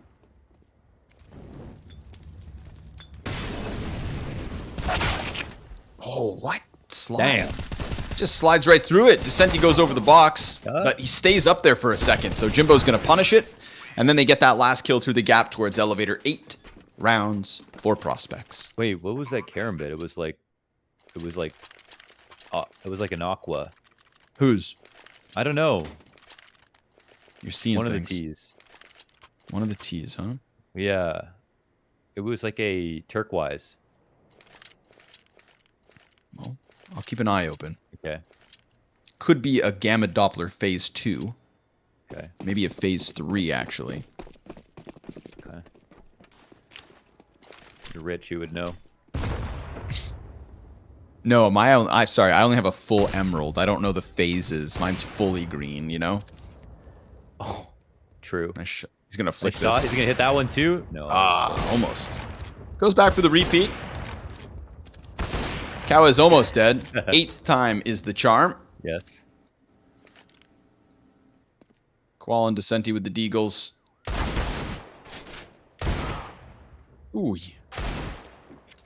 Off of construction. He thought he was alone. Thought he could grab that gun, but Jimbo's right there with the sandbags. Cements a 9th one for the Prospects.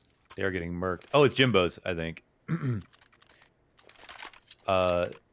Man. I feel like if I was coaching FURIA Academy right now, I'd just be talking about nuke. I'd just be letting my team play, just thinking about nuke. They're really behind on the map.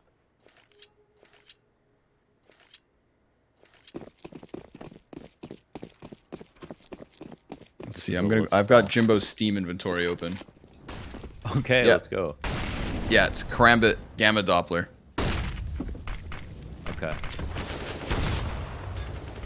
With a turquoise play side. Pretty cool. Nice push from ZMB. Indeed. Kind of gets just one player there, right? There's a second to support a little bit Oh, back, but what is Bernino great double transfer? kill. Killer stuff over on this B site. Op shot is not hit from 8X, so we got a trio of frags from Bernino inside B. He wants a quad, but Jimbo stops him. That spray transfer was disgusting. Jimbo getting flanked for the moment, and Koala's already overfacing in a good way. FURIA Academy, that's 3 to the CT side at the very, very least. 3 left to go. I use ZMB instead of Koala. Just gets down there. Wow. That was cool, because he just kind of, spray goes off to the right. He barely flicks.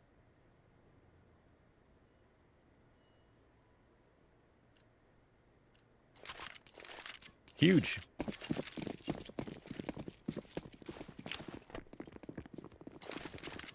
They do keep getting prospects kind of within one of saving. They have done that. Yep. But then every time they do, Prospects just win around. Dodge Yes. that economic problem. Just stimulate that economy. Yes. Keep it going. 8X is on the right here. Uh-oh. And 8X will take out the Ivy player.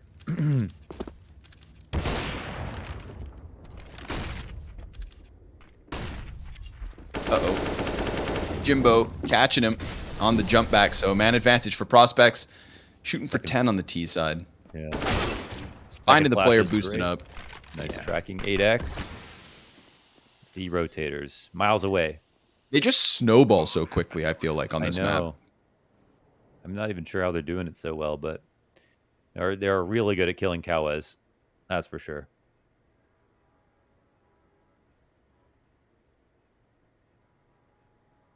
And that's just not an easy thing to do. No, sir. You know what? If Cow is ever going to go to the main lineup, he's got to be good at vertigo. That's for sure. Yep. Very true. Very true indeed.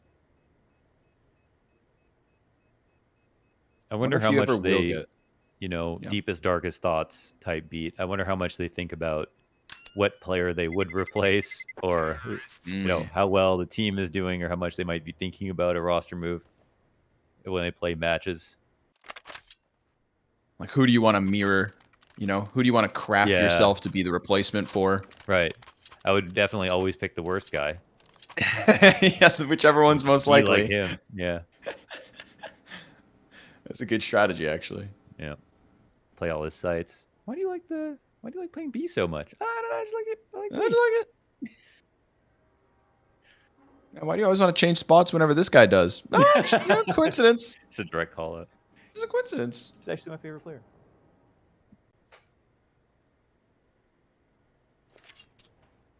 Little attack pause here from Prospects. As if, 10 rounds isn't enough. They want to make sure they get 11 and 12.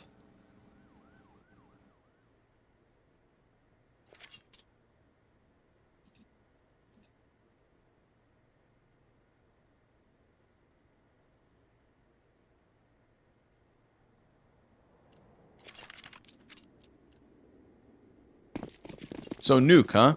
Nuke. It's only fitting. I just don't know what to expect. I think it's going to be a messy banger. I mean, it's really important here. Third map. It's just going to get real sloppy. Which sometimes is, it's not always the best, yes, but it is always entertaining. Yes. CMB. Nope, nothing to catch there. And Koala's patience towards spawn pays off as he gets the creepy crawler of Spooky coming around those mid corners. Descenti wants to get aggressive. Where art thou, Prospects? Up the ladder they'll go. So top mid, targeted.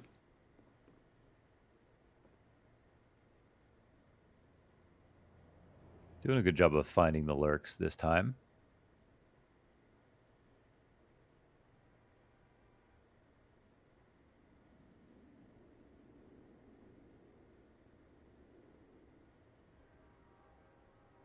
It's an interesting way to spot this. I mean, they knew Koala was here a long time ago, but it's actually kind of hard to call it out. So let's see if they come to watch him. Fly. Final try. No one can kill Koala.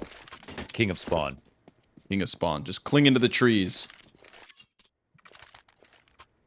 Spreading chlamydia. That's such a weird fact. I know.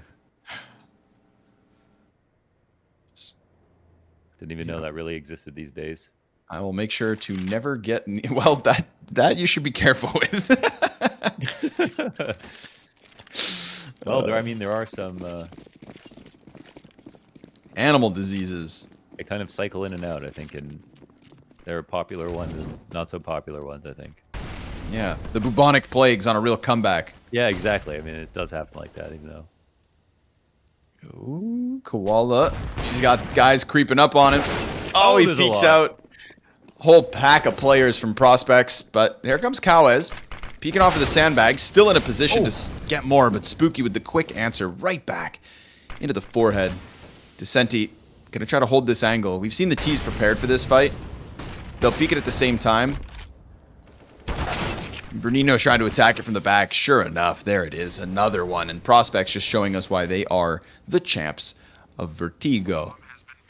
Bernino finds his timing on the flank. Can't quite get Jimbo right away, but his second chance, sure enough, sticks it. And 8X so concerned with Bruninho that ZMB slides up with the op, shotguns it to Sly's guts, and it's 5. Furia with a 5th on the CT side. It's going to have to be a killer T-half from them as well, but hey, 5 is better than 4. It is infinitely close to, exponentially, I would say, That was a very nice 2v4. They didn't expect the second player walking up the ramp slowly. An op no less. I can understand why. It was another solid round overall from Prospects up until that point, though. Very solid T side, lots of great entries.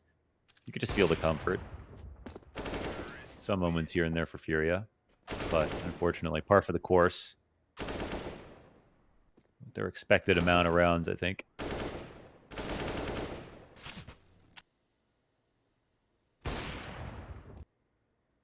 Prospects just looking so comfortable, even with that last second Sly slip in.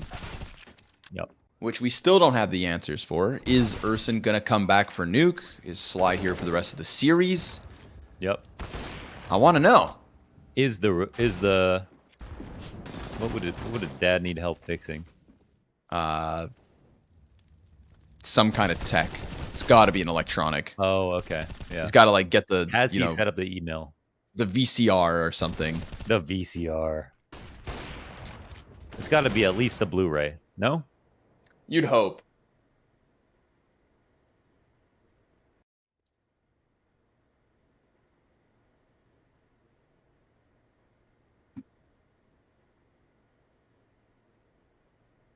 I was going to say microwave, but literally everyone in history knows how to use a microwave by now. Man, imagine giving a microwave to a caveman. Socrates. Oh, to Socrates.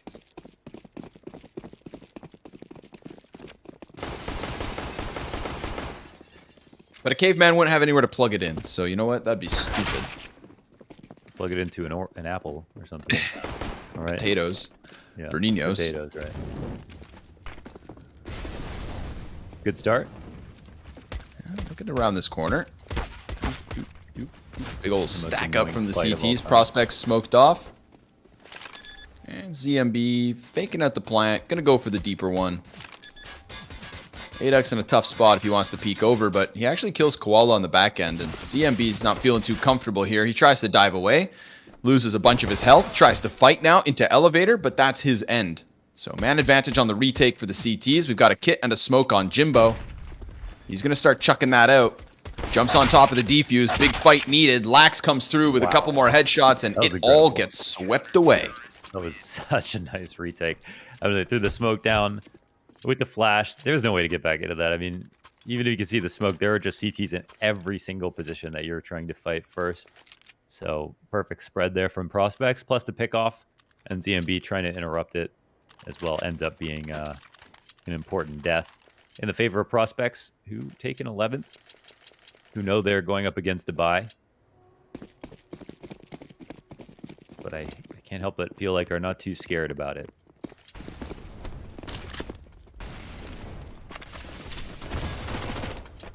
Or maybe they should be. Yeah, I'm going to try to just slam their way into the B site. Lax's MP9 to be tested. Ooh, he gets softened up nicely as well. FURIA Academy, I like it. Keep it simple. Smash your way into at least one more round. We got a flank coming out from Spooky. 8X dead already, though, so they don't even need to exit back down ramp. Although... No kit. Just saying. Oh my god, could he knife him? Yeah, he could. Would have to be perfect. Some more are going to exit this way too, right? Yeah, so I think he's waiting for that. Look, you can see the smirk. He's waiting for his chance. Oh god, he gets spotted. And he can't manage the spray for the second. So Koala left looking at it like, sorry guys, my bad. That feeling when you know someone's been watching you. Yeah, it's not a comfortable feeling. No. Koala just experienced it.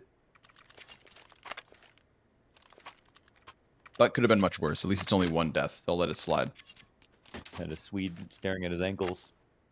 Ah, Nothing worse.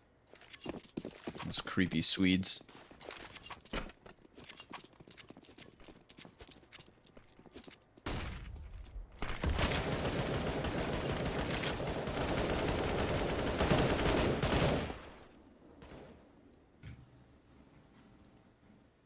So 5-round lead, soon to be cut down to 4. I said, will Urson come back on Nuke? But that's assuming we get to Nuke. What if FURIA Academy just have the best T-side you've ever seen? No way. I'm down. Never over till it's over.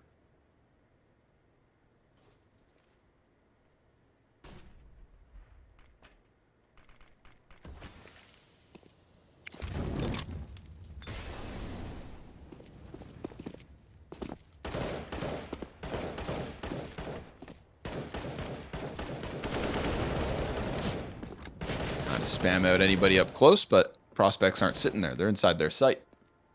Playing safer.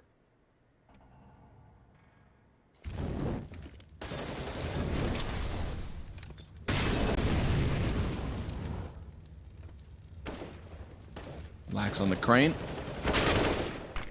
Gets cleared first. Kawes very sharp. You know, I feel like I never really watched Kawes get caught off guard too much. That's why that one kill that happened in Connector when the smoke push came through just kind of felt so off for Kawes, because normally he's cerebral with those. Yeah, like only Spooky could do that. Yeah. Yeah, he's like the only player who's like as aware. But they're both awareness 100 players.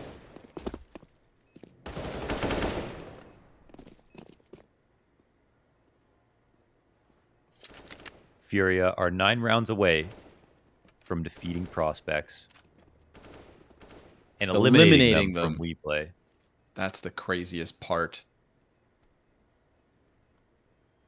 Is their inaugural season. They've done great. 7 wins across the regular season, but now we're talking elimination games.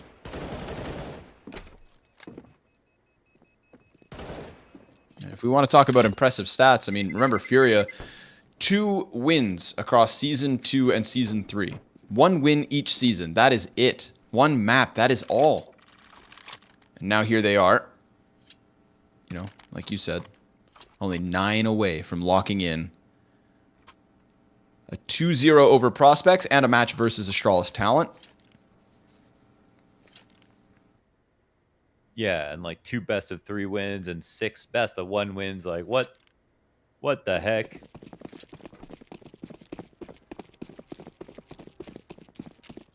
Who are these guys? Who are these guys? Marked improvement for Furia, but this one ain't over.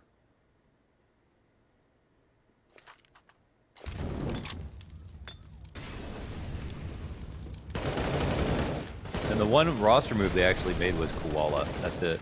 Into this season. Okay.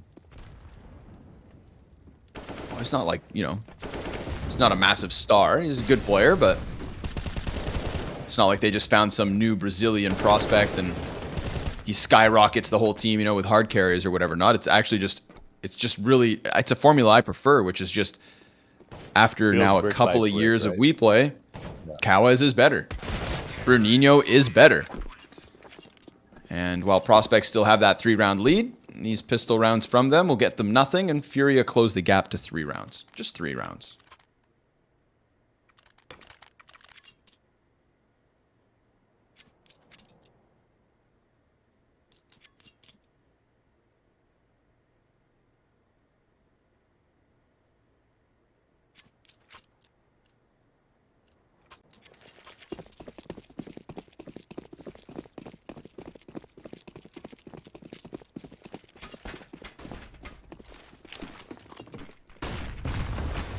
Fast fight on short side. Lax. Oh my god, he just bounced off somebody's head. Kawes finds him turned. Spooky now. He's just out on the open. Kawes just throws himself through the fire. 8x brings it back with 2 kills. What about Koala's mid lurk? Yeah, Jimbo's making a ton of sound. And Jimbo has been caught doing some dangerous things this series. Just running that extra 5 steps. He actually gets naded, runs back, and oh man, he's actually not stopping. 40 health, hasn't taken any more damage.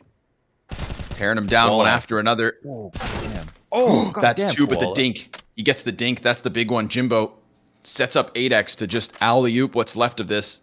And Koala's got to fall back for the bomb. He's reading this, though. I mean, 8x, you know, he's probably not going to go too far with this. Let's see how Koala plays it. He comes to peek. Oh, he's actually going to walk back to the A site. And 8x, perfectly patient. So 12 off the back of that one. Big moment here from Jimbo. Running back into the bomb site, killing the guy on ramp, turning it down into the dink as well, right? Just to make sure that there's no chance at the duel. Sweet victory.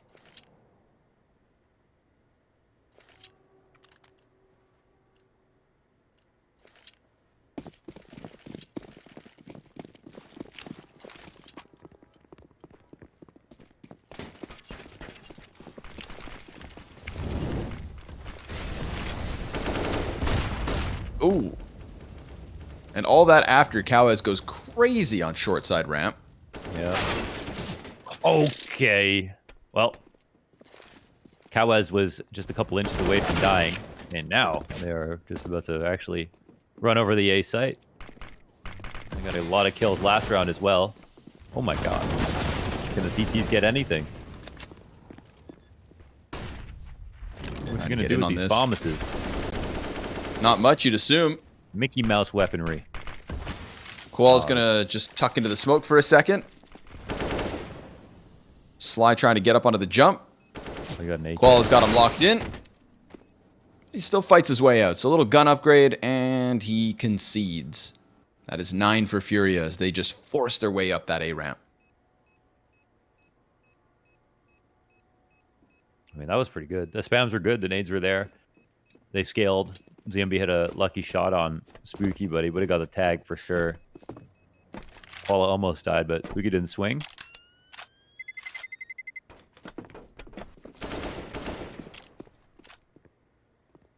And that's going to be in their memory that the push came that way.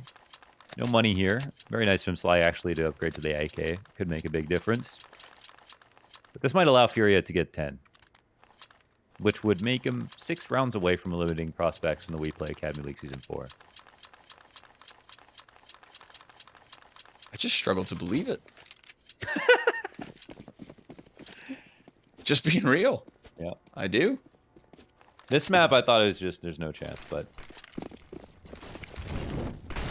And here we are, folks. I didn't think Nip would 2-0 last series. Yeah, that was, today could be the day of the bewildering upsets. After all that spam. Cowes kills Sly. Lax also dead, so this one's not much left. Okay. Wow. Just, man, marked improvement. Yeah, seriously. And that's kind of been the story of Furia across this season. Marked improvements. Jimbo, the X Factor, comes out. Cowes kills his teammate, so it's got to be Jimbo from start to finish. And he gets clotheslined by Decenti. Damn. Double digits, 2-round game. With 3 alive. So keep the economy at a surplus. Bike comes in, no op for 8x. Don't think. Whoa. Yeah, time for a pause.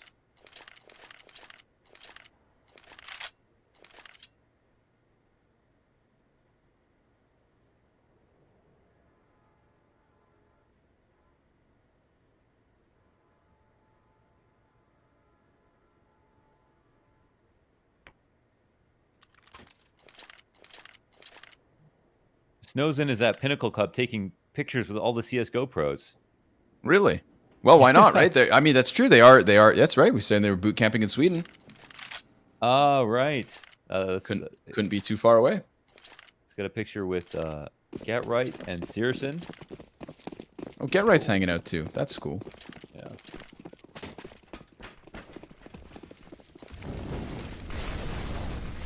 Young Gun Snowzen as his Brazilian brethren fight on. Probably didn't feel good, Furia, having to eliminate Young Gods, but if you also take down Prospects, then it's all worth it. The run of the lower side of the gauntlet. Cowes comes around the side of that smoke. Lax decides not to shoot just yet. Now, these T's better be ready. They throw a nade on him. Oh, man. They're being really annoying here, but... Oh, Lax will win. Big pickup. They're still stuck in this spot because of the fire. Wallbangs start to come through. Desperate attempt to get more damage in, and it's working. Lax is down to now sub 50. Oh my god, he died. Decenti. Cowes kills Sly as well. That happens in the back of the site. Bruninho comes through. Everybody with the headshots, one after another to put Jimbo into a 1v4. He's done. They are dying. They are going to lose vertigo if they do not stop this hemorrhaging. A ramp after A ramp. Furia 5 away. They're getting decimated. They didn't even have the op that round. They tried to control it. They played aggro. They got controlled, zoned by every piece of utility there from Furia.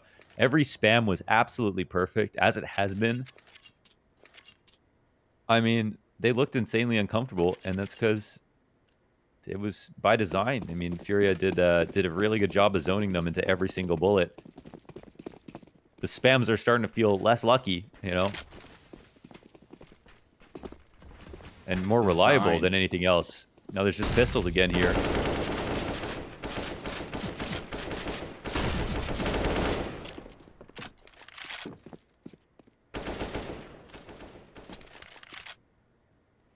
This would be quite an upset.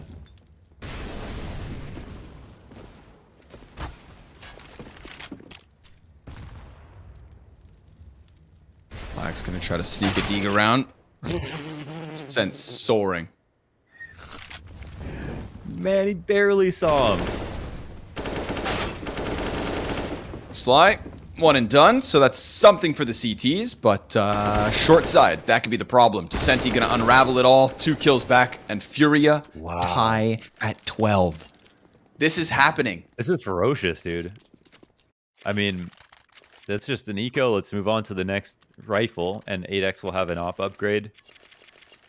I mean, these ramp hits are absolutely terrifying. I mean, at this point, Furia can keep buying, too. Kawaz is touching on 16k. He should have actually dropped for his teammate in this spot. They made a small mistake, but Descenti also has 15k. Wow. They don't even need ops. They don't want him next round. 15k on 2 players at 12-12? Who would you rather be?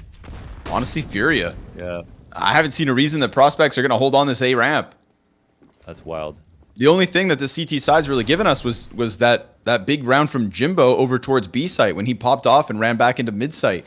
Look how much control they already gave up. Oh, and the 8X goes down. Kawaz just phases the smoke. He has been persistent and consistent, and there's a one-way here to use.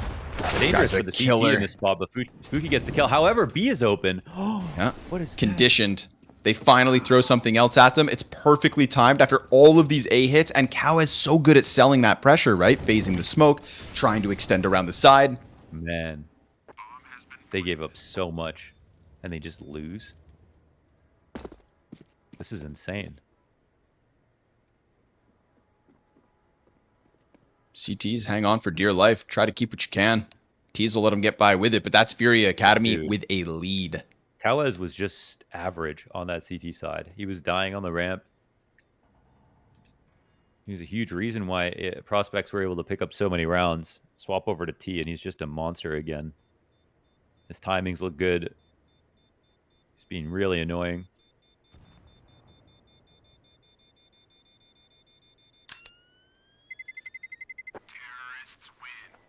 And the save is massive here for prospects. They can at least buy again, like dropping for 2 players. They didn't even use all of their nades. Any nades, actually. Might have picked some up. 8X gets the op again. So another real shot. But literally now multiple players are, you know, touching on 10k. They just, at this point, wish they had something to spend money on.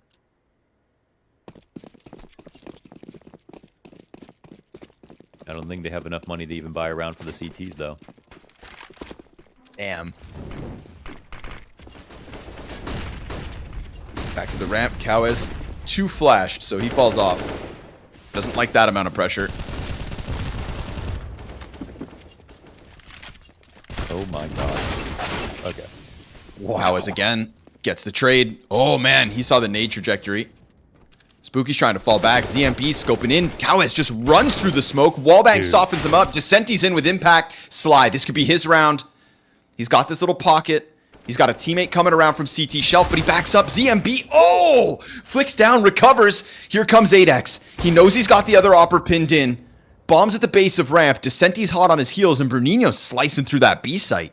What is happening right now? The 8X is trying to figure this out. Doesn't know where the bomb is at, and he could split this. He's kind of aware of the fact that there is a lurk going on. But they're trying to pull him over towards the B site, and they're not getting contact. Descenti could get opt. 8X, if he doesn't scope, he might die. We'll see. He swings out. Oh, finds the frag. Perfect clear. Now Bruninho on the lurk. Boy. Big moment from 8X. 2 kills in the round. So much timing involved. He's going to have to run to get that bomb at some point. 8X has wrapped it back around elevator. Jesus. I mean, at the 20-second mark, surely he's just got to sprint. Yeah. And if he thinks he's close, then he's not. He's trying to play for the kill, but the guy's not here. Oh man, he can't do that. Well, He's got to go find the frag. Yeah, it looks like he is going to try to do it. And Bruninho, did he start running? Oh my god, he could start that. No way he gets it. Oh! No way he did. 8x second guessed it. He was waiting for the B plant, then suddenly thinks it is in fact a Bruninho, a god. Dude, it's impossible to figure that out, right? Like how can you figure that out if you're 8x? He did such a good job of finding the first kill, and at this point he's so confused because, you know, why wouldn't the bomb have been picked up on the way back to B by the guy who went there? We're just too many layers deep at that point. I don't even know the answer to that question. There's just too many layers.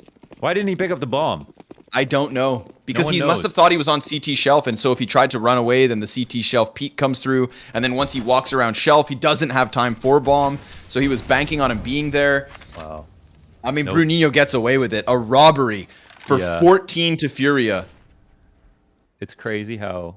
it's crazy that I found 8x. That's nuts. Just like, okay, he might be splitting the difference. Let's just check the place between A and B. And he walks. He walks. He gives himself a chance to actually do it. Okay, well, that's Furia with 14 now, and on the brink of eliminating prospects who might be on their final full buy, and it's not even involving an op. We'll have a boost here on the CT side. If the T's are careful enough, there's not enough ramp pressure, this should get cleared. If they're too lazy, they won't see it, but this will get risky if they let them turn the corner. We've seen this happen too many times. Oh! Jesus. Dink comes back just at that final second. They saw the gun. But it's a 5v4 for the CTs. They really make him pay when they try that. But it's only 50 damage. CTs gave up ramp again. See if that's the... Oh, nice nade. Was the huge fire nades. Uh-oh. Descenti catching Sly. 8x, he's tucked in on the flank. 8x's timing could be huge. ZMB starts to run back. Just completely disregards that possibility. Bruninho's waiting for the peek inside sight. He gets closed in on, and it's going to have to be Koala in the 1v4. 10 seconds left, not going to happen. Prospects, a little bit more life. This could be Prospects with 14, had they just picked up that 1v1 in the last. Still so much money as well for Furia, so Prospects will have their hands full every step of the way, but at least off of the 3 kills from 8x, he gets to 24, and he pushes Prospects to 13. Yeah, money somehow is not terrible, so the T's are buying no matter what, but the CTs can potentially keep up. Jesus. The boost works out.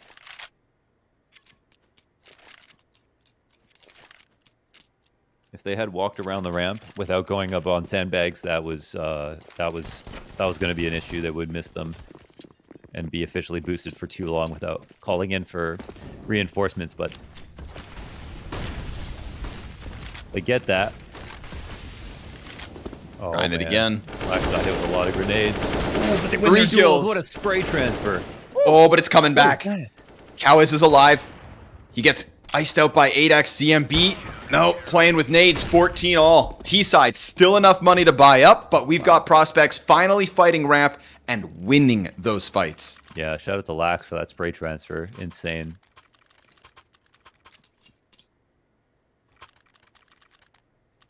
Unreal. They're taking it fast. I mean, they've been able to tumble into the win, and I think Furia, they don't want to second guess this opportunity. Yeah, the CT's rattled for a second, but they're focused again. Curious what the call is.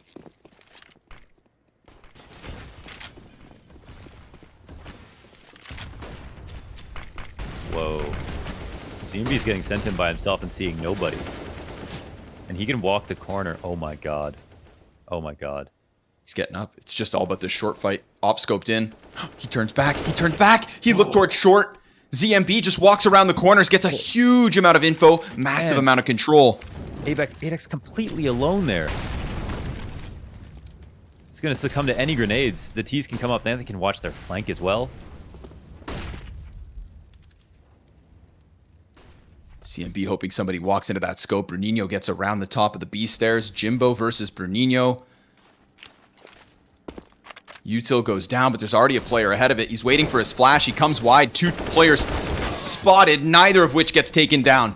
That's going to be an ejection from Furia. back away from the B site and over towards A. Lax hears it coming. It's not the worst spot ever for Prospects. Get the boost up. Good angle, but Spooky, he delivers nothing. Cowes can only get the 1 kill. Lax responds.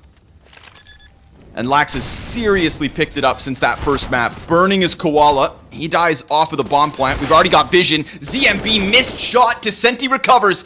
It's got to be the 1v3. He doesn't get any. Just the first. And with that, Prospects save themselves. After leaving that empty A site, essentially, they'll find 15 off the back of it. They are all in rotator spots, right? They get the 5v4 on this kill. This is just so much power the T's have to do that with high grenades. And the CT's back. I mean, I don't know. Yeah, all the CTs could have rotated over, but they're still in desperation mode to come and retake. I think that was just a bad call. I mean, they risked it. Brunino could have got its kill. They could have won on either site. But they also had the 5v4 there guaranteed, not the B site guaranteed. There was so little room for the CTs to work in, and they didn't even have the op there. Oh, they still got money. They're going to try to just rush this up the B steps, down to the 3v5. The fairy tale comeback fizzles out. Sly extra kill. He's got it all. And 0-0 Prospects scare themselves with how much they just gave Furia on this T side. A 30-round game. No OT this time around. We have to go to nuke to separate these two. It has been such a close series. And Descenti is dead. Prospects survive. There is a pulse left, but also sweat on the brow. They should have never let that get so close. This was meant to be the shoe-in, which means as we go to nuke, we don't know who's going to take this series. Who goes on to fight Astralis? We'll find out soon enough.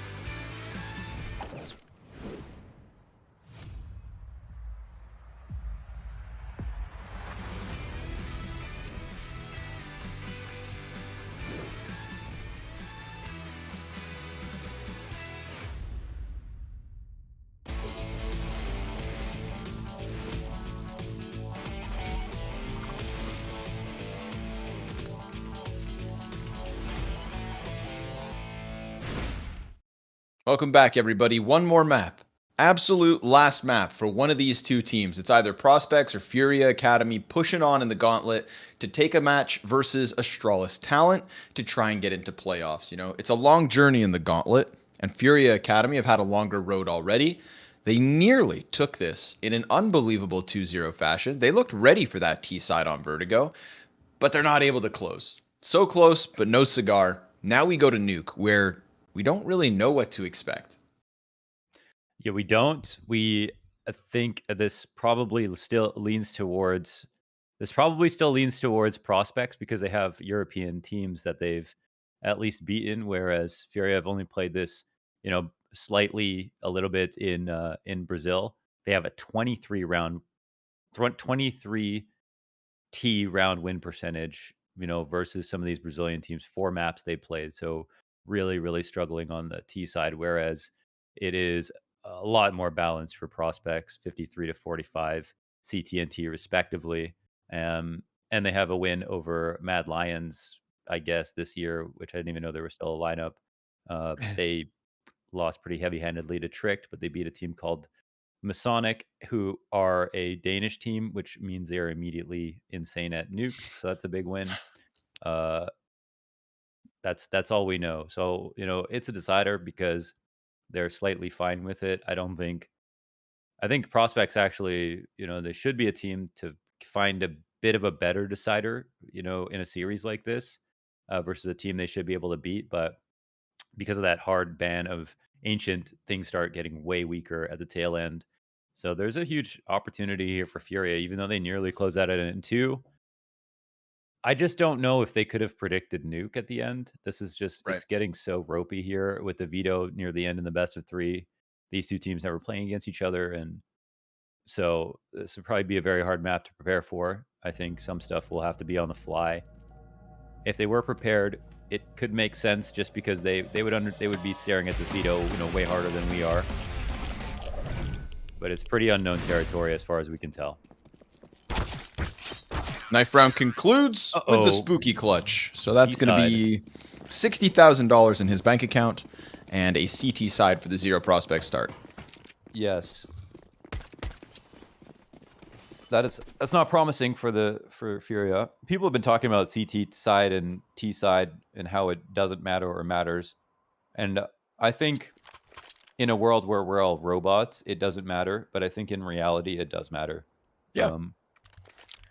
There's some arguments for when it makes sense to start T side, and economy being a lot more nice. Like, say a day you're not really warmed up, you might actually want to start T side because you have more room to make mistakes and still get an okay half, get things together. In other situations, say you come off a map loss where you just lost 7 rounds in a row and you feel like dog meat, then you might want to start CT and actually feel some confidence, have some promise. I mean, this stuff does matter. We are humans, right? Even if it doesn't matter. Some of us. Yeah, some of us. Maybe it doesn't matter to Zyborg, but, well, all right. There's a couple of USP headshots to go the way of Prospects. See how far they chase him. Ooh, Spooky's in a fragger position here, and he only grabs 1, but that's enough. Nino into the clutch. Gets a gush. That's going to keep Adex a little timid for a second. Go finish that kill. Nice and easy. Now you've got a world of options. You've got ladder. You got secret. You got ramp. You got lobby. Anything your little heart desires, Bernino. And he's going to decide to go double back it on ramp. What if he wins this 1v3? We do have Sly, yeah. You're right. No Urson. We do have Sly, no Urson. Bernino gets those caught. Players are hard to figure out. And killed. So there it is. Prospects close out their pistol. He switched to the Glock. Okay. This is... Wow. Sly has insane nuke stats. He has a it's a considerable amount of maps here, and he has a 1.31 rating, 1.57 impact rating, 95 ADR, and a 0.85 KPR. And he's played it almost 10 times here in 2021. Many, many times with Apex Rebels overall. So I don't think he's going to be a liability here. He loves nuke. You really blame him. Great map. Great map. Albeit a hard one. And Sly is now dead, so take him down. Tech 9s. What gun was that? That was Listerine when you're gargling it. Oh, okay. Duh. 8x cuts off Kawez. Spooky, no, gets away from him. So that's 2 kills the way of Furia Academy. They just tried to charge their way past the red box, down the secret stairs, into the B-bomb site. And by the time they hit that site, they've been whittled down to nothing. They are nothingness. Yep. A bug on the windshield of 00prospects' second round win. Tough.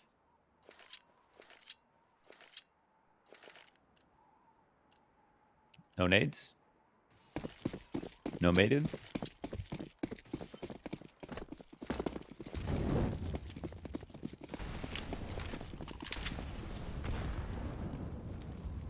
Run at them. Okay. Ooh. Nope, you thought you had somebody locked in, but it's only Bruninho that's allowed to have a kill. And he chucks the M4 away. Excellent. Yeah. Good damage control. You literally will cost them. Unless they can get a boost off in the last second. Can they figure it out fast enough? Quick, boost me. They don't even try. If they were fast enough, they could have organized that boost. If they were fast enough, yeah. But they didn't. And so, Prospects move 2 MP9s into this one, and the AKs come out from Furia.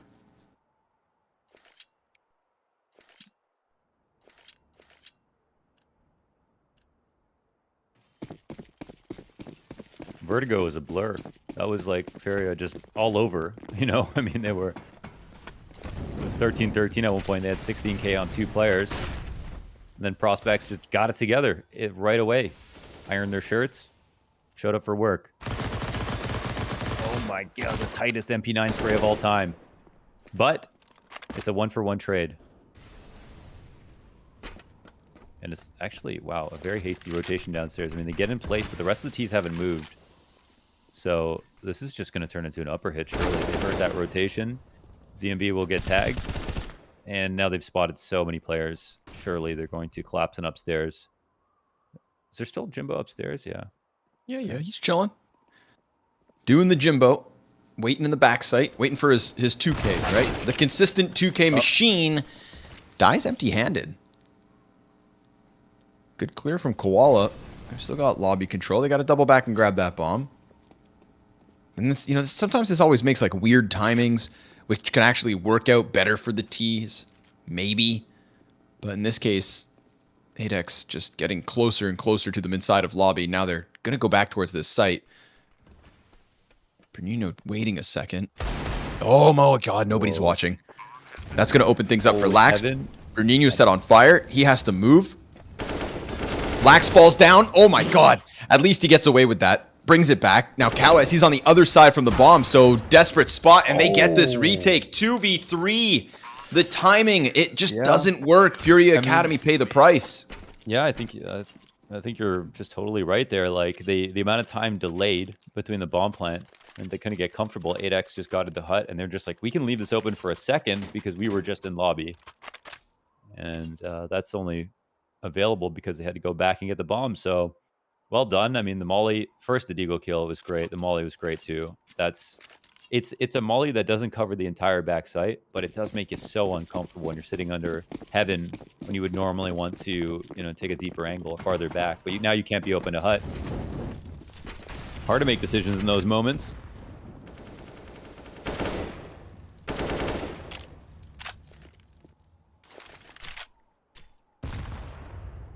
Quite a big lost opportunity there.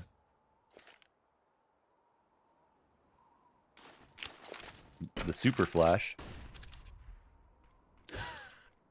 Oh.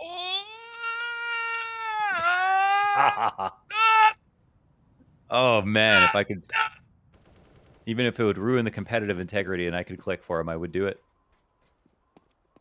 Damn, man. That's how you know he's not cheating.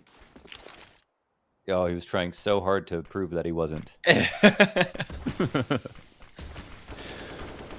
Walls of smoke, but Kawais actually peeks a little bit before that third one pops.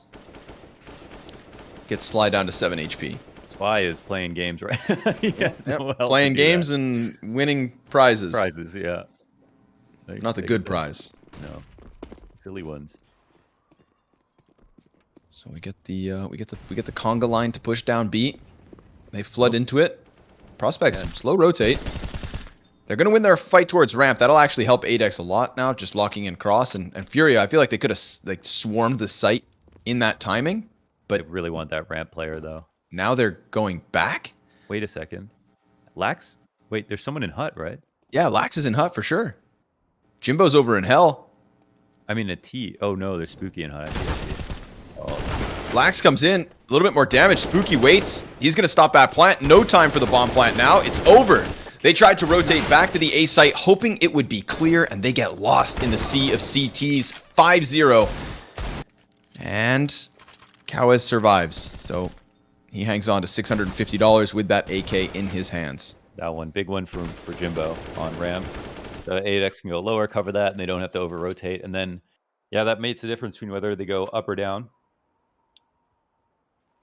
Prospects rotations actually are quite good. I mean, they took over hut real easily there. They had that angle off the side of hut for the entrance into mini. It's a very strong fight for the CT side. And that was after losing Sly outside right away. Upper hit, though, coming in fast as hell. Melted through that site. Whoa. Sly's probably got a nice timing here. Ooh. Uh-oh. That doesn't help. Molotov hitting just the edge of that smoke. So let's see this retake tested. Smoked off on Heaven. They're going to try to go through Mini instead.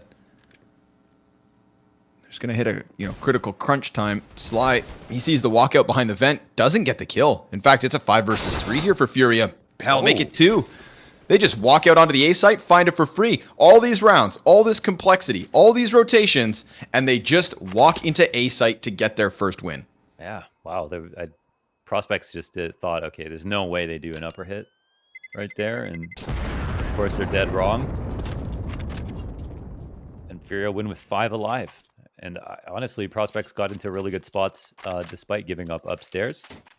But key one from Sly not winning, and they fall like a house of cards.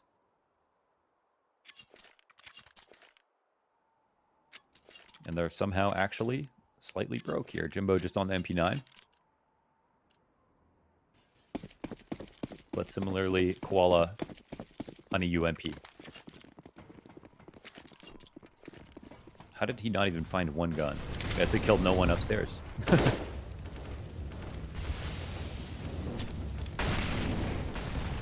Did he kill one in Squeaky? I don't know.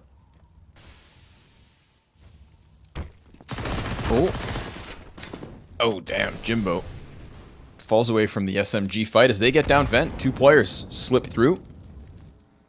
They look up just to make sure they're not chased. 8x. Whoa. Weird spot for 8x.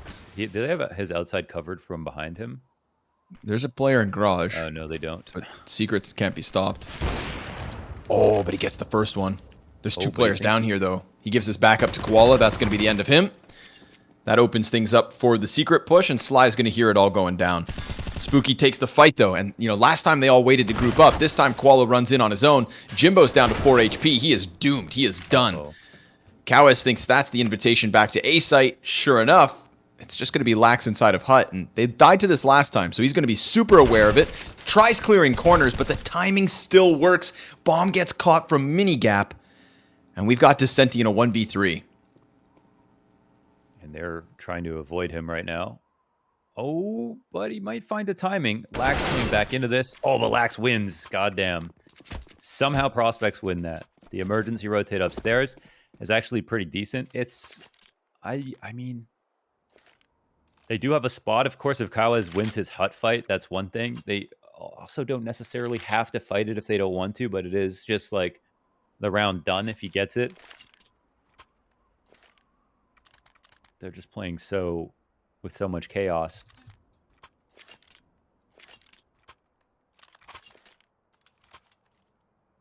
pretty good find there from 8X. I mean, yeah, he's like nervous in case there's some kind of outside lurk. I think their big garage guy might have been watching Mini, but couldn't see the secret cross, or maybe didn't have a full vision of it. But 8X still kind of takes care of himself as soon as the comm comes in. And how can you expect someone to be opping from there? Can't. You just can't. Can't. Looked like such a compromised spot, but I mean, hey, he gets away with one. Ooh, Furia, don't get reset. Don't get reset. And the T side gets sketchy. Decenti Wow. He like tries to shoot around red. Ooh, Sly. Quick headshot into Cowes. Goes right back to his first fight versus Decenti, and he wins that one as well. So guns just get ripped out of the hands of 3. 8X comfortable up and above. Bruninho deleted. ZMB desperate, and he just walks out into a crossfire that the CTs will take every single day. 7-1. Still money to come into another buy, and they like playing fast. Tried a lot of pressure outside. Sly did a fantastic job rifling there. Actually, not sure they didn't call the red cross when he shot at heaven first. Comms can be hard when they're moving that fast, but that is the game that they want to play too.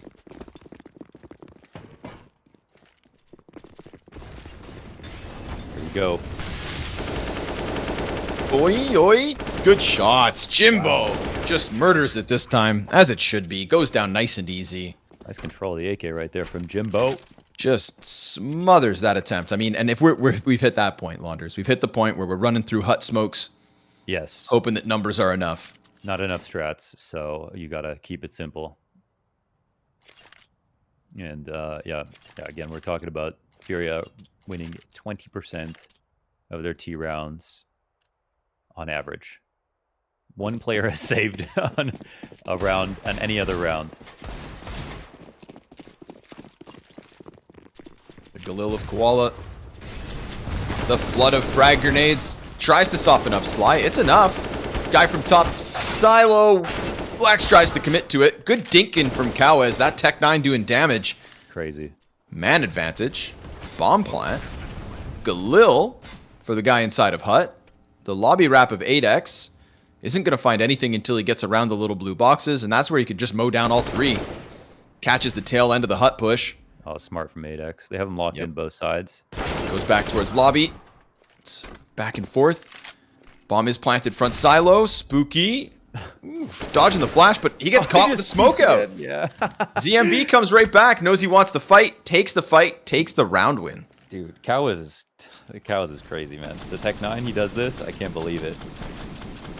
It's a good spray transfer, and then probably should have switched to tapping, but his gun is so hot at that point, it might be too hard to reset.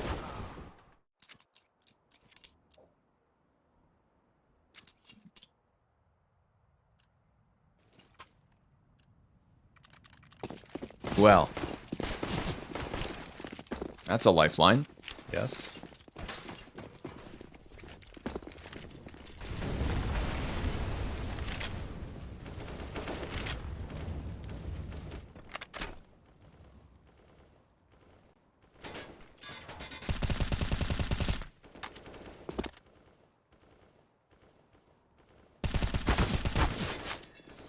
Spooky tagged down to half. 8X looks to move the op over. Met by a Molotov. Ooh, hits the shot but can't kill him. So both players down to 20. Cow is behind red. Decenti on top of Mini. They're spread out pretty well in the default. Oh, Fly will see one. He's got the HP to take this fight. They missed their smoke, I think. Or did they? I'm not sure, actually. And Sly goes down. Ooh, they're doubling up in Mini, which is kind of rough if this squeaky presence is out here, but it's actually hard to keep track of where Furia have got off to. Are they in heaven above 8X's scope? Yes, they are. Oh my god. How? What is... Woo! Decenti turned around and still didn't see it. He What is turned happening? around. Black's got He three. turned around. He literally turned around. Decenti's going to get 8X, sure enough. It's a 1v1. Holy hell, with the bomb smoked. Interesting. Okay, he's making it seem like he's pushed in through Squeaky, but Descenti can go downstairs with a bomb. And he can actually... Okay, he's going to go fast. Oh my god. Wait. He sticks around a few seconds. Now he runs. Okay, now he has to plant. Spooky plays it silent. Let's see if he goes control side or decon. He's going decon. Calls out the follow. Climbs up. Missed one jump. Still able to get over the railing. Spooky got to look up. He sees it. Snaps upwards.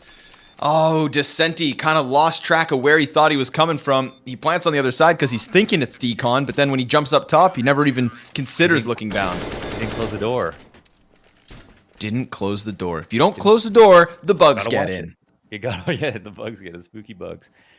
You gotta watch it. You gotta watch it if you don't close the door. The play was really perfect right there otherwise.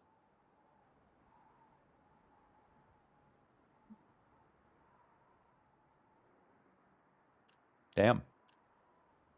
A clutch lost. I don't even know how the FURIA actually got themselves into a crazy good spot there, I feel like. The Heaven player, I mean, I don't know how Lax gets all those kills. There's just so much going on.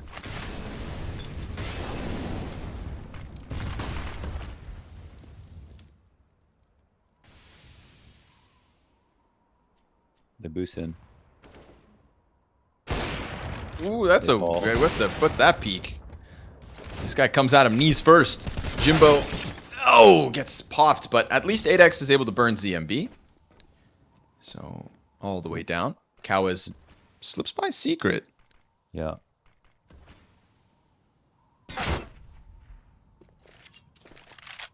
I don't know. Okay, okay, from secret outside. There's just FURIA players all over the place. 8X didn't go for the clock rotation, so he might get opt, or he might get mollied, I think. No, never mind. Lock it in. They tried to push out down bottom ramp. And poor Koala outnumbered, outgunned, outpositioned. But still going to fight his way through this. Sly was about to attack from the back, but Spooky comes over that smoke with the railing, and so double digits to 0 prospects. 10-2. Leave it to Spooky to find a one-way everywhere. Like, he just throws the weirdest smoke sometimes. It's actually so good.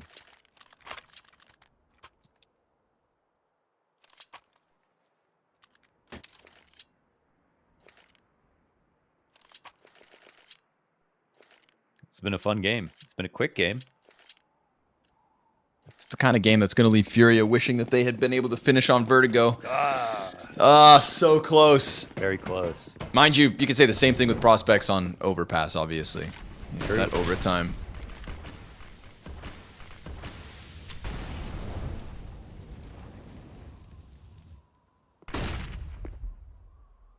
But Galil, AK, little collection of pistols. 8X gonna hold the line for a second. Knows he has time for that second shot on the fallback, but he misses the third one. P250's out. And Jimbo from downtown. Triple kill. 2 headshots to follow up the first. Just sucks all the air right out of him. Wow. Nice rifling, Jimbo. Big series so far from him. Nuke's tough, man. Nuke's tough. It is. It is tough. Hard map. Very hard. Especially versus Scandinavians. Yeah, all those guys.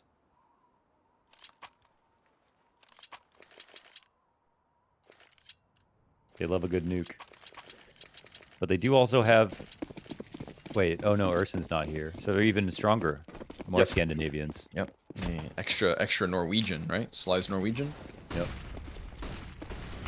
There you go. Another attempt to just... that FURIA win this. Oh! Hey! Unless... Hey, look at all these kills. FURIA. Nice and easy. Let's go. See, last time they tried that A-smash, they all just died on hut. But this time the CTs weren't in the right positions to stop it. And so they do just steal away number 3. 8X on the rooftop. Like Batman. Trying to find an angle. But as he comes down the ladder... Oh my god! He gets it. Dude. He lands that, dude. It was like a sticky grenade. I love how 8X was just climbing. He like stalled on the ladder for a second. You know, like when you see a spider on the wall and it sees you, and it just hopes, God, please don't see me. That's what 8X did. Oh, that's funny.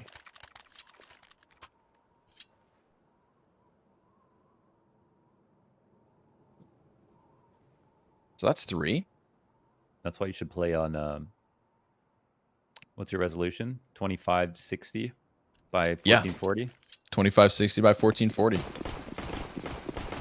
You can see everything. If I'm racing, then it's 3600 by 1440. Oh my God, that's yeah, a lot of ultra pixels. wide, baby.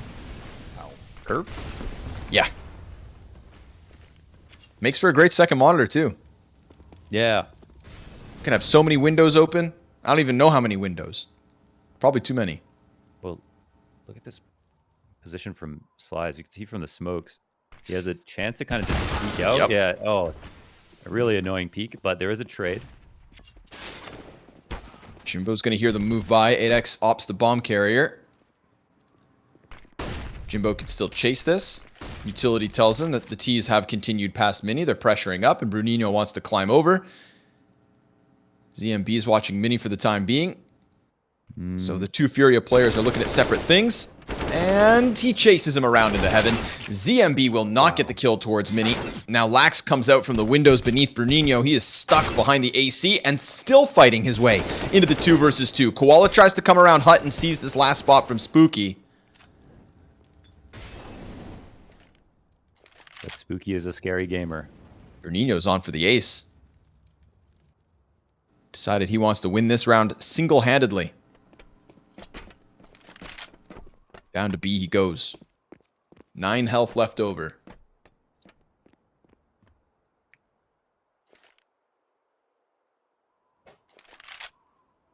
Oh, ooh. Man, they have to delay the plant. him They're time. really not expecting ramp to be the place where Spooky he just follows them like he did on that previous round. Through the vents. Bombs planted wide open, and they go up top. And oh, Koala, nice shot. There we go. That's Easy guy 4. with health. Nicely That is done by 4. Bruninho here. 4 kills in a pretty important round to just get 2 more on top before we switch our Brazilians onto the CT side. Slightly more than 20% here on T side. It's a marginal improvement somehow here for FURIA Academy on their nuke. They normally get 23.7. It seems like it's right on the nose.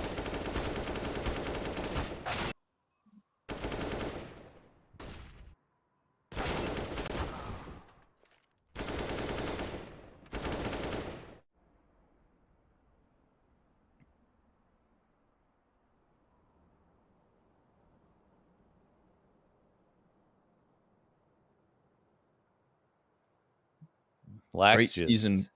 Yep. Lax He went from kind of 9 went hard. kills on map 1 in overtime. I forgot about that. Oh my god. I forgot he was even in the server on Overpass. Yeah.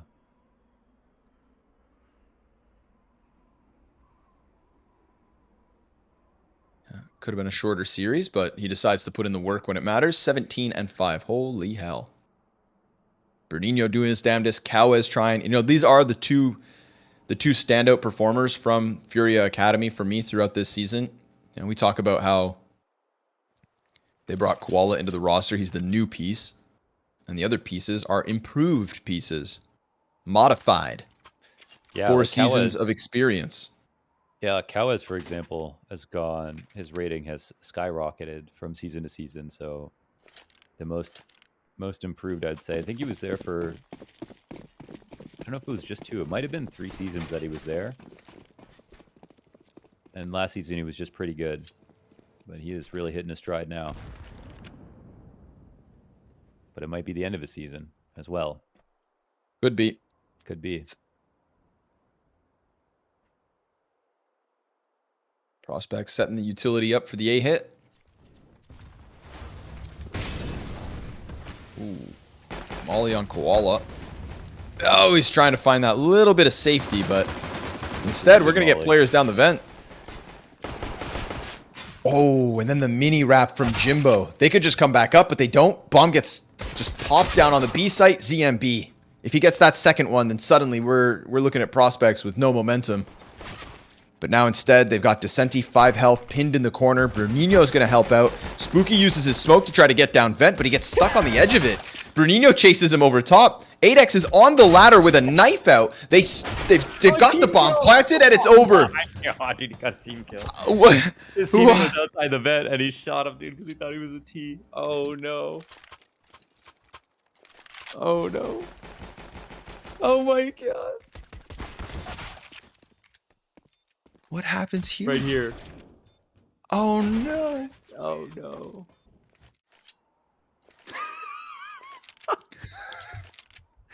Oh, man. That's tough. Ooh. Oh, man, that's tough. Well, they won't come in with a buy. They're going to try to wait for their, first wow. real buy and play from there on out. So Yeah. FURIA Academy taking this chance seriously. Respect. Going for the 5-man silo rush. Full steam ahead. Into Sly. They arrive. He gets 2 off the AK. 8X a little bit further back, so easy for him to clean up versus the USPs. That is a very fast 13. It is. That buy will be solid coming in.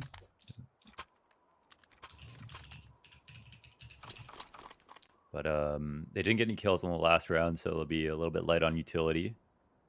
Not too bad, though. Only 2 flashes, but honestly, every other nade is a bit more relevant, I think.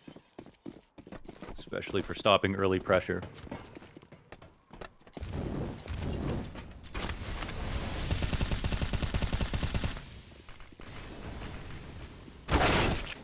Oh, nice. 5v3 right away. There we go. FURIA, this is what they waited for. And it's nice to see them succeed with it right away. Long range Galil fight. Not going to favor Jimbo. He tries to throw the nade, and by the time it lands, he's already dead. It's an ambitious spot to put his will, that's for sure. Like a time capsule. 8X over the top of Silo. So, FURIA Academy. You mean like one they put in the ocean? No, like the ones they bury. You know, like you bury it, and then you open it 100 years later once everybody who buried it is dead. Yeah. I mean, you have to make a like a treasure map, right, to do that? Yeah, well, And then sometimes like people cities will find do it. it in certain spots. I was Right. reading about, I think it was Let me go it's dig the 'em up Mormon early. church in Salt Lake City, right? Could be right. I don't know. Anyways, I believe you. there was a church there, and they did a time capsule in the steeple of the church. But then they didn't seal it properly, and everything inside got ruined. Oh my god. Yeah. They didn't vacuum seal it? Well, it was like the 1800s or something. Oh. They didn't put a cork on the bottle? Ooh, Lax wow. finds Koala. That's a little unlucky, but also Lax he is is standing dangerous. really, really close. No, he could see him. You know, he could see him. He was standing in the front of the box, yeah.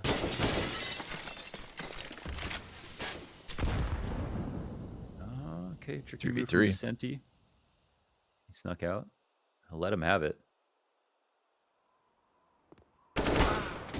Oh, what a shot from 8X. Did he just hold that side only? Yep. Looks like he may have. Called it out, waited for it, got what he wanted. And the CT is actually too scared to rotate. I mean, this could be 5-head because if I'm prospects, I'm really thinking they rotated at least one more down. But since they were kind of playing for info there, maybe not. Yeah, they're starting to move back to lobby. Again, it's always really hard to rotate up. So if they think that FURIA believed that, then A-site would make more sense. Cows is actually not in the best spot anymore now that ZMB's moved. I'm not exactly sure why he did. And Squeaky will make this even worse, actually. So, thing is, time is a problem. Swung. Oh, Cow as sharp as ever. Doesn't get the second, but how about this back pocket play from ZMB? Oh, 8X clears it thoroughly. 3 kills on the round as he doesn't lose focus, doesn't lose sight of the win, and locks in 14 for prospects. Yeah, very nice shot from Cowes. Kind of a awkward 2vx situation, but I'm really surprised that they cleared ZMB properly. Nice move from 8X. Is that your AK? Yep, our AK. Our AK. Gold Arabesque. What days do I get it on?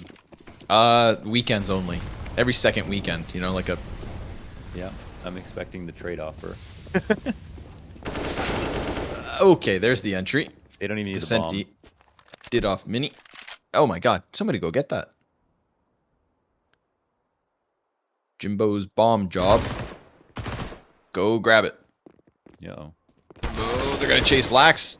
But they run right into Sly, who now has 11 health and ZMB pressing up next to him. So man advantage here for Furia. Oh, things get weird again because Bomb has to go get picked up. Bruninho's able to get into the lobby. It's an MP9 versus AK, but the ramp players are also coming. Bruninho second guessing. And 8X catches a tie. Okay, no. Wow. Nice shot. There goes Bomb.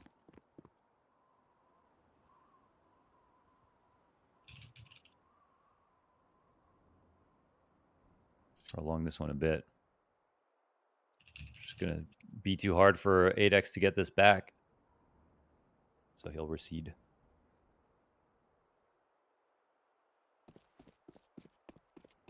So Op gets kept. I heard when you start gaming in a hat, it's hard to game without a hat on after.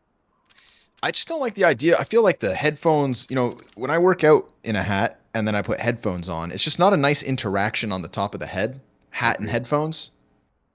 Yep. So, you know that, because there's that little button on top of the hat that gets pushed into the top of your head.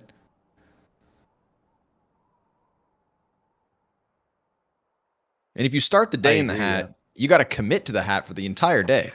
I mean, your hair's all messed up if you don't. It's a commitment. It really is. It's a commitment. That it Plus, is. you look like you're up to something. I mean, look at 8X. Dude, he's sketchy looking, man. This guy is he's stealing identities on his off time, I can tell. I said that and he looked at his camera for a second. Now I'm nervous that he can hear us somehow. So, double Galil and an op, is that enough? Or have the prospects actually just given a chance for FURIA Academy's CT side to take off? It's elimination. The last map of the season for one of these two. And it should be Furia, but it should have been Furia on Vertigo. And then they made that ridiculous comeback. And that was on the T side of Vertigo, not the CT side of Nuke. Koala with a very inviting smoke grenade on ramp.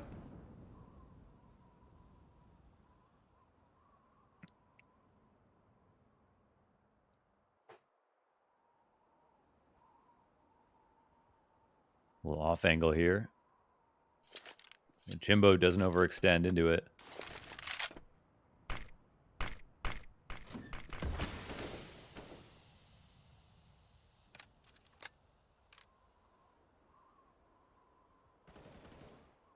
Still doubled up in ramp.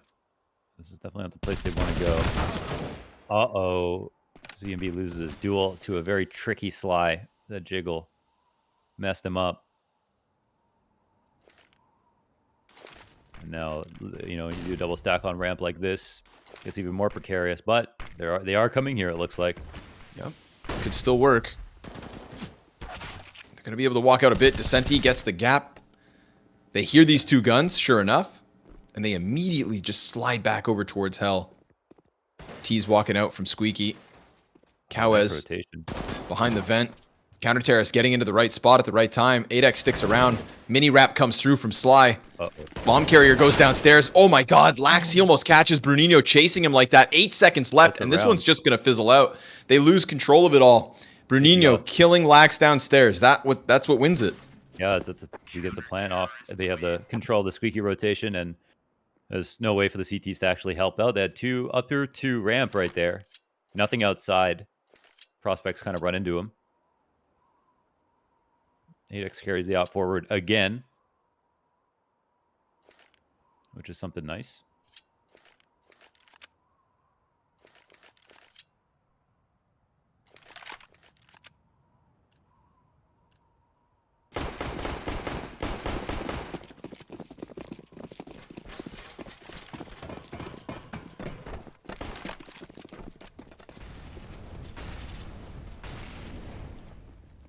Fast push. Oh, the Furia. Yeah, they're taking lobby by storm. They're climbing up the ladder. hell you doing up here? Comes knocking on the door. T's gonna try to get him stuck inside a lobby, walking that op around the corner. Spawn is good for the trade frag, but still, they're all starting to die. So that is ferocious from Furia. And Spooky still up in the sky, shot in the spine by Decenti. 6 rounds the difference. And Furia only 8 away from eliminating Prospects. You know, go for the triple boost once in 50 games, and they push lobby and fly up the ladder. What is that? I can't explain it. I can only witness it and appreciate it. And hope that they don't do that again versus guns, because they could just get mopped up. Here come the Deagles. Armored Deagles at that.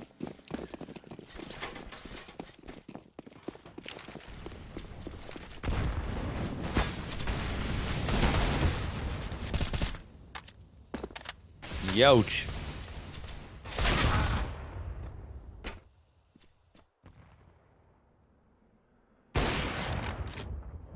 What? It wasn't even full HP.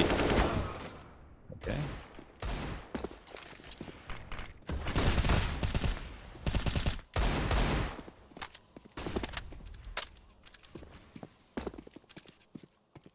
Looks like a lot of kills could have happened already.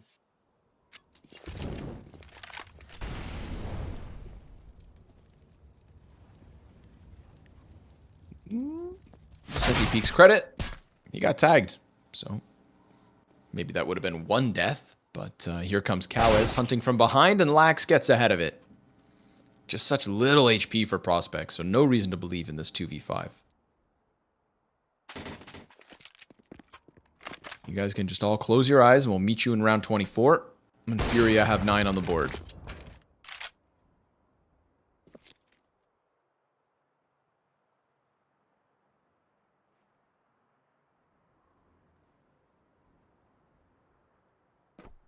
There's a player up in the rafters on the right side, so Jimbo's going into his death if he walks towards A site.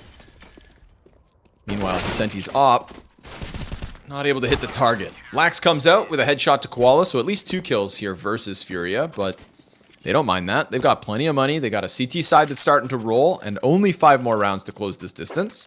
Yeah. But here comes the buyback from Prospects. It's been a few easy ones for Furia. Now they're in the thick of it. Yeah, so Prospects are more well-balanced in terms of CT and T. So they did a really good job there on CT side.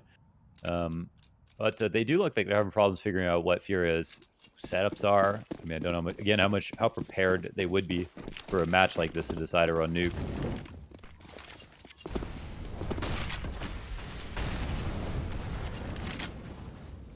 Yeah, Furia's rotations are very sporadic, and they've actually been pretty good sometimes. I think there is a massive opportunity to get them to go downstairs, though, because they are quick to rotate in general.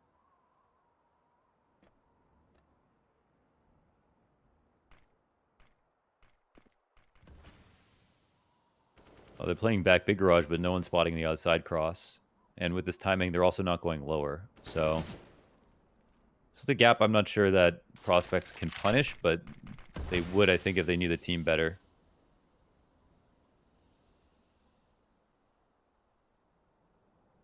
Only one in ramp this time.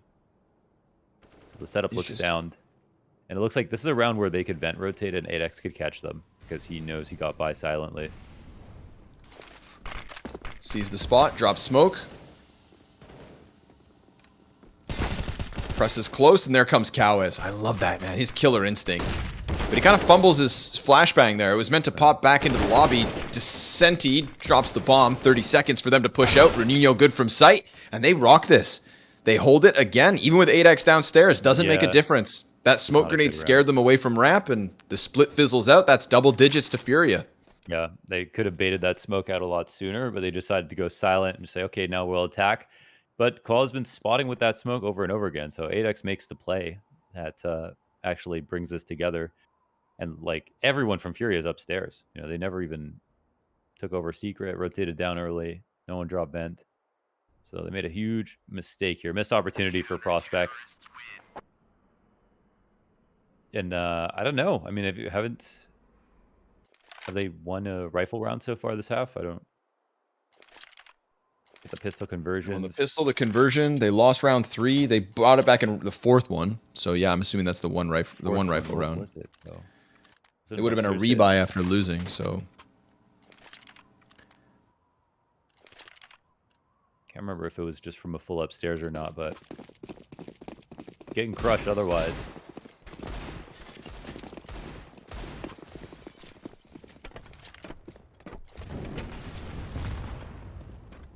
I think it was that round 8x cleared backside with the op in the 2v2. Oh, that's right.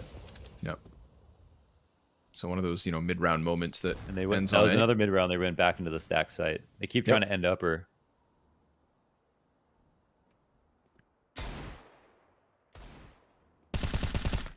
Little peek towards hut. I mean, surely at this point, prospects starting to get nervous. Yeah, I'm starting to get nervous for them. I mean, like, calls are not very good right now. Yep, and you mentioned it, right? Like if they knew their opponents a little better, then maybe they would have been able to seize some of these gaps, but they're not. They're not meshing. They're overthinking a little bit. Just want to close this desperately. 2 rounds to do it. 2 guns to do it here in round 25. Senti comes in with a headshot. Bruninho's right there. Again, they just get rocked on this A site. Bruninho getting key frags, too, in all these different positions.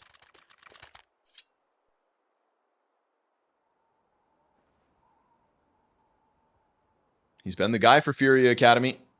The Really first timeout called from prospects. Yeah, they really should be taken outside and putting more pressure on Secret and downstairs and scoring some rotations. And just, I think they could very easily bait that smoke out from Koala, just drain him basically. I wouldn't touch upstairs unless they're going to do a full exec and just like force them to rotate. But right now, they keep doing this, waiting around for a late round pop on ramp or coming back up or late. Like none of these ideas are good. They've been shut down.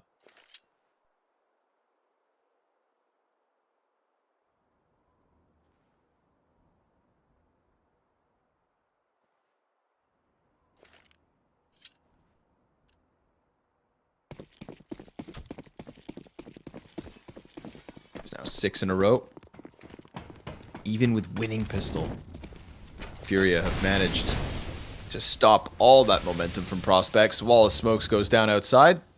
It's a missing smoke. That's not ideal. Oh, and Jimbo gets across, but ZMB's ready for it. Dink versus Decenti for 6 damage. He goes over Little Blue. They go through the garage. Spooky presses close up, and Sly just slides all the way around. Spooky comes through with a headshot. That's 3 kills now out of the prospects. It looked like they were getting corralled. But Cowes, oh my god, he's lucky to be alive. He's lucky to still have a chance to join ZMB in holding back this one from prospects. They go down into the B site. They find their way through into the plant. The retake's on.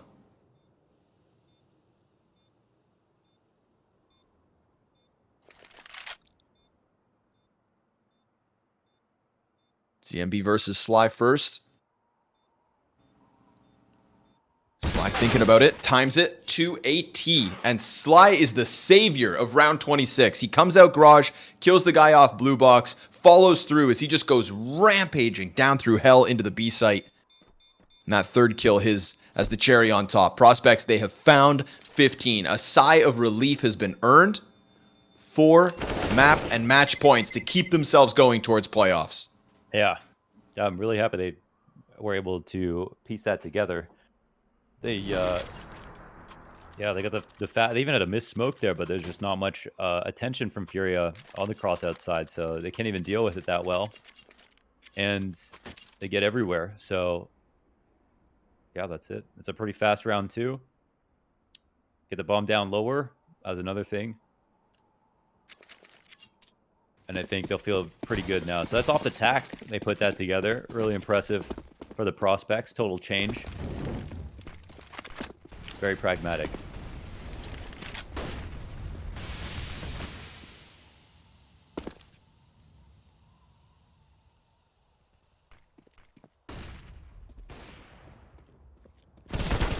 There's one for ZMB. Spooky's the guy to answer this time, but man advantage. Oh, they catch ZMB coming out of the smoke. They're ready for the mini hit, but Bruninho still wins the duel. 8X and Spooky down a man, trying to join forces with what could be the hell split. Garage player creeping out ever so slightly, sees Bruninho on the left side, loses the duel. Wow. Bruninho keeping it clean, 24 kills off the back of that. And 8X wants to come up the ladder. Koala's going to find him on the top of it. And FURIA Academy are not done yet. Yeah. Still a little scary for them. I think prospects are starting to tap into something here. A lot of moments, you know, a little bit random outside. 8X is consistently finding when ramp is open. So it's a little bit spooky for FURIA, but they've almost got through all the money. And I think actually it's going to be a half buy. So one of the final chances for prospects to close out.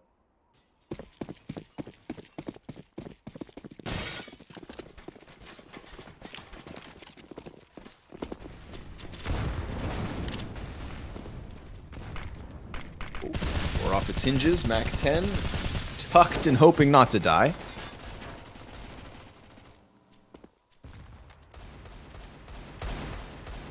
Are armored pistols enough?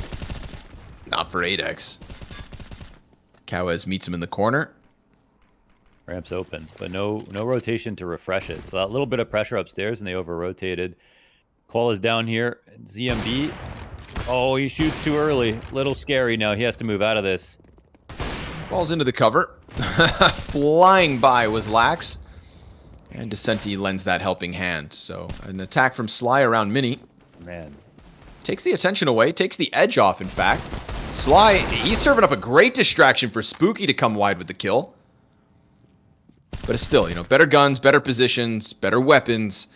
And Jimbo now, no teammates left over. So we're looking at 13 for FURIA Academy. And just as you thought this was over, the CT side of FURIA absolutely takes off. My mind keeps going back.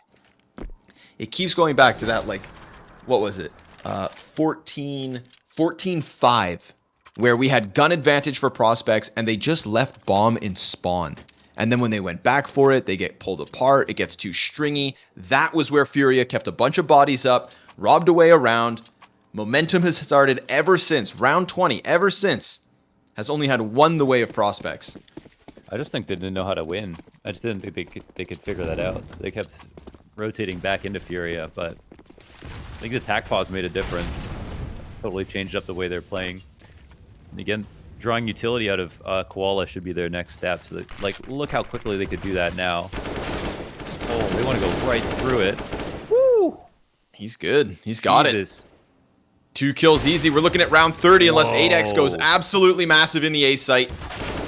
Hut player gets to live as the guy comes through Mini to support. Descenti again, always there. Always nearby. 2v4.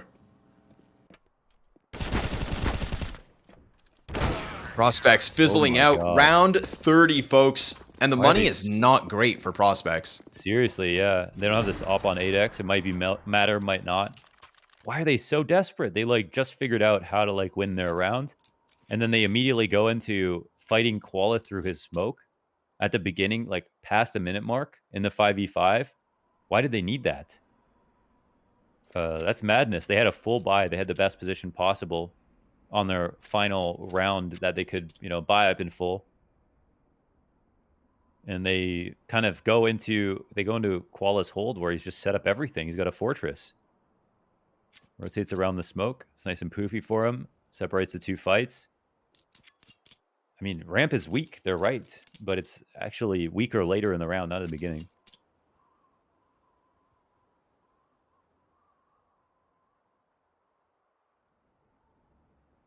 Wow. If prospects drop this 14-5, potential to lose in overtime, and FURIA will start CT in overtime as well. They still eventually will have to win T rounds themselves, but so will prospects.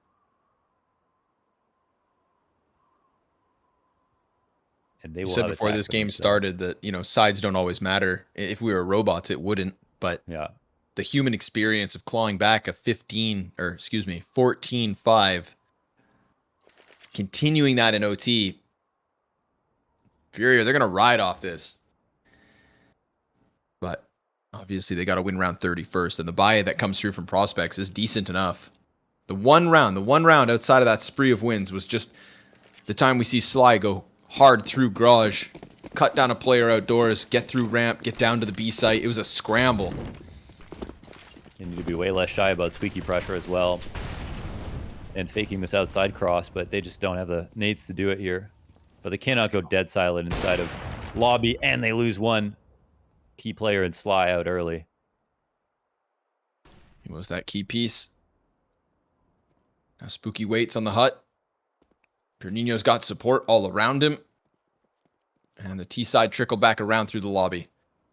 An overpass overtime win. A 16-14 Vertigo and a round 30 game on Nuke. You couldn't separate these teams without every single round of Counter-Strike. And 8X is the second death here for Prospects. So we've got an OT queued up as long as they can close a 5v3. And there has been no sign from this T-side to tell us that that's not doable. Yeah, absolutely. Oh, I hate to say it, but this is pretty terrible from Prospects. Like what the thought processes are here. Oh, that is not going to feel good.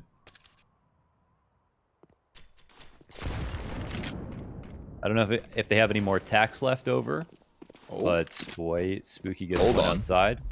Fast wrap. Player back site tag. Tetris though. Yeah, that's Bruninho. He gets owned. What? Spooky's going big. Koala's trying to creep up. No. That's another one. No. 3v5. Suddenly, man, disadvantage. Cowes comes out trying to keep this one up. The 5-7 push out from Vents. A 1v1. 10 seconds. And ZMB's down to a quarter health. He goes for the repeat. Continues the spray. And ZMB connects it. Holy hell. Round 30, folks. By the edge of their seats, they squeak into OT. Furia almost lose that. God damn. He could have even put that bomb down and go for the 1v1. Tried to end it early. ZMB was probably really nervous in that spot. But I think he swaps out to an op in that moment right there. It just takes the hard angle. And the taps aren't good for Spook, even though he did so much to get in here. These were some absolutely absurd trades. Wow, he hits him for 81. All those shots landed. That's crazy. He's just peppering him through the wall, and the op peaks while getting tagged by an AK. One shot wins. Well, it sucks to be down 14-5, but when you make that comeback, nothing is going to feel better. So the emotions are probably pretty high for Furia. There's a huge opportunity right now to continue on this miracle run.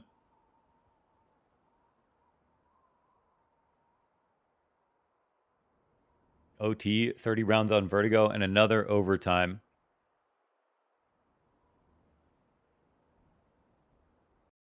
And seriously, no telling who's going to be able to do this. There's absolutely enough data here for the Prospects, but I think the big concern is that when we've seen them learn about what was happening, how to win the round, winning the round right after the tack pause, they immediately reverted to trying to end the round fast, to going ramp early where they fell a lot. They seem to be so scared about getting lower control, like in any of these situations. Like 100% for this OT, they have to be spamming Hunt more, spamming Squeaky more, putting way more pressure there, getting a vent rotation early, putting more pressure outside so that the CTs feel insecure about how little they've been watching it. Instead, right now, they're meeting them exactly where they're stacked. Sometimes it's a 2-ram stack. Sometimes it's that early smoke they're fighting through. Sometimes it's the double upper late that they're just running into. They're stuck in this one idea and not responding to what they see.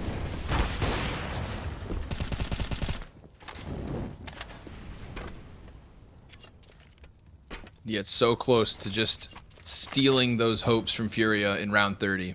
But they got to try to... has played this the same way every single round. And not got punished for it. ZMB goes down through Squeaky. Oh, that's 2 kills out the way of 00prospects. They're going to try to gun forward. Descenti off of the vent. Oh, he catches them. He catches them playing with nades. The element of surprise. He does. Of course he does. Descenti the beast. Stuck inside this corner. Cleared out by Spooky. We got another 1v1. And Koala immediately dances down to the stairs. Goes straight into the B site. Catches him on the cross. Koala heads up play. Calls it out. And gives Furia Academy 16. Dude, he never left ramp. He just waited. Spooky could have planted upper right there for free. Of course, he has low HP, and Koala still has maybe a slight advantage, but he would have had an open sight. And Spooky thinks he either has taken his way into the lobby or gone up heaven. All Koala did was not move. Ooh, prospects. Man, they got those crazy trades inside of Squeaky, but Descenti's play up the vent, pushing, getting 3. Are they going to be able to come back from that? This is the first time in the game that Furia have a lead. And it's in overtime. Senti just out here versus the op. Continues to tap her way. Sure enough, Sly catches him. Spooky. Oh, Spooky's going to hear that. Yeah. Slides through the smoke. Oh, but he doesn't catch the kill. He can actually flank heaven off this, so... Okay. Keeps it going. Yeah, now they can basically just hit upstairs. He doesn't even have to worry about whoever's outside. Up into the A He's going to site. clear top HUD, and that's... Yeah. There's actually nobody here either, so... Oh! Oh, and his teammates weren't ready to exec. How does Kawez manage that? Then they get out onto the open floor. Koala comes off of the heaven, trying to replace what was an empty A bomb site. Sly Molotovs the vents, goes for the bomb plant. ZMB on the long flank. Lax nearly dead to that nade. Jesus. Could have taken the edge off to put us to the 2v2. Oh, but Lax comes out, and you know, if he was dead, that wouldn't be a problem, but now it has to be Kawez. He solved that first player up in heaven. Now he's all that's left over. 00prospects breaking through in overtime. Kawez spotted on the exit, and sure enough, Jimbo comes in to help out Lax. We've got it all tied up once again. Damn. All right, well, that's the play made by Spooky, listening to the rotation coming out, and even though he dies because he gets a bit far out, he cleared out all the important positions, right? No one top hut is just stress off your shoulders. No one Mustang, no one in heaven. Means that your players coming out of hut and Squeaky can focus on every other position, which are very few. And also opposite vents, the other one that gets cleared as soon as you get someone up in heaven. So that's one time that ramp has finally been used against FURIA Academy, where Koala has basically been unstoppable there, putting in pressure. But they've also done a good job now of just figuring out that they can just get his smoke out instantly, like at the beginning of the round. Just something that took him about 15 rounds to figure out. But he's, once again, doing this exact same thing. See, that's all literally all they have to do. We're at a minute 35, and this guy's used his 2 most important grenades. But, I mean, why wouldn't he if it was working every other time?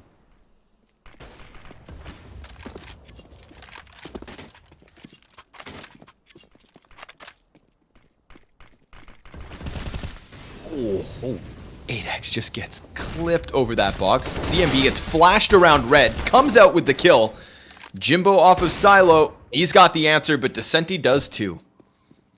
So they win that outer fight. Nicely done by ZMB. You could see him as well, right? He had the op initially, throws it back, grabs the M4. He knows exactly what he wants to do. He's got game plans in mind, and then he sticks the landing as he pushes through that smoke for 2 kills. So sure enough, FURIA Academy 2 on the CT side, par for the course from what we saw throughout regulation. No, a little bit worse, right? Like 2-to-1 ratio is like, it's good, but this prospects could still win this straight up.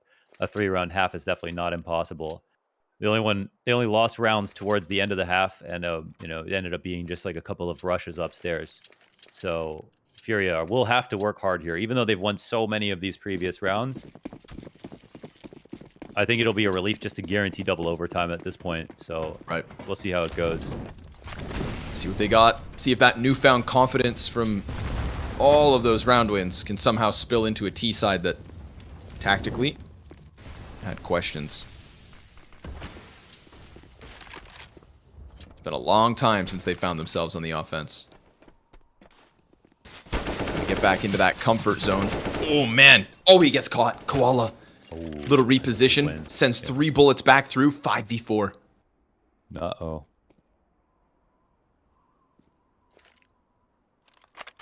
Thing is, right now, you know they're going to jump on anything. And they're gearing up to hit this site. The CTs have 3 upstairs in preparation for this, so expectant of the hit. 8X is downstairs searching things out. So as we can see, ramp is totally open right now. But FURIA are a little bit just fixated on this idea of, okay, we've got one upstairs. These T rounds don't come easy. Should we just take this? If they drop vent, that would be the craziest play they could make. They're going to try to slide into the A floor. Sly, 2 kills. Spooky from up above. Clamps down on the hut. Oh, and he gets another. Descenti cleared off of the vent. A chance here for ZMB. He's got a 1v1 locked in. 8X trying to get up from the vents.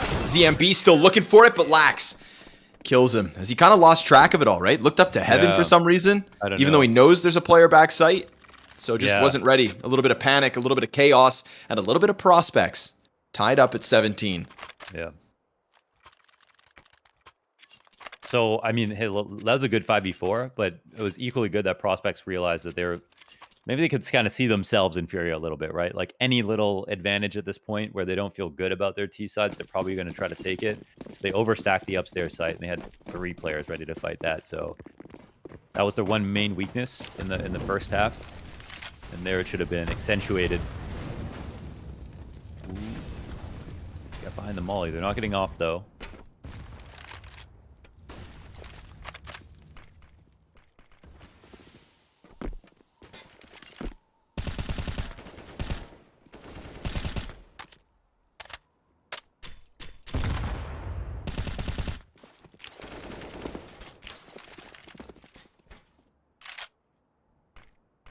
FURIA giving some love to outside. Sly loves lurking off these smokes. We've seen it before.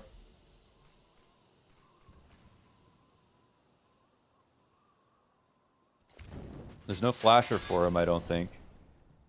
Don't have to be a headshot. Duel 1, and Cowaz is way too sharp, man. Even walking forward, he totally assassinates Sly. Spooky tries the recovery. Oh, lines up 1. He's got the vent player to help, but ZMB deals with that one. Goes back for the repeat through the fire. And now we've got 8X and Jimbo in recovery mode. They've got the cross covered. Smoke will make it awkward. Oh, he's fumbling his nades. Throws the frag out a little late. Chip damage on 1, but there's a player in the close right corner. Yeah, they're tucked.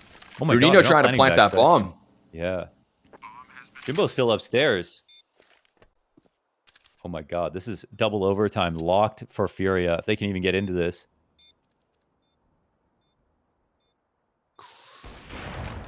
Shot comes over it. CT is looking for the opening. Jimbo, long time away. Oh, no second kill here from the op of ramp either. Jimbo, he's got no gas left on this retake. So that is FURIA Academy. Sure enough, double OT guaranteed. Wow. Bring it back around the side. Jimbo just going to try to clear some bodies, but that's fine. Money is great here. There's plenty for everybody to buy, so all that's just useless. Yeah, it was 16K, right? Yeah, 16K. There's no makes reason zero difference. Going that slowly. Should have been trying for the 10% chance retake. Like, why wouldn't you? 2 ops here now for Spooky and 8X, which is interesting. I think Spooky is 8X playing ramp? They might switch it up because of the op. Not sure. They're going to be a bit weaker to an upstairs hit. We know FURIA do love a good one. But they have now run into an overstacked site, so not sure if they'll try that this time around. They are. Trying to push out. Oh, their smoking mini is bad. Oh, but it doesn't matter. They get kills. 8X comes in from heaven. Missed shots from Lax. Cowaz, the killer entry. The guy for FURIA Academy. And they've got a man advantage with footing in this bomb site. A chance to close map 3. A chance to push their way into a best of 3 versus Astrala's talent and to eliminate the prospects. Cowaz with a triple. And Spooky has to clutch. They do not know where he's at. His grenade usage tells them now. He's got everybody looking at him. Clears out Descenti first. Prepared for the peek. He gets the reload in. Oh, and as he peeks wide with the smoke, that is it. FURIA Academy Oh my with God. the OT win on Nuke. Man, almost 100 rounds of CS here in a series that prospects were favored in, where it could have ended sooner in 2 maps going either way. It goes to Nuke, where we have so little data, except for that FURIA were pulling a 20% T-round average in all of their maps, and they bring it back from 14-5. Absolutely astonishing. I mean, what an insane victory here for FURIA Academy. And again, their best season of all time continues, achieving heights that, they might not even reach again. And are this much closer, 1 series away from making the playoffs. A team that much like Astralis Talent once upon a time just kind of got laughed off. You go back to the original seasons, that's what we thought of them. But now we see the improvements. We see the growth in individuals from the likes of Bruninho, from the likes of Cowes, who goes huge in that last round with all those kills inside A site. It wasn't pretty. It wasn't perfect, but it was enough. 3 incredibly close games. Oh, man, prospects. They could have closed out both. Oh, man. They could have closed out Overpass. Dude, and they 14-5. almost lost Vertigo. That's so insane. They could have had, it's so many chances, but they let it slip, and FURIA Academy did not let off that gas pedal. 29 kills for Nino, 29 frags for Decenti, who also has a great game. Everybody putting up those numbers here on Nuke. Yeah, they played hard every round. Cowes with insane entries right there. Bruninho, yeah, I think he saved them for sure. So many clutch kills. Dude, you got to be ecstatic if you're a FURIA. Like, what a hype way to win. I would be tilted off the face of the earth for the next week if I was 00prospects losing to a team they're favored against. Like, this is just getting them ready for the next match, right? They're thinking about playoffs at this point, having the chance to play against Astralis Talent. So, wow. I mean, what a banger series. Unfortunately, Nuke was extremely messy, and if you just watch Nuke, you would think, man, these guys are like not that good. But this is the decide.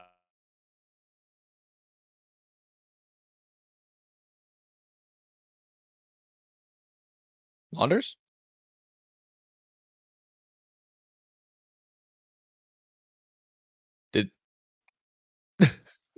Launders? Okay, I thought that was me dropping, but I guess Launders is gone. Hey, man. This is what we're looking at, guys. Fnatic Rising versus Young Ninjas. 00prospects versus nobody else because they're gone. They're eliminated. Look at this frozen guy over here. Check out this guy. He bails, man. He doesn't make it all the way. Just like 00prospects. He falls at the final hurdle. So it's just me to say see you later. You got 2 more best of 3s. 2 more best of 3s between the play-in and the playoffs. Hello? And he's back. Launders. I had 5,000 ping for some reason. You're getting DDoSed. Oh, like the good old days. Yeah, right. The glory days. So here it is. The way it all ended today. Young Ninjas 2-0. FURIA Academy, the 2-1. What a freaking series for us to end on. And then tomorrow's schedule of Fnatic Rising versus Young Ninjas, Astralis Talent versus FURIA, which means all of the new teams, all of the inaugural seasons have been eliminated. The 6 teams left in the league for Season 4 are 6 of the original members, which just goes to show, it's that long-term project that ends up working out here. But it will not be the 2 of us to take you guys through tomorrow's games. Me and Launders are heading to Lisbon, so you guys will be in the very capable hands of Jay and Dweg. Instead, we will find you back here for the playoffs in just a couple weeks' time. All right, so you guys lock it down. Enjoy the last day of the play-in, and we'll be back soon enough as the WePlay playoffs are very close. Can Mouse get the 4 seasons back to back to back to back? Time will tell. We'll see you guys soon.